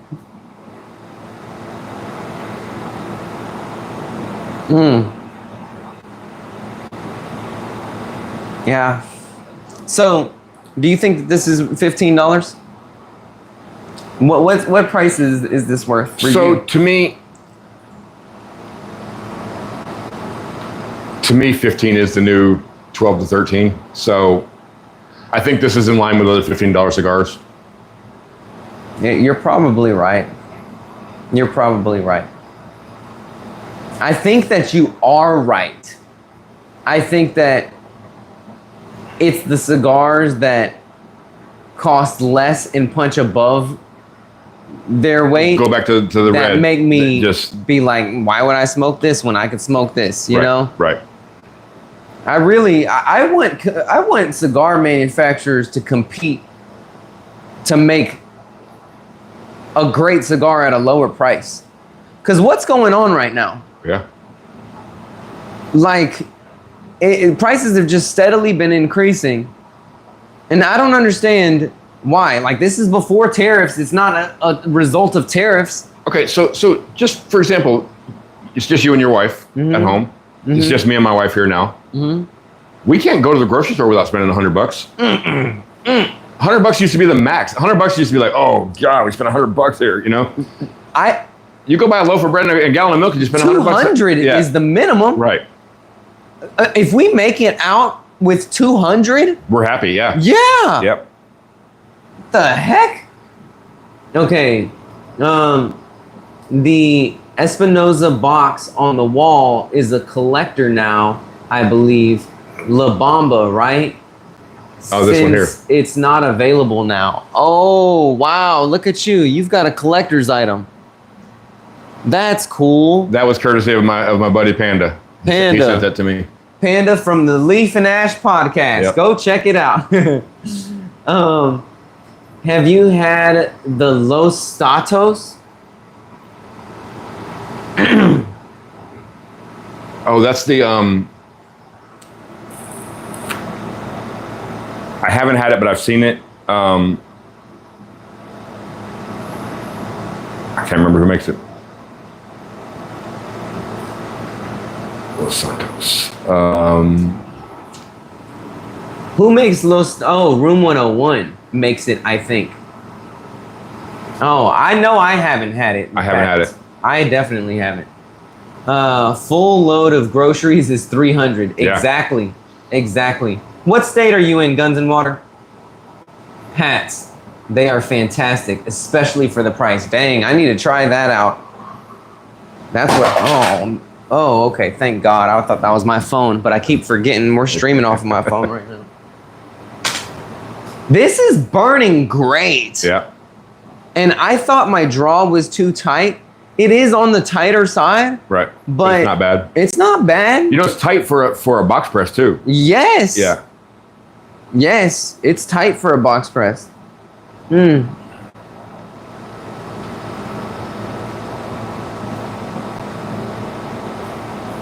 If I wanted to be picky, Pennsylvania. Okay. I don't know anything about Pennsylvania. That's where I was born, Philadelphia. Really? In Philly. That's why I'm an Eagles fan. Oh, I didn't even realize that was a football helmet there. I saw a fan cave and I was like, oh, okay, cool. And I didn't even read Eagles or anything but... The clock on the wall that doesn't work. Wow. Okay, well, shoot. The Los Statos for me is a baby Liga 9. Wow, that sounds good. You know, okay. Anthony from Holtz dropped a YouTube short that I disagree with. And you know what, Anthony? I don't care if you see it.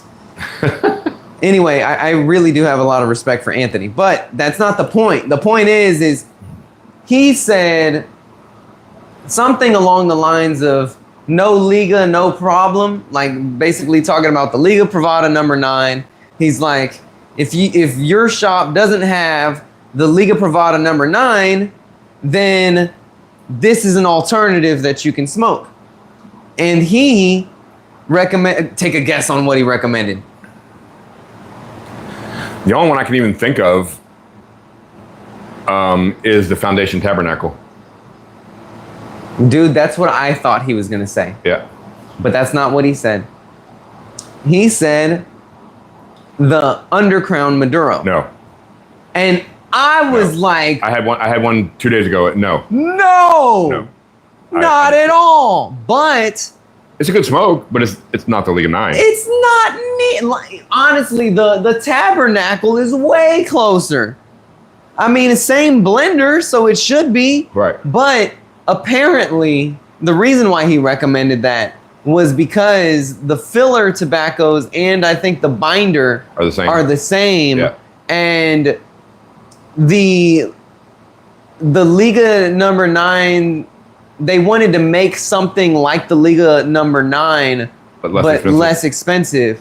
So that's what they made. And I'm like, thank you, Pats. He said the fuck. Yeah, no. I'm like, no. No, the Undercrown's a good smoke. I mean, it's not a bad smoke, but it's not the Liga 9. Not at all. Oh, shoot. What he said, they aren't always right over there. I like them a lot, but they come off kind of snobby. You know, do I think they come off as snobby? Do I think they come off? That right at you. I'm sorry. No, I don't care. You think Holtz comes off as snobby? I don't watch a lot of Holt stuff, so I don't know. I don't know if I think they come off as snobby. I think that they come off as though they're running a business and they're probably doing what they probably should do if you're running a business. Like, I already have it in my mind. When I open my cigar shop and when I start selling online, I'm still going to do reviews, right, and I'm still going to tell the truth. Right. I don't care right. like, if I don't get their price, then so what? Right. I'll buy it for more somewhere else and just sell the cigar. Like, if you're going to be petty with me because of my opinion on your product and me not liking a particular blend. Right. And by the way, it's just a blend. Right. It doesn't mean that I hate your brand. Right. Now, if I trash your brand, then don't work with me. Right. But if I just say this blend isn't worth the money to me, then so be it. Be a man and just accept the fact that I didn't like this one. I didn't like it. Right. And I think that, like, I don't like people that never will say the truth about what they think about a cigar. That's why I strive to always come through with brutal honesty. You know what I'll give to a lot of these smaller boutique cigars? Is that almost to a T, almost every person that we've talked to on our podcast or in person or whatever has said, and the first person that said it to me was John Gruffalo from Eneves Tobacco. Yeah. He said, he sent us some cigars to review. We did a blind smoke on it. And he said, if you don't like my cigar, that's okay. Yeah. But tell me why. Right. Tell me why you didn't like it. Right. I respect that. If 60% of the people don't like it for one reason, you might want to change something. Yeah. If 70% of the people like it, but 30 don't, okay, you might have some, right. There's going to be difference in palates. Right. Palates. But if enough people don't like something, you might have missed on that one. Right. Yeah. Like, man, I've thought about being a cigar rep because I got asked to be a cigar rep from a particular company. But I turned them down because I don't want to be bought. Yeah. They're not going to allow me to say I don't like this one. Right. And I don't want to be bought. I want to be able to give my honest opinion at all times. And to hell with you if you dislike that's a good question for you. You work at a cigar shop. Yeah. Do they have a problem with you giving honest reviews on their stuff? They don't. Yeah, good. Nobody has yet. Good.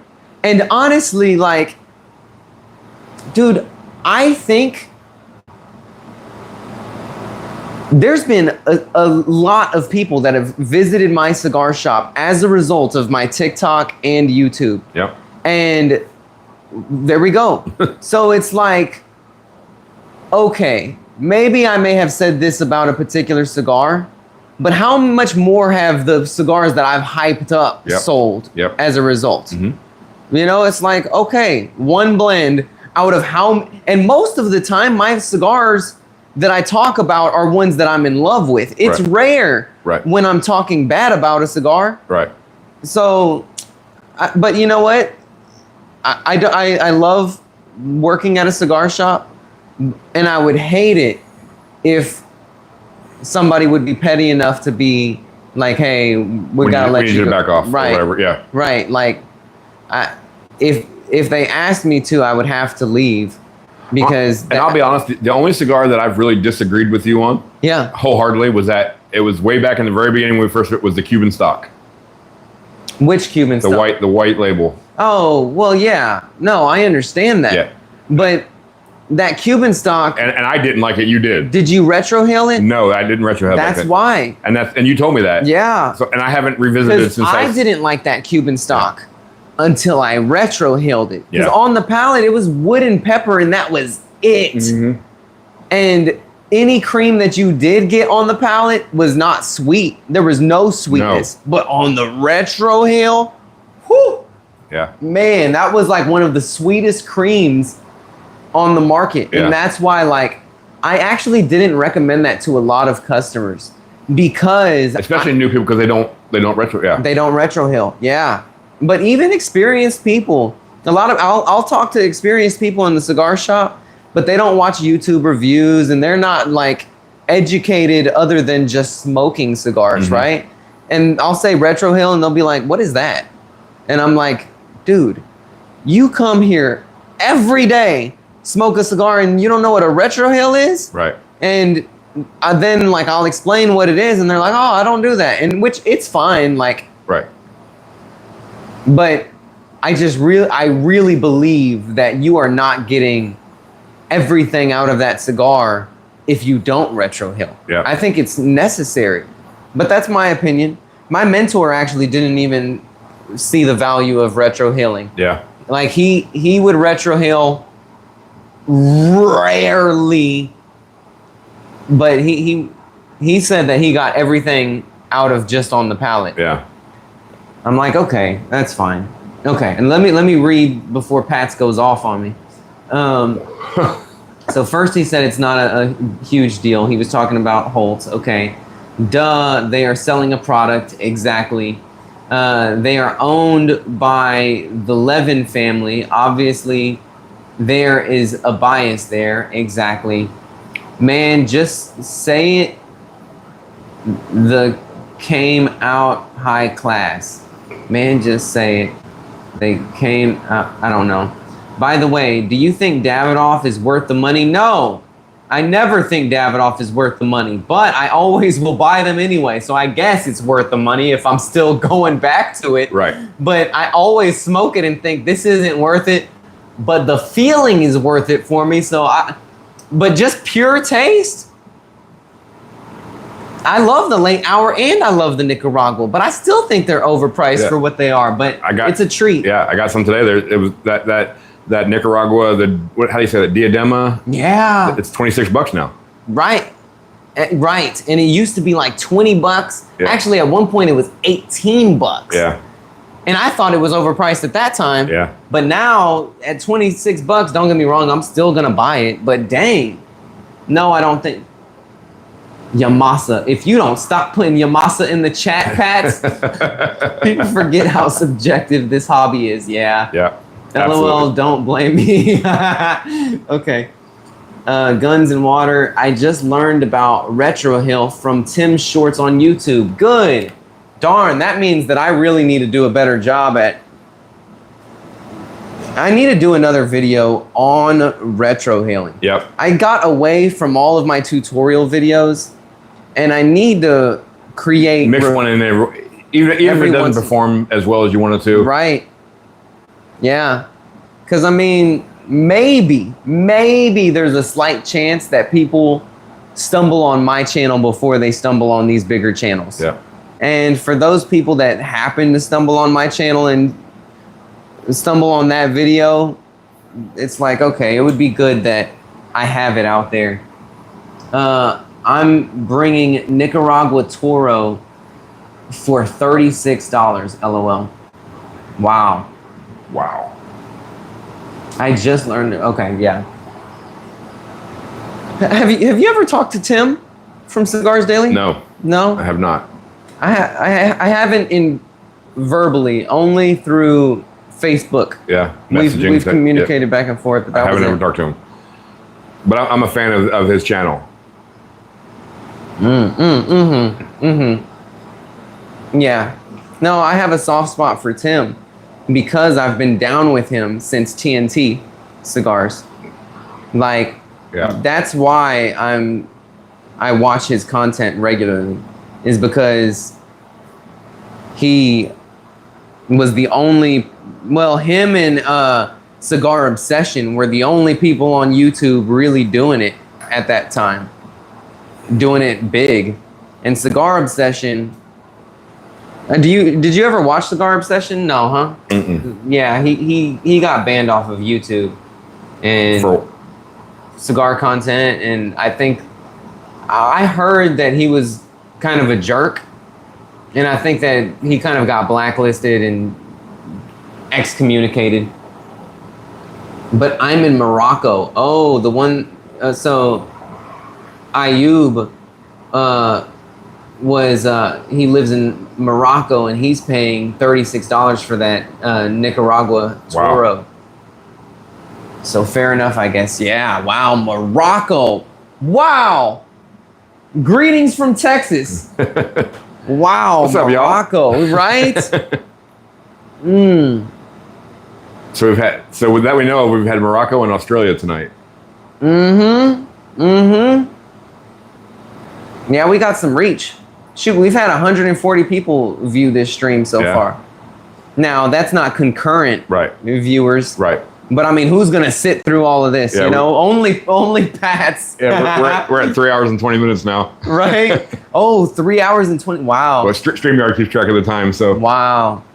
That's crazy. That's crazy. I feel bad. He said LOL. Howdy. Oh, thank you. You're speaking my language. That was Ayub from Morocco. Yeah. I show love. He sure does. I know Pats has to be a good guy. Yeah. I've never even verbally spoken to him. Have you ever spoken to him? I haven't, but I don't know if Panda verbally spoke to him or they've been. I know they've communicated off of line type stuff. So I'm not sure if it was verbal or not. But yeah, we really enjoy when there's those people that come on that keep the chat going and keep the that kind of stuff and it makes it easier to do what we do. Yeah. When you have some questions and you have some sort of interaction, Right. Like, because you're not just sitting there going, okay, what do I say next? What do I say next? Right. And see, that's the great thing about Cigars Daily's live stream. He built up an audience that was large, then started live streaming. And he did have topics, but he also relies heavily on comments. Right. And they'll pick a comment and he'll be able to chime in. So something that we do that I don't know if it's the right thing or not. It seems to be to us, but if there's a topic that we only want to talk about that topic, we pre-record. Okay. And then if there's something that we want, we want interaction and we want all that, then we go live. Yeah. Like we're gonna go live Sunday evening at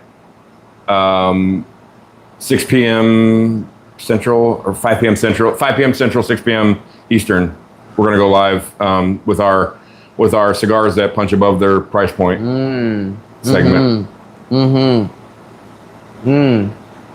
So that's gonna be live. That's gonna be live Sunday night. That's good. I'm curious to see what the chat has to say.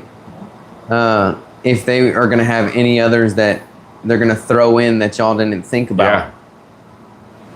So for y'all that are watching right now, I'm going to be on a different podcast called the Cigar Dudes podcast. Yeah, another good podcast. Yep, another good podcast to check out. Very good friends of all of ours. Yeah. Yeah. And they exclusively talk to boutique brand owners. So they're not going to be talking about cigars that you're going to readily find in your brick and mortar shop. But anyway, that's besides the point. One of the people on that panel is I would say, relatively large brand owner. And I say that because I knew about his brand well before the podcast. Right. So the owner of Banff Cigars, BAMF, he's a blender. He can roll. He's grown the tobacco. Like he knows every part of the process in depth. And what he's going to be doing on that podcast is he's going to have certain tobaccos and he's going to make a blend out of those tobaccos.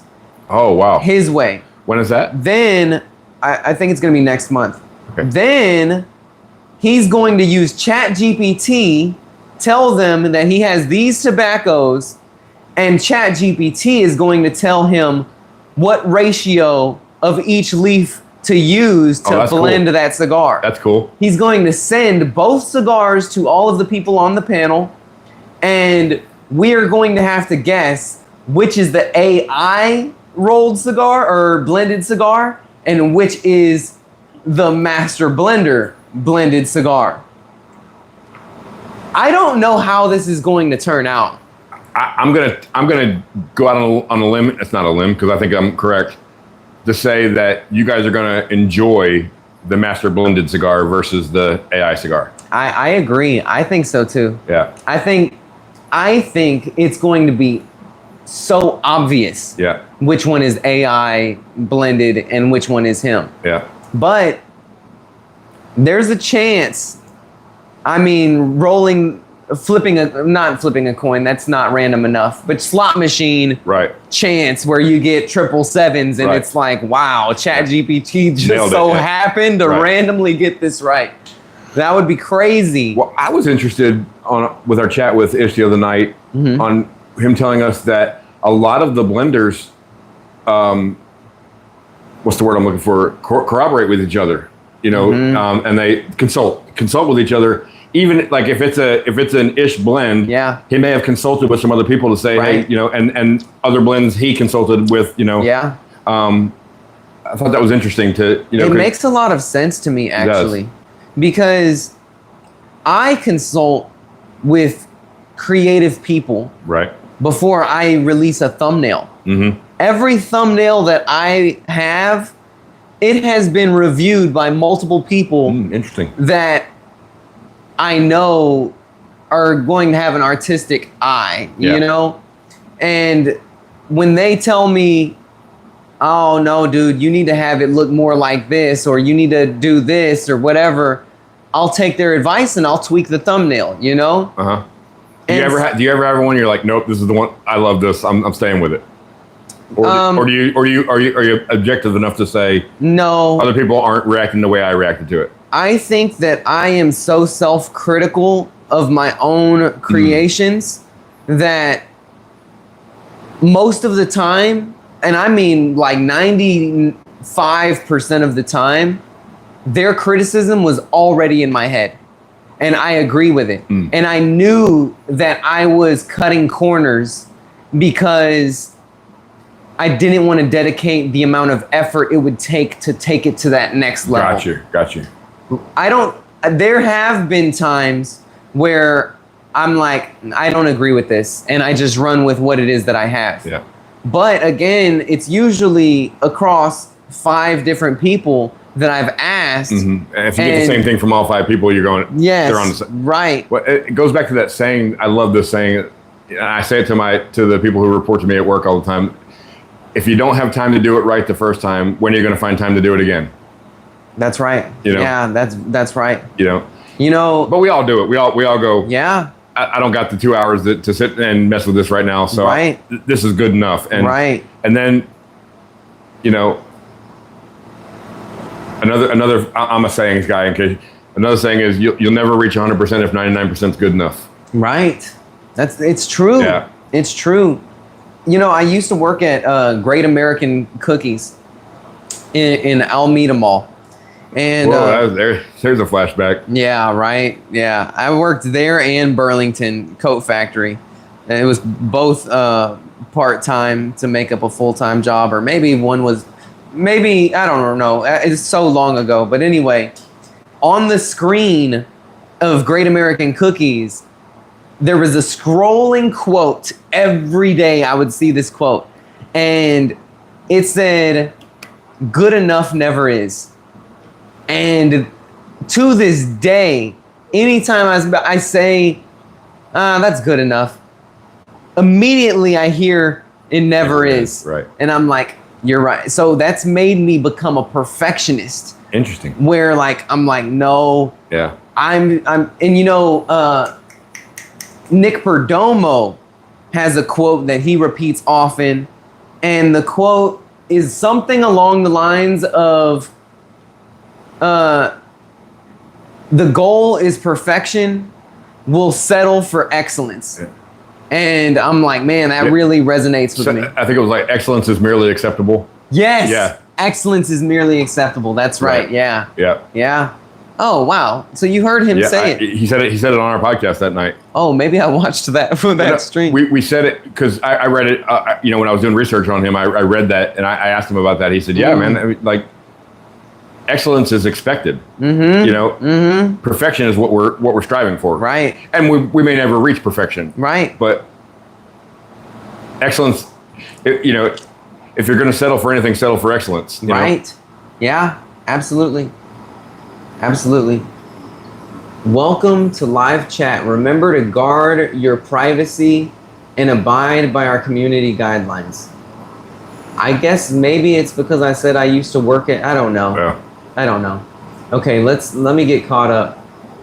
It's fun to watch Cigars Daily live, to be honest. Yeah, I agree. I enjoy watching it too.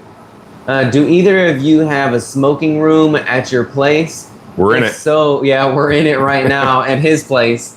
I have this is a 12 by 16. It really is a shed, a 12 by 16 wooden shed that I outfitted inside to be my quote unquote man cave. He wants to know, what do you use for filtration?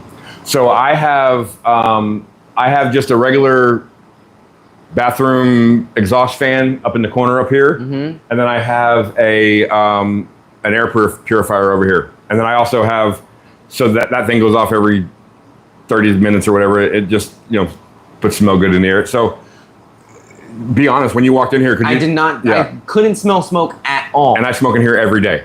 My cigar shop smells like smoke every time I walk in. Right. Like if I was to open in the morning, I can smell the residue of smoke. I did not smell any residue of smoke. So I'm very familiar with what stale smoke smells like. Right. Yeah, no, I couldn't. And I smoke in here. The one thing I do is dump these every night. That's the way to do it. Because that really contributes to a bad smell. Yeah, and I have a trash can that the lid closes. So when I dump in the trash, the lid closes. Because I don't take it out every night. That'd be silly. But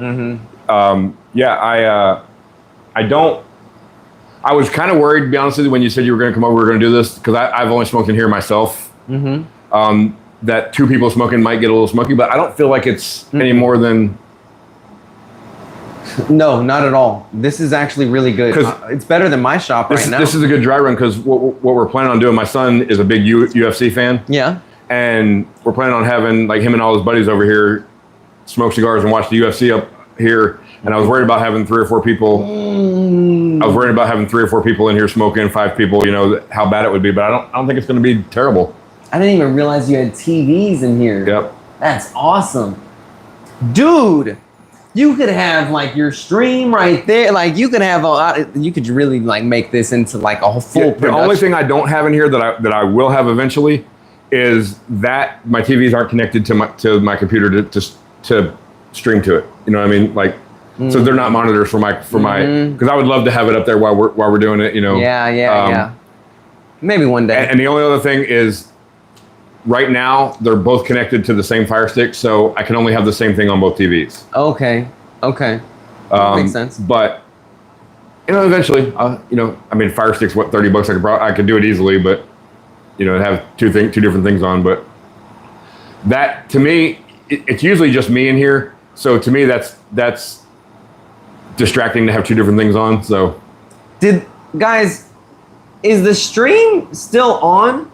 Are you seeing this right now?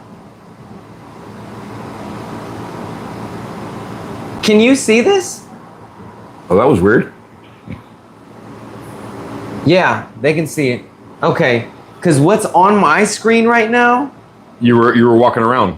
You haven't been up in 2 hours. Right. That was crazy. It's when I got up to get. I don't know what I just handed you on screen. Maybe it was my. Did I hand this to you? No, I handed you something. It's a ghost. That's it's a ghost weird. stream. That is weird. Still looking crystal clear. Whoa! Budget smokes. Nice. Hey, What's up, JJ? follow Budget Smokes, guys. He has really good content. Really, you know what it is? It's his personality. He has a great personality. He's not going to be like dissecting everything in a cigar. Like he does to a certain extent, but man, he just has this humility to him and this likable personality. And it's a very relaxing, chill type of review that he does. Really, really great. Yeah. I highly recommend that you follow Budget Smokes. He just started his channel not too long ago. Has a really good camera. Like he's doing big things. I'm grinning ear to ear, man. Thank you. Nice. Let me get caught up on y'all's comments. I'm so sorry. Okay. They watching you, bro. Okay. This Hollow Point 8's pretty nice. Do you know what the Hollow Point 8 is? That's a hologram that said that. Is that that's got to be one of Ish's new the Hollow Point cigars that he has? Ah, wow. Okay. I think that's one you can pack with. And I with used whatever else. an interesting concept. We must be talking about that AI. Dude, I'm going to design the thumbnail for it. Yeah. So I'm excited. Yeah. Because were you on the stream when I asked him if I could do it? Yeah, I asked Randy, I was like, do you mind if I design the thumbnail for it, you know? Because I don't want to be like presumptuous to think that I'm going to design a better thumbnail than you, so right. please, you know what I mean? Right. Like, I don't want to come off any type of way, but I already had an idea in my mind of how to design that thumbnail. Speaking of Randy, did you see his big announcement on Facebook the other day? No, what did he say? He's actually going to be running for Justice of the Peace in his... Oh, I heard him. He told me that, like, personally. Yeah, that's good. That's really good. He's a good dude. Yeah, he is. Cigar Dudes Podcast. Check it out. I'm going to actually post something official for y'all to tune into it. So hopefully you watch it. You know, he uses StreamYard, so you can actually... I don't know if this is something you want to do or whatever, but you can actually, a one-time thing, tag your channel to that podcast, so it streams on your channel as well. Oh, I can? Like right now, I'm streaming to our YouTube through StreamYard, and like when Perdomo came on, they put their, and when we had Black Label on, they did their stream, so it streamed to their platform as well. I'm such a boomer, man. I am such a boomer. Yep. Like I don't know. The only reason I know that is because people did it with us. You know, they put their wow, their stream on there. But you know, to be fair, I probably would be more educated if I did live streams. Right. They're always impromptu. Hey, let's just do a live stream. Right. I'm smoking a cigar. Maybe somebody will be willing to watch this. Let's just do it, you know? Right. So, but yeah, I'm going to do that. I'm going to figure out how to do that on StreamYard because I think it would be... You basically just have to give Randy the link to your YouTube channel. And then when I'm probably simplifying this, but when YouTube goes to try to log in, mm-hmm. It'll prompt you for your username and password. Okay. And it'll allow it to stream on there. Okay. So like right now on our StreamYard, I'm streaming to my Facebook and to YouTube. Do you know, is his channel going to get the views or is my channel going to get the views or is it both? Okay. Both. And your people on your channel can comment and it'll show up on his end. It'll show up like I can't turn this anymore because it won't turn, but like it'll show up on the comments on StreamYard. Wow, that's super cool, man. That's super cool. I'm gonna definitely do that. And it'll tell, like right here, it tells me on there which platform the comment came from. So like I have a couple of comments from Facebook, a couple from YouTube. You know, I mean we've been mainly on your channel, and this is kind of like on the side, but when we're so you can tell what platform the comment came from and where people are Dude, do you have any comments that you need to be reading over there? I'm looking. JJ just said, hey, what's going on? What's up, JJ? Dude, I want to get to know you more, man. Okay. Can't seem to talk my wife into making a smoking room. Yeah, well, I understand that. This is years in the making. Yeah, I believe it. But your wife is super supportive. But I did it fairly economically. I mean, if you had to take a guess, what I spent to get this all together.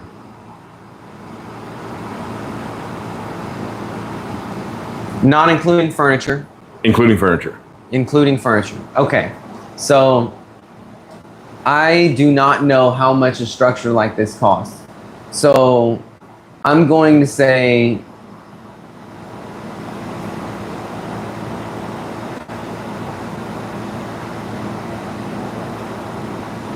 maybe I don't know if I'm over. I don't even know what the cost of things are. I'll say 20K. 7K. Oh, shoot. 7,000. 7,000 for this? That's including the structure and everything. Furniture. Wow. So the structure was 3,500. Okay. And then that is dirt cheap. Now I do have some friends that are in the construction businesses. So I have a buddy that does, he did all the internal drywall and all that stuff. Yeah. And then my neighbor across the street is my electrician, you know, so I did get some brother-in-law prices, and then this furniture I got on Facebook Marketplace. Yeah. Those two chairs I got on. Those are nice too. They're wildly uncomfortable though. Oh, but they're sexy though. But I got those on Amazon. Wow. I got the air conditioner and the purifier on Amazon. 7K total. All in. For this lounge. Yep. Wow. Amazing. Yep. Amazing. That is super good. 20K was way overshooting. I wonder if that's what it would cost me if I didn't have the hookups that you had. I don't think so. I think it probably would have been around 10. 10K? Yeah, if I didn't have the hookups. Wow. Yeah. That's amazing. Well done. Well done. Okay. AC in there? Yeah, there is AC in here. Somewhat. Yeah. Somewhat. I'm comfortable. I have a better one purchased. It's sitting in my house right now. I just got to get somebody to install it. I have a split unit that I'm going to get installed in here because on hot days it does get warm in here. You're in the upside down. I don't know what that means. I don't know what that means that I'm in the upside down, Pat, but I know you said this a long time ago, so I forgot what we were talking about. Smoking the ironclad Banda right now. That's what Hologram is smoking. Oh. And I heard that the Banda is really, really good when you let it sit. So, being honest, Banda is of the three lines that he has that are out right now, it's the third one for me. And that's what it was for me too. I think the Celibus was my favorite. Same. The Sulu was my second, and the Banda was the third. Same. But I know a lot of people really like that Banda. So right. it must be a palate thing. Yeah, it has to be. And you're not a Connecticut guy. No, but the Celibus had so much flavor to it. I really liked it. I liked it. And it was unique. Yeah. But then again, to be fair, all three of them are unique. Even the Banda. Yep. There's nothing on the market that tastes like the Banda. Right. No. They're all amazing cigars, but I thought the Banda was overpriced for what it was. I think the Sulu and the Celibus were priced just right, honestly. Like they were. And that Celibus is probably top 5 Connecticut's of all time for me. Really? Really. Interesting. Okay. Top 5 of all time. I can't think of a more complex Connecticut that I've had. A more unique Connecticut that I've had. Yeah. There's nothing that tastes like it. That's why it's amazing. God. Amazing cigar. And I told Randy, I was like, dude, whenever you rebrand and get everything up and running and actually get a store to sell this in, like online, let me know so I can post a video that's going to get a lot of traction because people need to smoke.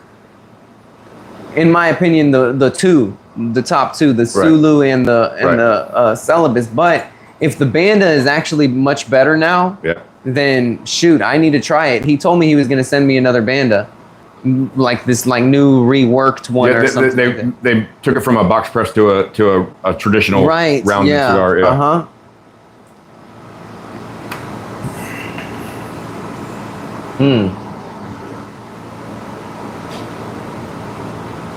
Blacks, yes. I don't know what that was. It was when your screen froze. I don't know what that was. My screen froze? That's crazy. I'm sorry to hear that. And then, yeah, I don't know. Pats, I'm sorry, dude. I'm sorry. I just don't expect me to understand what you're talking about ever, because I'm not good at this, man. The other thing I did out here that made the hugest difference is I tried to draw the Wi-Fi from the house, and I was getting spotty signal. And then so I bought one of those pods. I got it plugged in with it, and I hardwired it to my router. So and now I get. That's why it was full bars in here. Yeah, that's why I get. I was thinking, like, man, this dude has some powerful. No, I hardwired Wi-Fi. it from the router to that pod, so I get the Wi-Fi from that pod. Wow. But it's hardwired to my router. Wow, nice. And I have those same wall things, those like plug-in extender things. Those are great. Yeah. Man, I'm sorry, but $15 is too much for this cigar. Yeah. It's great, but $15 is pretty. Maybe again, I'm comparing this to cigars that I think are priced less, but could be priced more. Right. But because I bypass a lot of cigars in my shop, and I've smoked probably like 90%, if not more. Honestly, I've probably smoked 95% of all of the cigars in my shop. Really? Yeah. And by all of the cigars, I don't mean every size. Right. But every line, every blend. When you go in, when you're working, do you consciously say, let me smoke something I haven't had before? Yeah. Most of the time what I do is I rely on looking at what people are bringing to the cashiering station. If they're buying it repetitively, that lets me know, okay, they clearly like this. Let me find out why they like this. Yeah. And then that also helps me as a salesman to recommend something in a similar flavor profile. Yeah. And it's not like I really don't care about sales at all. Like moving you up to the next tier of price. Right. I care about building credibility with my customer so that whenever I do recommend something to them that may be more expensive, they're going to take it seriously because I've proven that I'm able to recommend them something every time that they're going to like, But I've worked at shops, because I've worked at probably 4 different cigar shops now, and worked with some pretty sleazy cigar salesman. I can think of one right now that actually said to me, "Oh yeah, if you come in and you don't know what you want to smoke, I'm bringing you the Davidoffs because I make more money on those." Yeah, that's so stupid. Yeah. And do I know this person? Yes. Well, there you go. Yeah, that's so stupid. Yeah. I think I know who you're talking about. But I mean, obviously he was somewhat successful doing that because he was still there. But to me, that shot his credibility to me. He's not telling me what's a good cigar. He's telling me what he's going to make money on. Right. Right. And I'm sure that he probably meant it in jest, but in every joke, there's some truth. Yep. Yeah. And see, that's another benefit of me not relying on my commission. Yeah. It's, again, I'm not bought, I love the freedom of not. So you're having some burn issues at the end of that cigar. Yeah, that's strange. Because I've had perfect burn this entire time. But yeah, man, that's one thing. I pray to God that I never lose my integrity when it comes to sales. Right. Because that's why I think you'd be a good shop owner. Yeah. And that's the way I want to train my people. Because if you bring people back, even if they're buying the less expensive cigar, if they come back and they say, "Man, that was a good cigar. I'm buying 4 of those." I'm buying a box of those. I'm buying because I generally won't buy a box of cigars unless I've had one. I did on this cigar because it was a special type thing. But I generally won't buy a box unless I've had that cigar and I liked it, But then you say again, I go back to the West Tampa Red. I'm like, that's a cigar that will always be in my humidor. Yeah. Yeah. Yeah. See, another thing, like with my shop, I don't know if I'm going to be able to do this because I think that cigar manufacturers may not like this, but this is what my plan is I plan on only selling the sizes that are the best from that blend. And I don't mean my personal opinion of the best. I'm going to have my group of people that are going to be tasting all of the different sizes, and then they're going to vote, and those are the only sizes that we sell. I think that's going to help when it comes to making sure that product doesn't just sit on the shelf forever. The only thing I think you lose on that is the newer smoker who says, I don't want to smoke a Gordo because it's big. I just want a small cigar, you know, whatever. Right.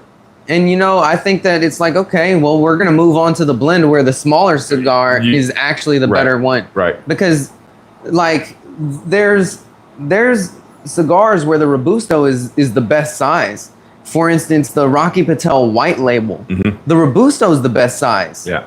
It's not the Toro. Even the Toro got on Cigar Aficionado top 25 or whatever. It was even the top 10. But really, the Robusto tastes way, way better. And that's not me saying that. That's multiple people that have tried this and been like unanimous. The Robusto is the best. So it's like, that's what I'll just have to do is make sure that I have a wide variety of sizes, but the best sizes from each one. Right.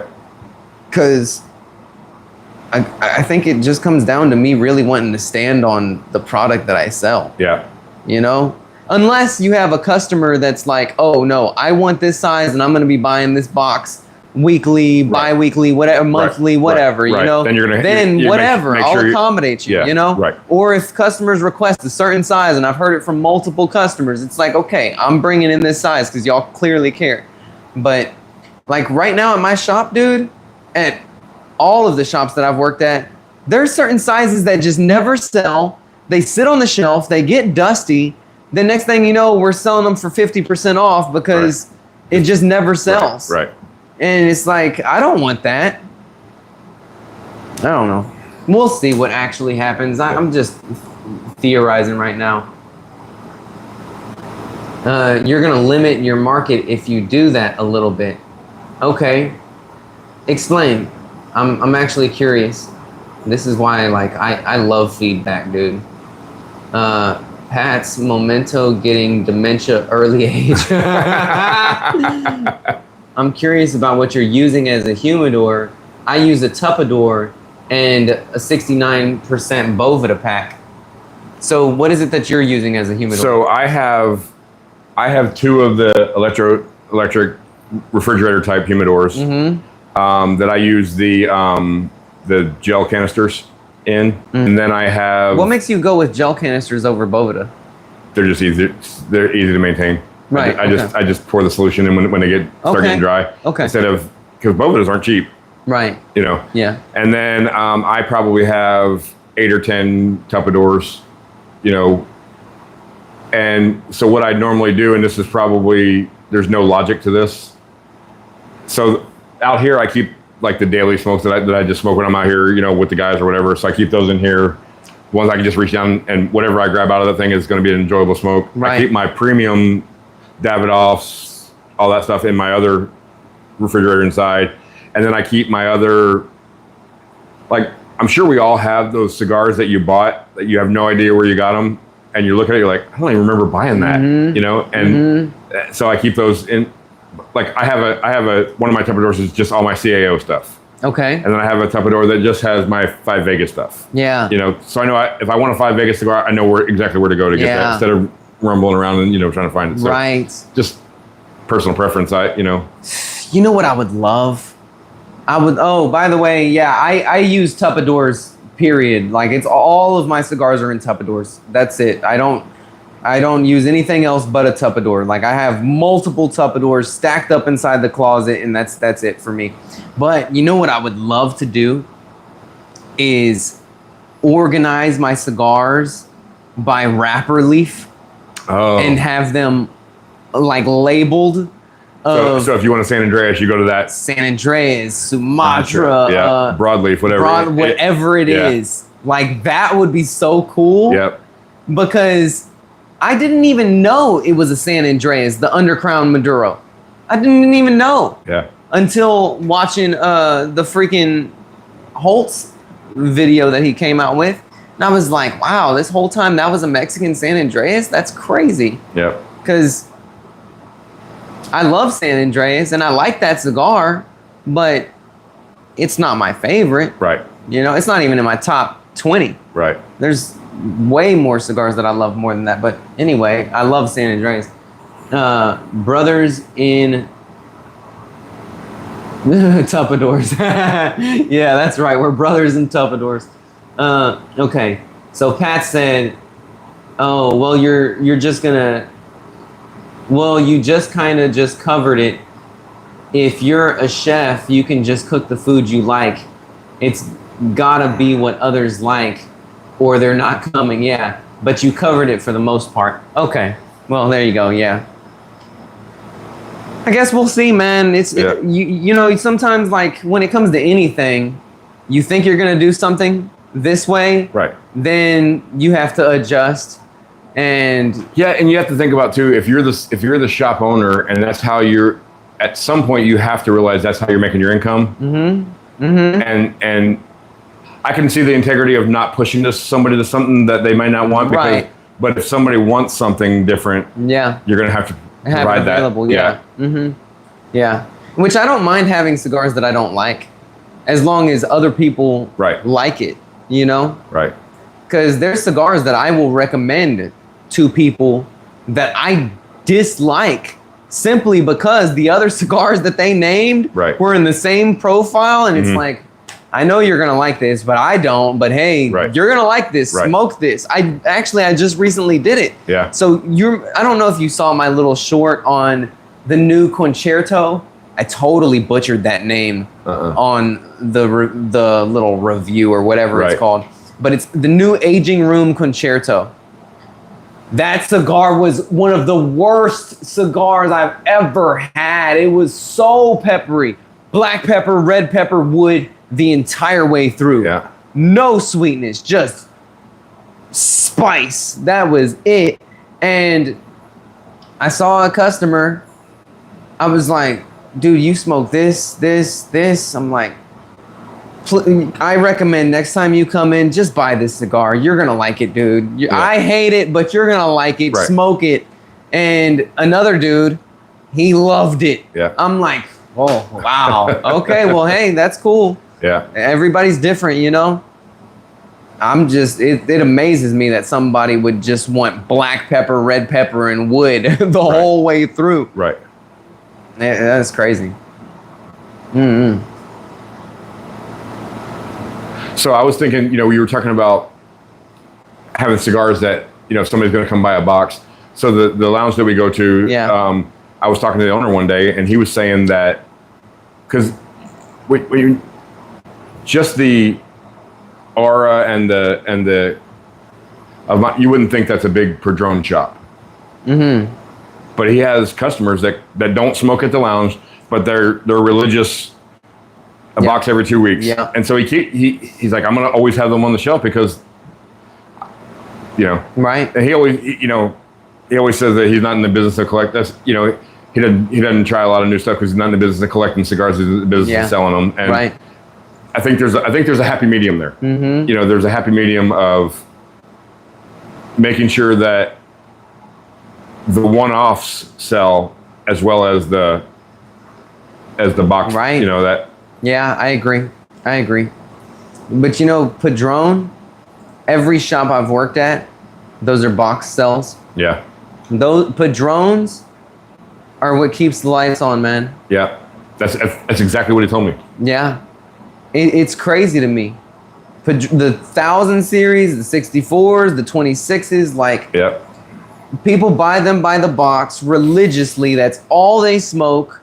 They don't venture off. They just stick to Padron. They come in, buy 2-3 boxes, we've met our quota for the day, probably for however long, because they're expensive. Right. And it's like, wow, okay. But yeah, Padron, sometimes certain Fuentes, but really it's just Padron. Yeah.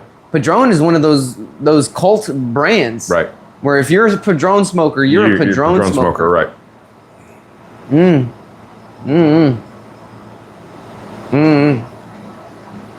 I like Padron. You know what I think it is for me though? The reason I don't smoke more Padron is because I don't get as much of a discount on those. Yeah. So I'm like, I don't think I really want to spend the money on this when I can buy this that I like equally as much.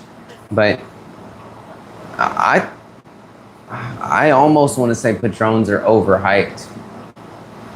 I almost want to say that. I don't know if I'm going to say that, but I almost want to say that. Yeah, you know, like we talked about earlier, I like the 26th, 80th anniversary. I like the 64th, 40th anniversry. I like those cigars. They're good cigars. They're you know, they're not going to be my go-to though. You know what?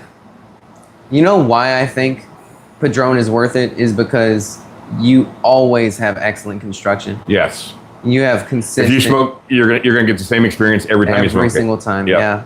Yeah. So I can see why somebody would be like, why would I move away from this? I know exactly what I'm gonna get. Right. You know. And especially if you have the means to do that, you know. Did you finish your knuckle sandwich? I did. Wow.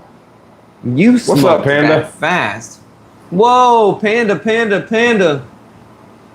What's going on, man? It's like selling it's like selling clothes. You need sizes for everyone. Yeah, that's very true. Yeah, very true. You're babysitting that stick, Memento. Go ahead, say it. I don't disagree. Thanks, Tom.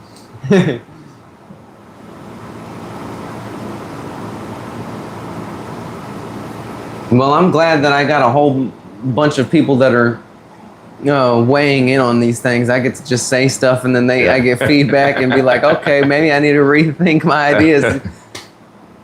Like I really, that's why like everything I do, dude, when I used to make music, I would always get input from everybody, especially like while I was producing. I'd be like, hey, I need you to listen to this. Yeah. And I'm so open to criticism, and I think that a lot of people get butthurt from criticism when it's like, dude, do you want this to be successful or not? I'm telling you what I like. Yeah. Right. Yeah. It's like without input. Now there is over input. All right. So Panda said, "What's the verdict?" He was talking about the dark time. Man, Panda, that dark time was phenomenal. It was so good. It's a $30 cigar, Panda. Do I think it's worth $30? Yes, if the construction is perfect, it's worth $30.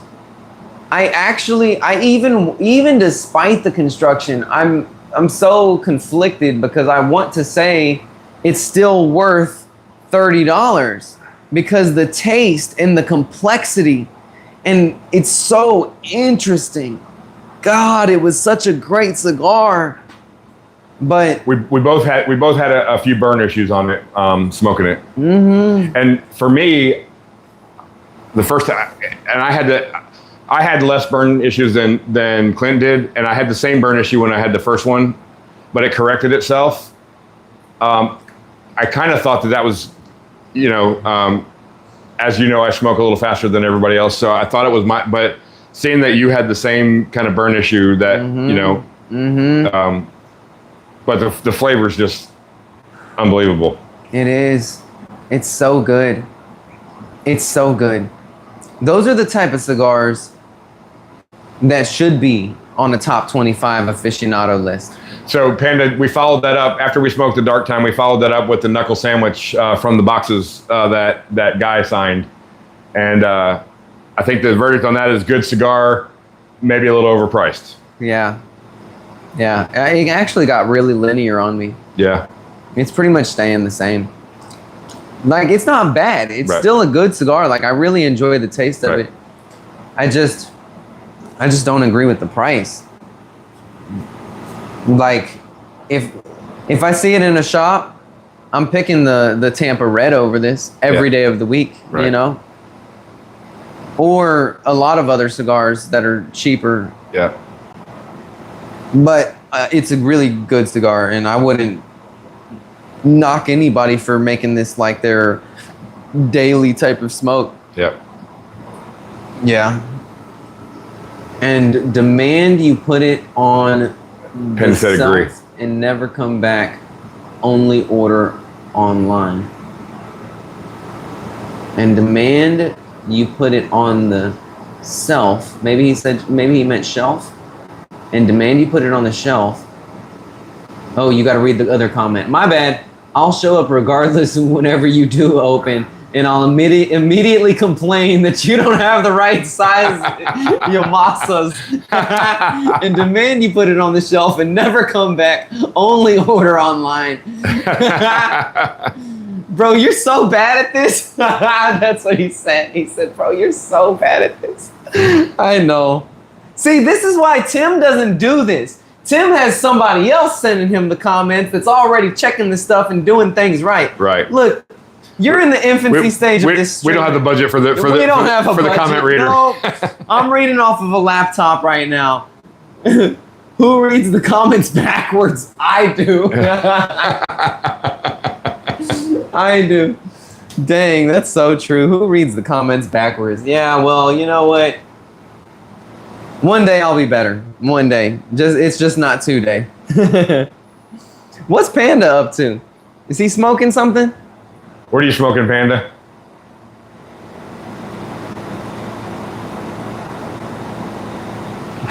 It was Friday night, so he's probably smoked out from being at the shop all night. Oh yeah, that's probably true. That's probably true. Did you want the other cigar? Well, I need to give it to you anyway. So this time I'm actually getting up. We'll see if the stream picks up that I'm actually getting up. Nope. I'm actually feeling this. This has got some strength. I don't know if it's actually got strength or if it's because this is the second cigar back to back. Yeah. Did you feel anything off of this? Yes. Yeah? Okay. There you are, sir. That's a good looking wrapper. Yeah, it is. So this is the Rojas Cinco de Mayo. Yep. He's smoking a devil crab right now. What do you think about that cigar? And have any of y'all had the devil crab from West Tampa? Please drop it in the comments. Let me know your thoughts on it. Maybe I need to smoke it again.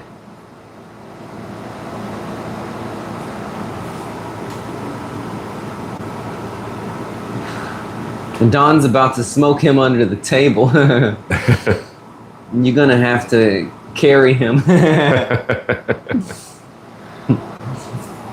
Yeah, you notice I started hitting that Gatorade a little harder on that second cigar because I was starting to feel. You were feeling it? Yeah. Yeah. And I think it's all mental because there's no sugar in that. It's Gatorade Zero, so there's no sugar in it. So I think it's mental. Just I don't know. You know, so what I found out, if Gatorade is acidic, it'll actually help. Really? Now, Gatorade with sugar is going to help even more, but black coffee, because it's acidic, yeah, it helps to prevent nicotine sickness more than water will. Yeah. Because cigars are alkaline, and when you swallow alkaline, and let's say you're drinking alkaline water, that's going to only cause your body to absorb more of that nicotine, and you're going to get sick from it. Interesting. But if you drink something acidic, like a Coke Zero even, yeah, it'll balance it out some. Clinton, you're the man. D-Pal. Thanks, man. Just take a snack and you'll be fine. Thanks. Yeah. Oh no, I'll be fine regardless. I mean, Yeah. I haven't gotten sick off of a cigar. Forever. Yeah, forever. Yeah. I can't even remember the last time I got sick off of a The cigar. last time I got, and I didn't get sick, but I got like, okay, I need to go lay down, was one night we were all sitting out and we were all outside. So Panda, the question was, what did you think about the devil crab? So we were all sitting outside and we were smoking, and I ended up smoking I can't remember the lineup. Panda probably remembers it because he gives me crap about it all the time, but I went from like League of Nine to La Bamba Yellow to like 3 bangers in a row, and I was sitting there going, like, I need to go lay down. This is, and that was probably That's dangerous, more man. than a year ago. That's dangerous. Yeah. Yeah, I don't ever do that. When I get to the shop, most of the time I'm starting off with a Connecticut Yeah. because I'm gonna have 3 cigars in the 3 hours that I'm there. Right. And Do you think it's important that when people come in, they see you smoking a cigar? absolutely. Yeah. Yeah, absolutely. I think that, like, if I don't see you smoking a cigar, I'm wondering, do you even smoke cigars? Yeah. You know, and it's like, who are you gonna? How are you going to tell me what's Right. a good smoke if you're Yeah. not smoking? Yeah. And when they do see me smoking a cigar, oftentimes they'll ask me, "Hey, what are you smoking?" Panda said about the devil crab, it's good, but the flying pig is much better. The League of Flying Pig. It's not even a comparison. It's way better. To me. Okay, I'm so like extra. I'm so extra. Like, I'm just dramatic.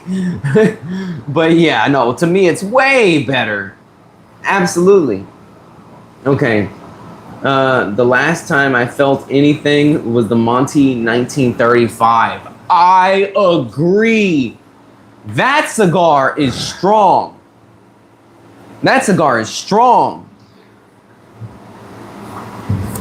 Cubans are mostly strong. You know, I haven't had a Cuban that I've thought was strong.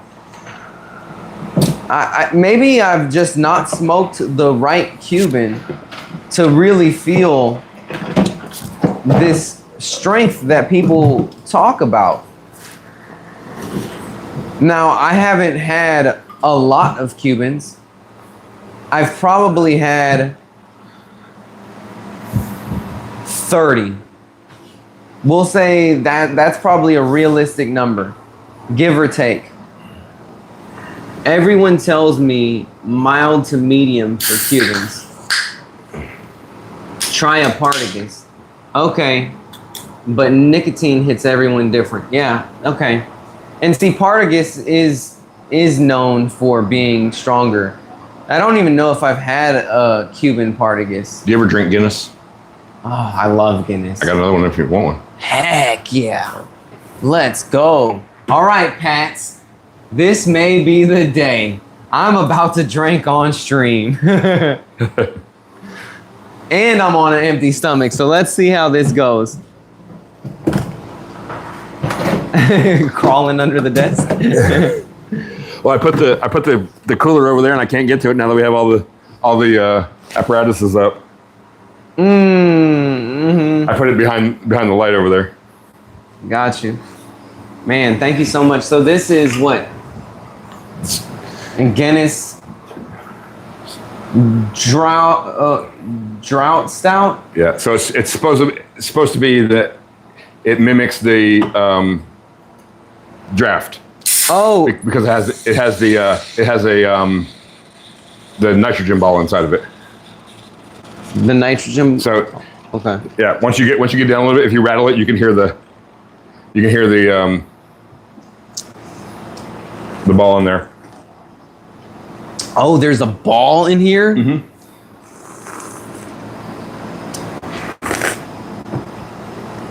Were you trying to prank me? Did you shake it before you gave I it did to me? Dang. So it's supposed to, that the draft, when you get a draft, you get that it's infused, like the lines are infused with nitrogen or whatever too. Man, it's embarrassing how much I mispronounce live on the internet or just like on the internet in general. Because, that says draft, huh? No, it says drought. Oh, it does say drought. Yeah. Uh-huh. Oh, okay. Yeah.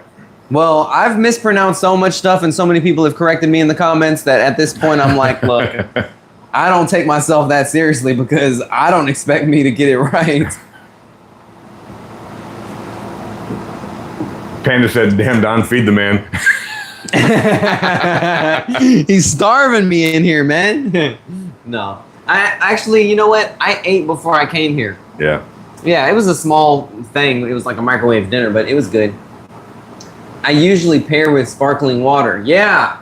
And so sparkling water is one of the best things to pair with because it's a palate cleanser, but it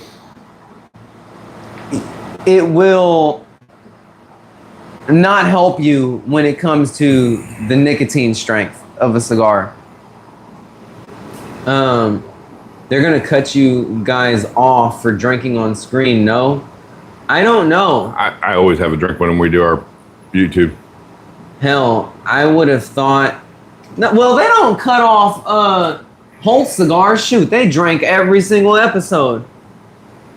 Hell, I would have thought they would have cut you off for smoking on screen too, right?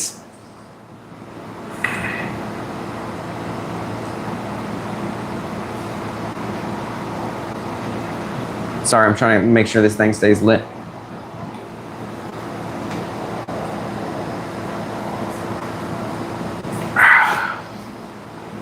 I love having a Guinness after I smoke a cigar. It's good. Yeah. It's good. I never drink. Well, I rarely drink. Right. Yeah. So, it's a special occasion right now. This will probably surprise you, Panda, but I finished mine and Clint's finishing up the Espinoza Knuckle sandwich.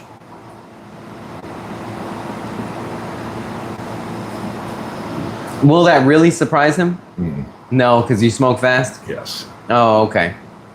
Okay. I was wondering, am I a slow smoker? Because No. I didn't think I was. No, I'm... Especially my second cigar that I smoke. Oh, that's when you ramp up the speed. Yeah, especially like... Because I'm in the You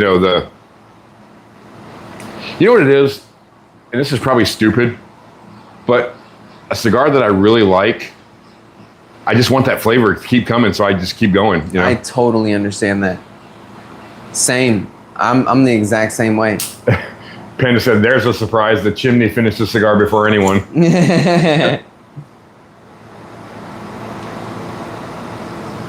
Have you not experienced bitterness as a result of you smoking too fast? Sometimes.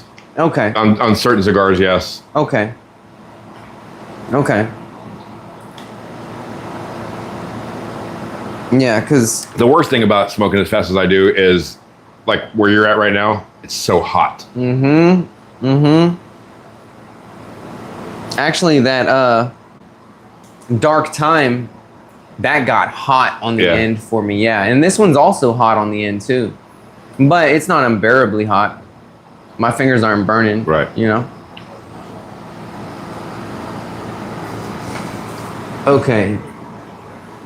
I mean, if it's not sparkling water, it's an Americano. Yeah. See, I find Americanos to be incredibly bitter. Well, yeah. Yeah. I mean, it's just espresso and water. Right. Yeah. But you don't like coffee straight. Right. Yeah, right. So my brother drinks Americanos, and so like we went to Starbucks one time and he got one. I was like, oh, I never heard of that. What is that? I got one just to, I was like, whoa. I don't know why it's called an Americano. Yeah. Is it? I don't know if it's an American designed drink. Right. It doesn't seem American. Right. There's not enough sugar in it for it to be American. Like, I don't know. And actually, so I used to work at Starbucks. Panda said that's the worst, when you're enjoying a cigar and then at the end it gets bitter. Mm-hmm. Mm-hmm. I worked at Starbucks, and I worked during this oil conference. Like they were showing off different technology, and because I worked at NRG Stadium or NRG Arena or whatever it was, at the Starbucks there, and it was interesting seeing different cultures and what they would order. Yeah. Americans were always ordering the frappuccinos and the sweet drinks. Right. But everyone that was foreign, they were ordering either like straight espresso or Americanos or just a plain black cup of coffee. Like rarely was somebody getting one of these like super sweet drinks. I was like, okay. It's interesting. Okay. Slow smoking makes the cigar burn in. Randy said, "Dang guys, you guys going for a record?" Gives a better experience for me. No bitterness, all flavor. Totally agree. America. What did he say? Randy said, "Dang, you guys going for a record?" Yeah, we're going for a record. So this stream is going to be 24 hours, guys. So stay tuned. Stay tuned. I'm joking. American Soldiers, World War II. I'm sure there's some context behind this, Pats, but I don't know, man. Was almost ready to call it a night when I saw your live stream. Now sitting outside with a Gilberto Oliva Nicaragua Reserve Blanco. My God, that's a mouthful. Yeah. With a Coke Zero. Who's that? Tom. Oh. Tom Gringas. Oh, he's one of the real ones too. On my channel. Like, yeah, he's awesome. Espresso was too strong for U.S. soldiers in World War II, so they watered them down. My God, I told you, Pats knows everything. This guy, he's an encyclopedia. He knows everything. God, I'm going to tune in what's for that y'all. Farmer's he knows a thing or two because he's seen a thing or two? Yeah. This guy impresses me every single stream. LOL, guess Memento knocking out. I don't know what that means. If that means I'm knocking out from the cigar, or if that means I don't know what that means. From the beer, maybe. Maybe we'll see. Hey, these things recline all the way flat. I know a bunch of useless info, man. These things recline all the way flat, so if you need. Wow, nice. Just fall asleep with a cigar in your mouth. I can neither confirm nor deny that may have happened. Not in my mouth, but. Like, I'll sit out here and just lay this thing back watching TV and be like, yeah, I better put that cigar down because if not, it's going to be in my lap. Right. Dang, burn yourself. I drank and I know things. I love Clint Cigar Dudes podcast. What's up, man? Hey, I already shouted you out. It was probably like 5 hours ago at this rate. That's what you get for joining so late. Right? You didn't hear your shout out. Try on Game of Thrones said, I don't know how to pronounce his name, said that I believe. That's Pat's. I didn't watch Game of Thrones. I didn't either. I watched one episode though. It was great, but I chose not to watch any more because I didn't have the dedication to go back to the beginning. That's why I don't watch TV very much because I don't want to get invested in something that I don't have the time to do. Nope. I hate that. I want closure. Yep. Give me a 2-hour movie. I can walk away and feel like, oh, good, okay. Yep. Watch a documentary. It's over in 1 or 2 episodes. That's it. Yep. Yeah. I'm the same way. Because I'm an addict, man. Like by nature, I'm an addict. Yeah. So if you watch it, then I have to go watch the whole thing, and I don't want to do that. No, all of my time will be dedicated to that. Right. That's why I got so involved in this hobby. Yeah. It's because if I love something, I am You're all in. Yeah. God.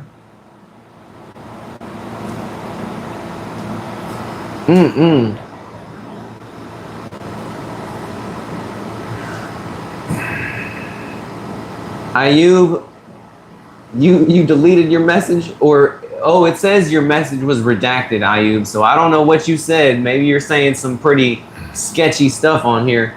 That lounge is freaking fire, Don. That was Cigar Dudes. Yeah, man, I'm enjoying it, man. But in Italy, it's one of the better things I've done for myself. they have what's called a lungo, which is a shot of cafe that they let it extract all the way as an Americano. Interesting. Okay, well, that changes things for us. I missed that one. You deserve it, bro. Oh, okay.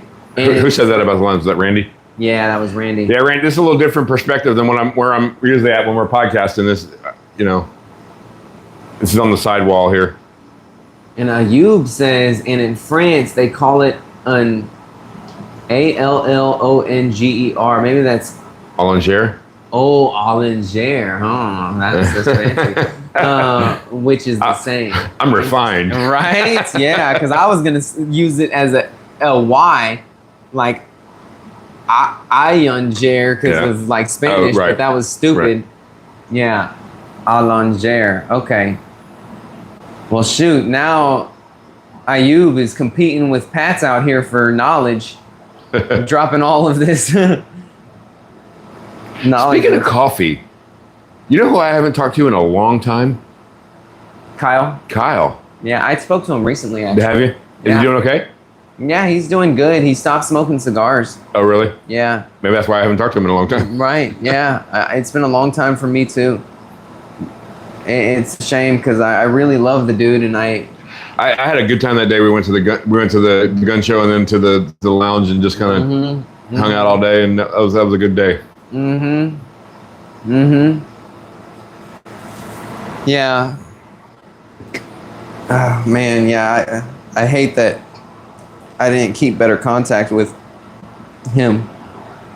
How did you meet him? Just through the shop? Through TikTok. Oh, through TikTok. He saw me on TikTok, and he lived close, and decided to come into the shop. I'm like, it's really. I always cracked up at his TikTok because he never changed his name. His TikTok was always user blah 499 whatever. Right, yeah. I was like, what the heck? Yeah. Memento's babysitting. Yeah, man. Like, I can say this.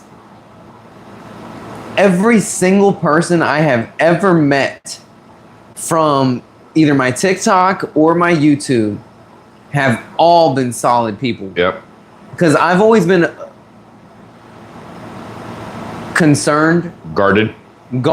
Yeah. Yep. You don't know who the heck you're going to meet. Right. You tell them where you work. Now they know where you work. You know, it's like, do I really want you to know where I work? Right. But 100%, everybody that I've ever met in person has Except for that panda dude. Well, okay.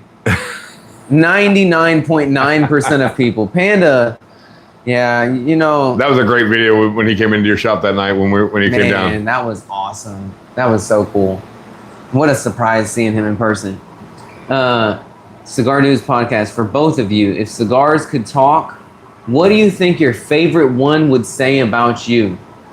Okay, go ahead. Oh, interesting. West Tampa Red. What does it say about me?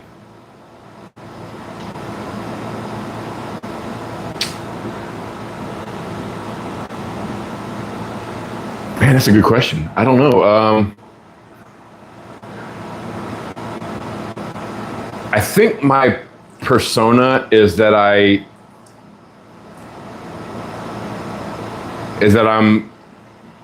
more of a high-end cigar smoker. And I think that says about me that in reality that this more inexpensive cigar is my favorite. Yeah. And it's not even one of those, like the old joke, about a moped. You don't, they're fun to ride, but you don't want your friends to know you did it. Like I say West Tampa every chance I get. So it's not like I'm trying to hide that it's a, Right. That's a good question. So what it would say? What it would say about you, yeah. If cigars could talk. So maybe why don't you smoke me more than you do? And see, that was exactly like mine was gonna say, you say that you love me, but why don't you spend more time with me? Yeah. You know? So what's your favorite cigar? my favorite cigar is the Le Bijou 1922 box-pressed torpedo. Yeah. Only the box-pressed torpedo. Yeah. Not the other sizes that are Parejos. The box-pressed torpedo is its own thing. Yeah. And it's my favorite. It's my favorite. Now, it's not the So we best. had that conversation the other night. Like, is that the best cigar you ever smoked? No. But is it your favorite? You know. It's my favorite. Yeah. There's something. You know, it's like you ever had that car that you just absolutely love, and it's not the most beautiful car, it's not the most expensive car, but it's like, that's my car right That's the best answer I've ever heard. What was it? Panda said that you're consistent and reliable, just like the West Tampa Red. Wow. Way to brown nose, dude. Wow. No, but that's very true of you. You are consistent and reliable.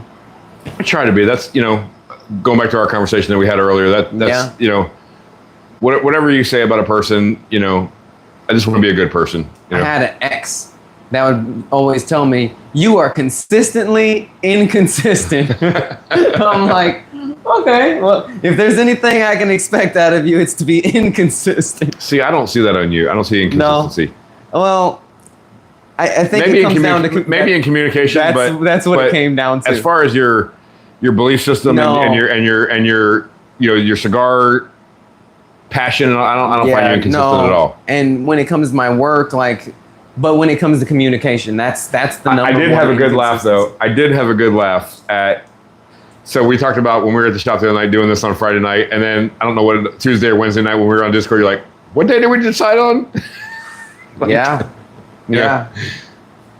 Well, because my wife has plans for me, Right.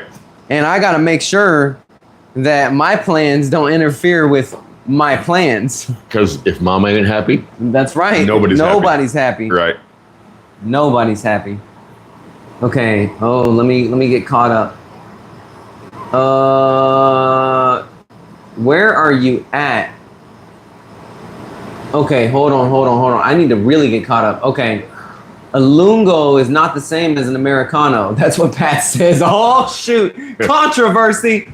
Okay, a lungo uses a longer extraction time with the same amount of coffee grounds as espresso, resulting in a larger, more intense, and potentially more bitter drink. An Americano is made by adding hot water to a shot of espresso, creating a smoother, less concentrated, and more... You know what, Pat?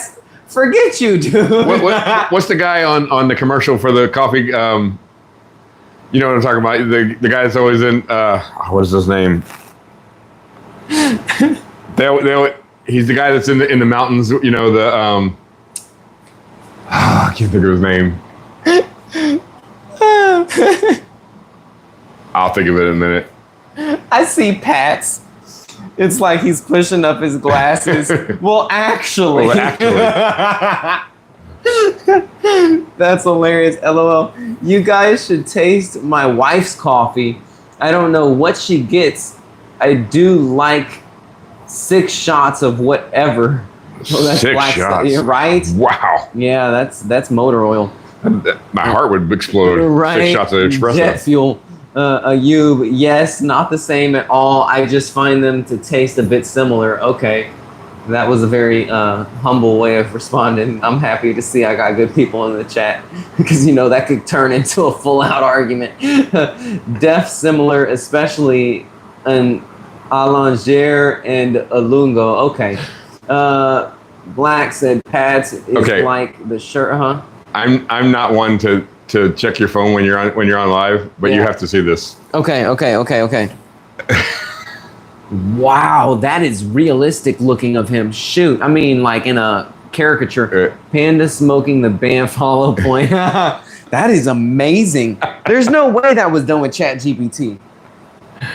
Was that ChatGPT? Who did that? Was that Panda? No, it was Randy. Maybe it was ChatGPT. That's the one that I think he uses. Okay. Now, Do you think the way that someone smokes a cigar says something about their personality? No, because I think it's a learned behavior.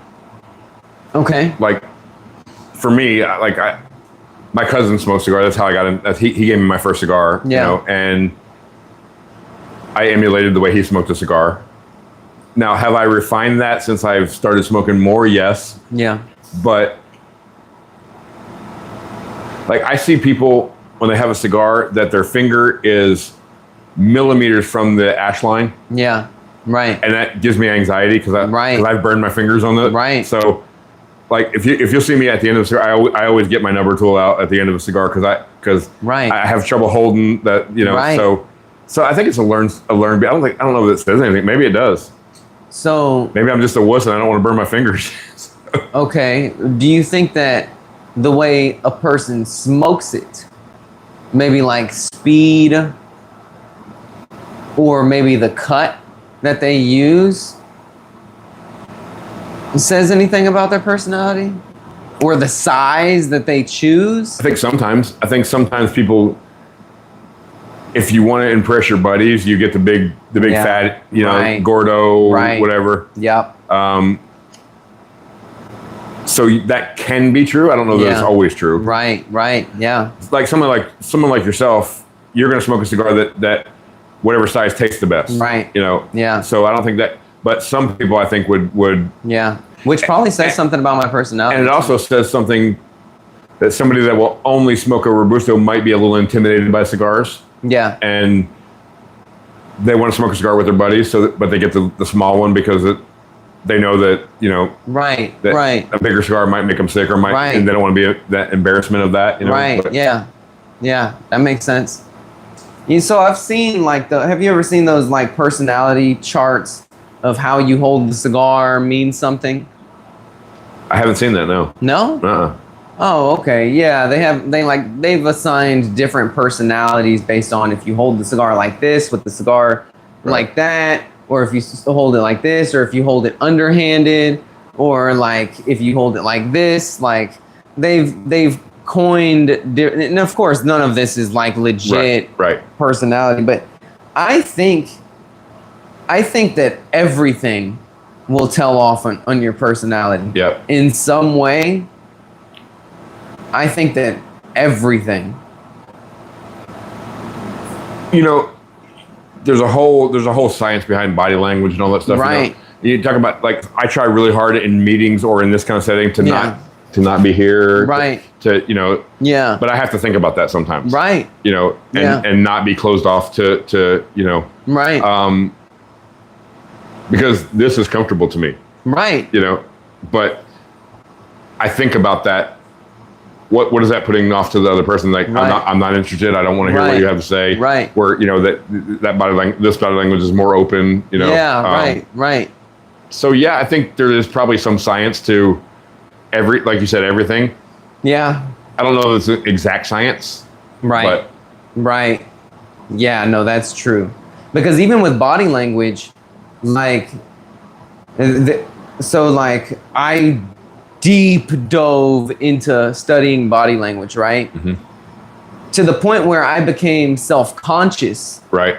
And I had to back off entirely from body language because I became too self-aware, and that self-awareness created self-consciousness and insecurity. Right. So I completely backed away from researching body language because I wanted to be free again, you know? Right.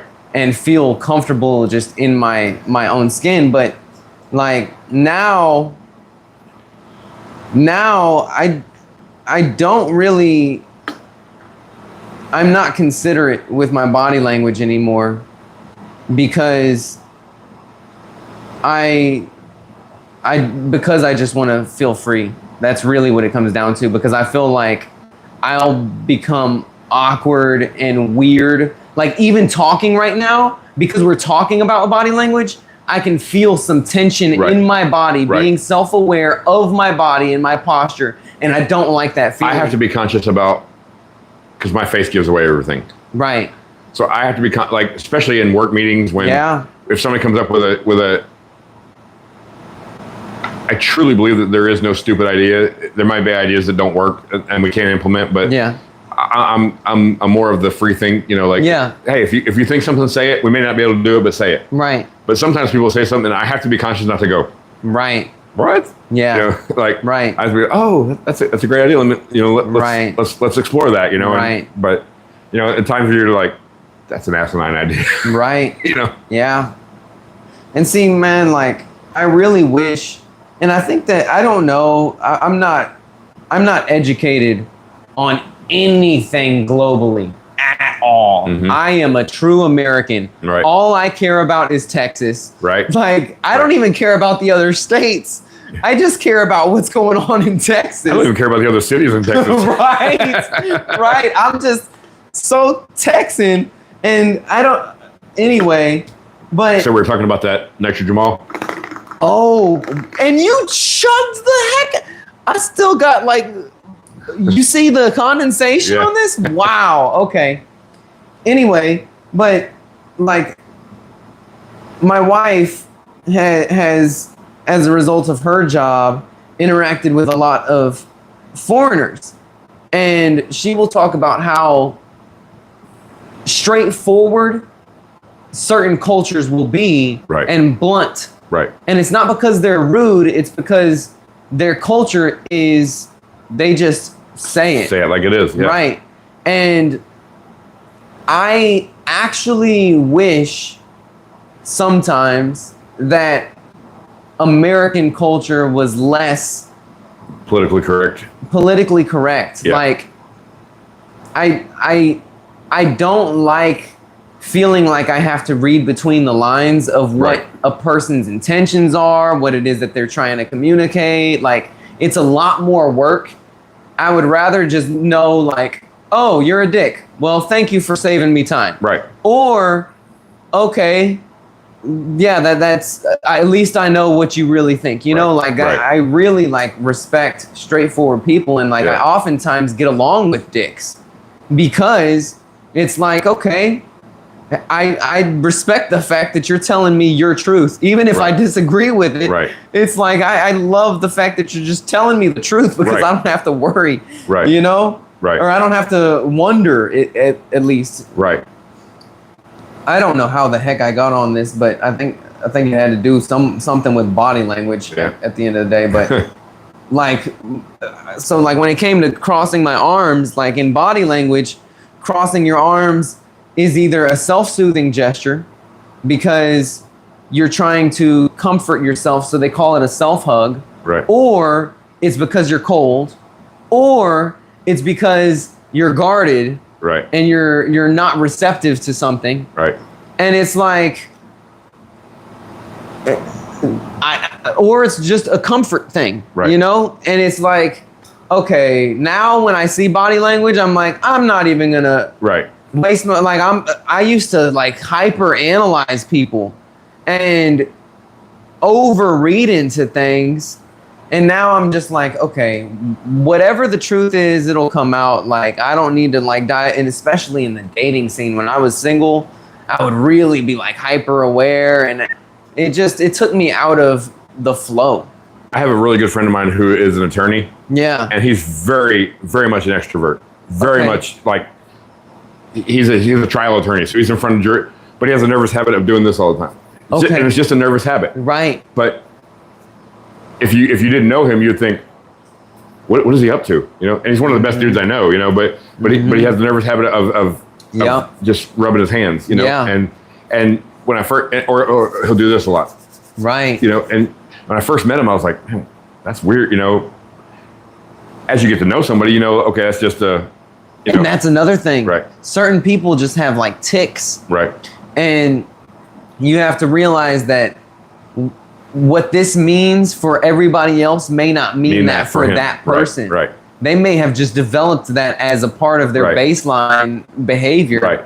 And that's why I'm just like, okay. I remember I used to make my supervisors insecure because I would call them out on their body language. Like, they would say something to me. I'm like, so then why is it that you're doing this right now?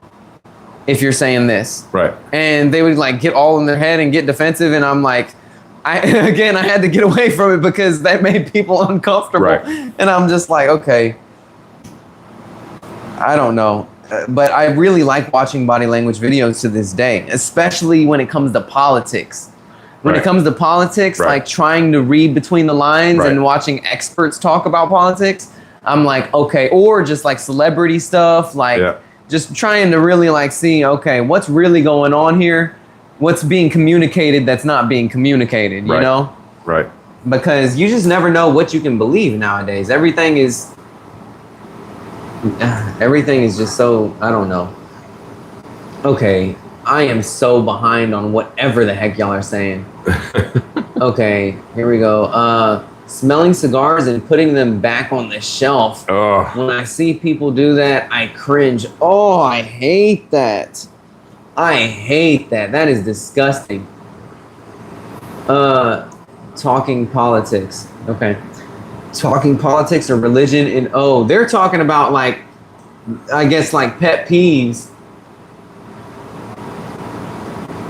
in the shop. I don't know how they got on that, but if you could ban one annoying cigar lounge habit forever, what would it be?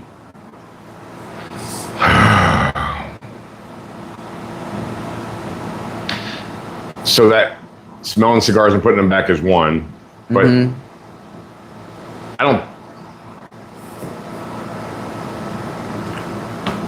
don't know that it happens. You probably see it more than I would. See it, yeah. As far as being in the lounge, to me, it's know your environment. Like there are some lounges that are rowdy, and you know, like the lounge that Panda goes to, it's allowed. They play dominoes or slapping. You know, it's a loud environment. Great. Yeah. The lounge that we go to is very subdued, and so that guy that's sitting in there talking as loud as he can, so that everybody hears what he has to say. You know? And that, you know, I love when people. So a lot of people don't like. You and I are having a conversation and somebody comes up and jumps in. I love that because I think it's the way you meet new people. You know? I do too. Like that gentleman that was in there the other night. He sat there for the longest time. He didn't say anything, and then all of a sudden he started like, gradually getting in our conversation. And I love that. It's a new friend, you know. Same. But to me, it's that guy that just has to be heard over everybody, you know. And you know, look, like I said, at Panda's Lounge, that's the culture there. That they're loud. They're you know they slap dominoes, they play poker, they do all that stuff. So great. Then be as loud as you want to be. But read the room. You're right. Yeah. Read the room. Yeah. That's probably the biggest one. You're probably right. Right. Because what came to my mind first is really like a personal thing for me. Because I have to clean up the shop at the end of the night. And I hate if you came in with a drink or bought a drink or brought some food and you leave it there as though this is a restaurant and I'm a busboy. Yeah. It's like, no, don't leave your empty cups and your food wrappers right there in the ashtray, by the ashtray, because I gotta touch this stuff and I don't know what you did with it. Right. And crumpled up napkins that look all greasy, and you could tell I'm like, ugh, that is freaking disgusting. Like I don't want to touch this. Now, you know, there are some lounges like the lounge we go to, like they don't want us to empty the ashtrays. Right. And that's a safety thing, you know, in case there's a hot ash in there or something. They don't want to burn down, you know, especially since it's 24-hour access and they're not there. So I get that. Like, so we leave the ashtrays there with it. But you're right. If I had a beer in there and I just leave it sitting there, you know. Right. And I think it's up to, especially a lounge that has a membership type of business plan. Yeah. It's up to the members to,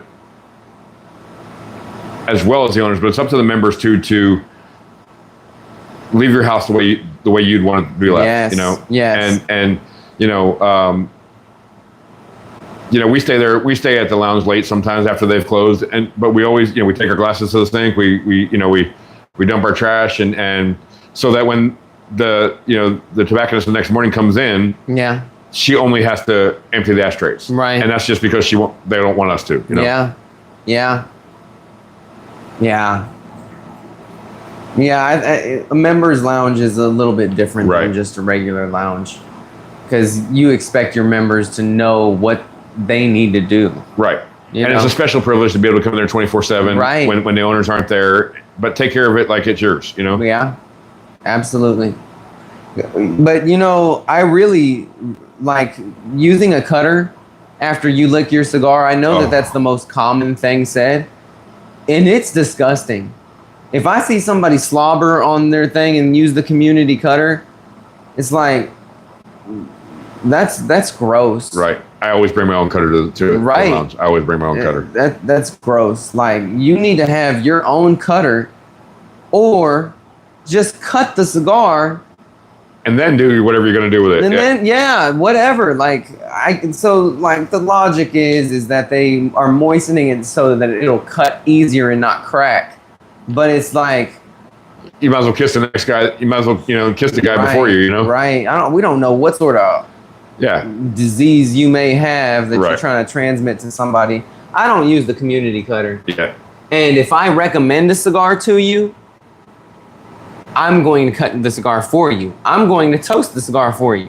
Now, if I don't recommend it to you, then you're on your own. Yeah. Because that's just the way I do it. I don't know. Right. But like, if I'm recommending it to you, I'm going out of my way. I want you to have the best experience possible. Right. And if you absolutely hate it, which I haven't had that happen yet, thank God, I'll even buy you whatever cigar it is that you usually smoke, because the only reason you bought this was because of me suggesting it to you. Sure. So, I don't know. Anyway, let's see what. Okay, talking politics and religion. That's one that they said never a good idea. Yeah, that's very wise, because I don't mind it if you're in a small group and you're speaking at it, and we both, like, that's what we came there. We came there to talk about. Hey, I want you to come to my church. I want you to whatever. Right. That's a different story than you're stupid because you don't think this way. Right. Yeah. I mean, you can have a civil disagreement. Right. And I think that's actually good. I wish that everybody was mature enough to just be like, okay, well, that's your opinion, and not even be like, well, that's your opinion, but just be like, okay, I get it. Your life experience brought you to this. Yep. My life experience brought me to this conclusion. Right. And maybe you're right and maybe I'm wrong, or maybe I'm right and maybe you're wrong. Right. We'll see. Let's just pursue truth. But most people can't operate like that. What if you smoke it with your pinky up? Okay. Especially if you have cello at Cigar Dudes Podcast, like, what are you even smelling? Right. Unless you're a canine, you aren't smelling anything real. Right? And I think people are doing that out of insecurity, smelling through the cellophane, thinking, okay, maybe it's insecurity sometimes because they've seen other people do it and they want to seem like an aficionado. Right. Or maybe they're doing it because maybe they're used to flavored cigars and can actually smell it through the wrapper. But I always think it's stupid whenever people are smelling the cello. Have you ever seen people do that? Yeah. Oh, yeah. I've seen them do it. Like I said, I probably don't see it as often as you do because you're there more often. But yeah, it's annoying. And you said might as well just close the chat, Memento. Pat said, read the room. Yep. Okay, Cigar Dudes Podcast. As a brand owner and consumer, I think it's extremely important to have well-educated employees. Folks are missing out on some fantastic cigars. Yeah, that's very true. That's very true. And having staff that has a diverse taste is important. Right.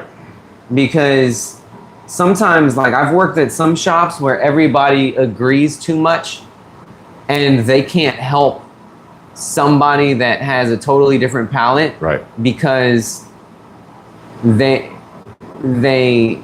don't have that type of palate, like that preference. And some people will be so biased to only recommend what they like. And I hate that. Yeah. I despise that. That's why, like, I try my best to not ever fall into only recommended cigars that I like. That's what we call keeping it real. That having to clean up after people would piss me off. Thank you, dude. Been here for 4 hours. Still got to wait 20 minutes to have a comment read. LOL. Dang. Yep. Sorry, man. Sorry, man. I don't know what to tell you. I don't know what to tell you. What are we at? Shoot, we're almost at 5 hours. I'm gonna shut down our stream because there's nobody there now. I think it's time for us to cut it off. Yeah. Thank you, Pat, for breaking the record of staying in this chat the whole freaking time. That's You're amazing. a trooper, man. And Blacks, you as well. Yep. Y'all are goats in this chat. If I could like give you some sort of like special reward, I would. And for all of you that tuned in, thank you. Thanks for the comments. Thank you for the comments. It helps keep the dialogue going. Yes. Maybe one day. We covered a lot of the subjects today. We did. Well, shoot, 5 hours. You got to talk about something, you know. But all right, guys. I'm about to end. Oh, hold on. I'm telling you, dementia is calling me out again. Like real soon. Okay, have a good time. Good night, y'all. Now, let's see how I can end this. Oh, I got to go to my phone to end it. Oh, man. Cramping. How do I end this? Exit.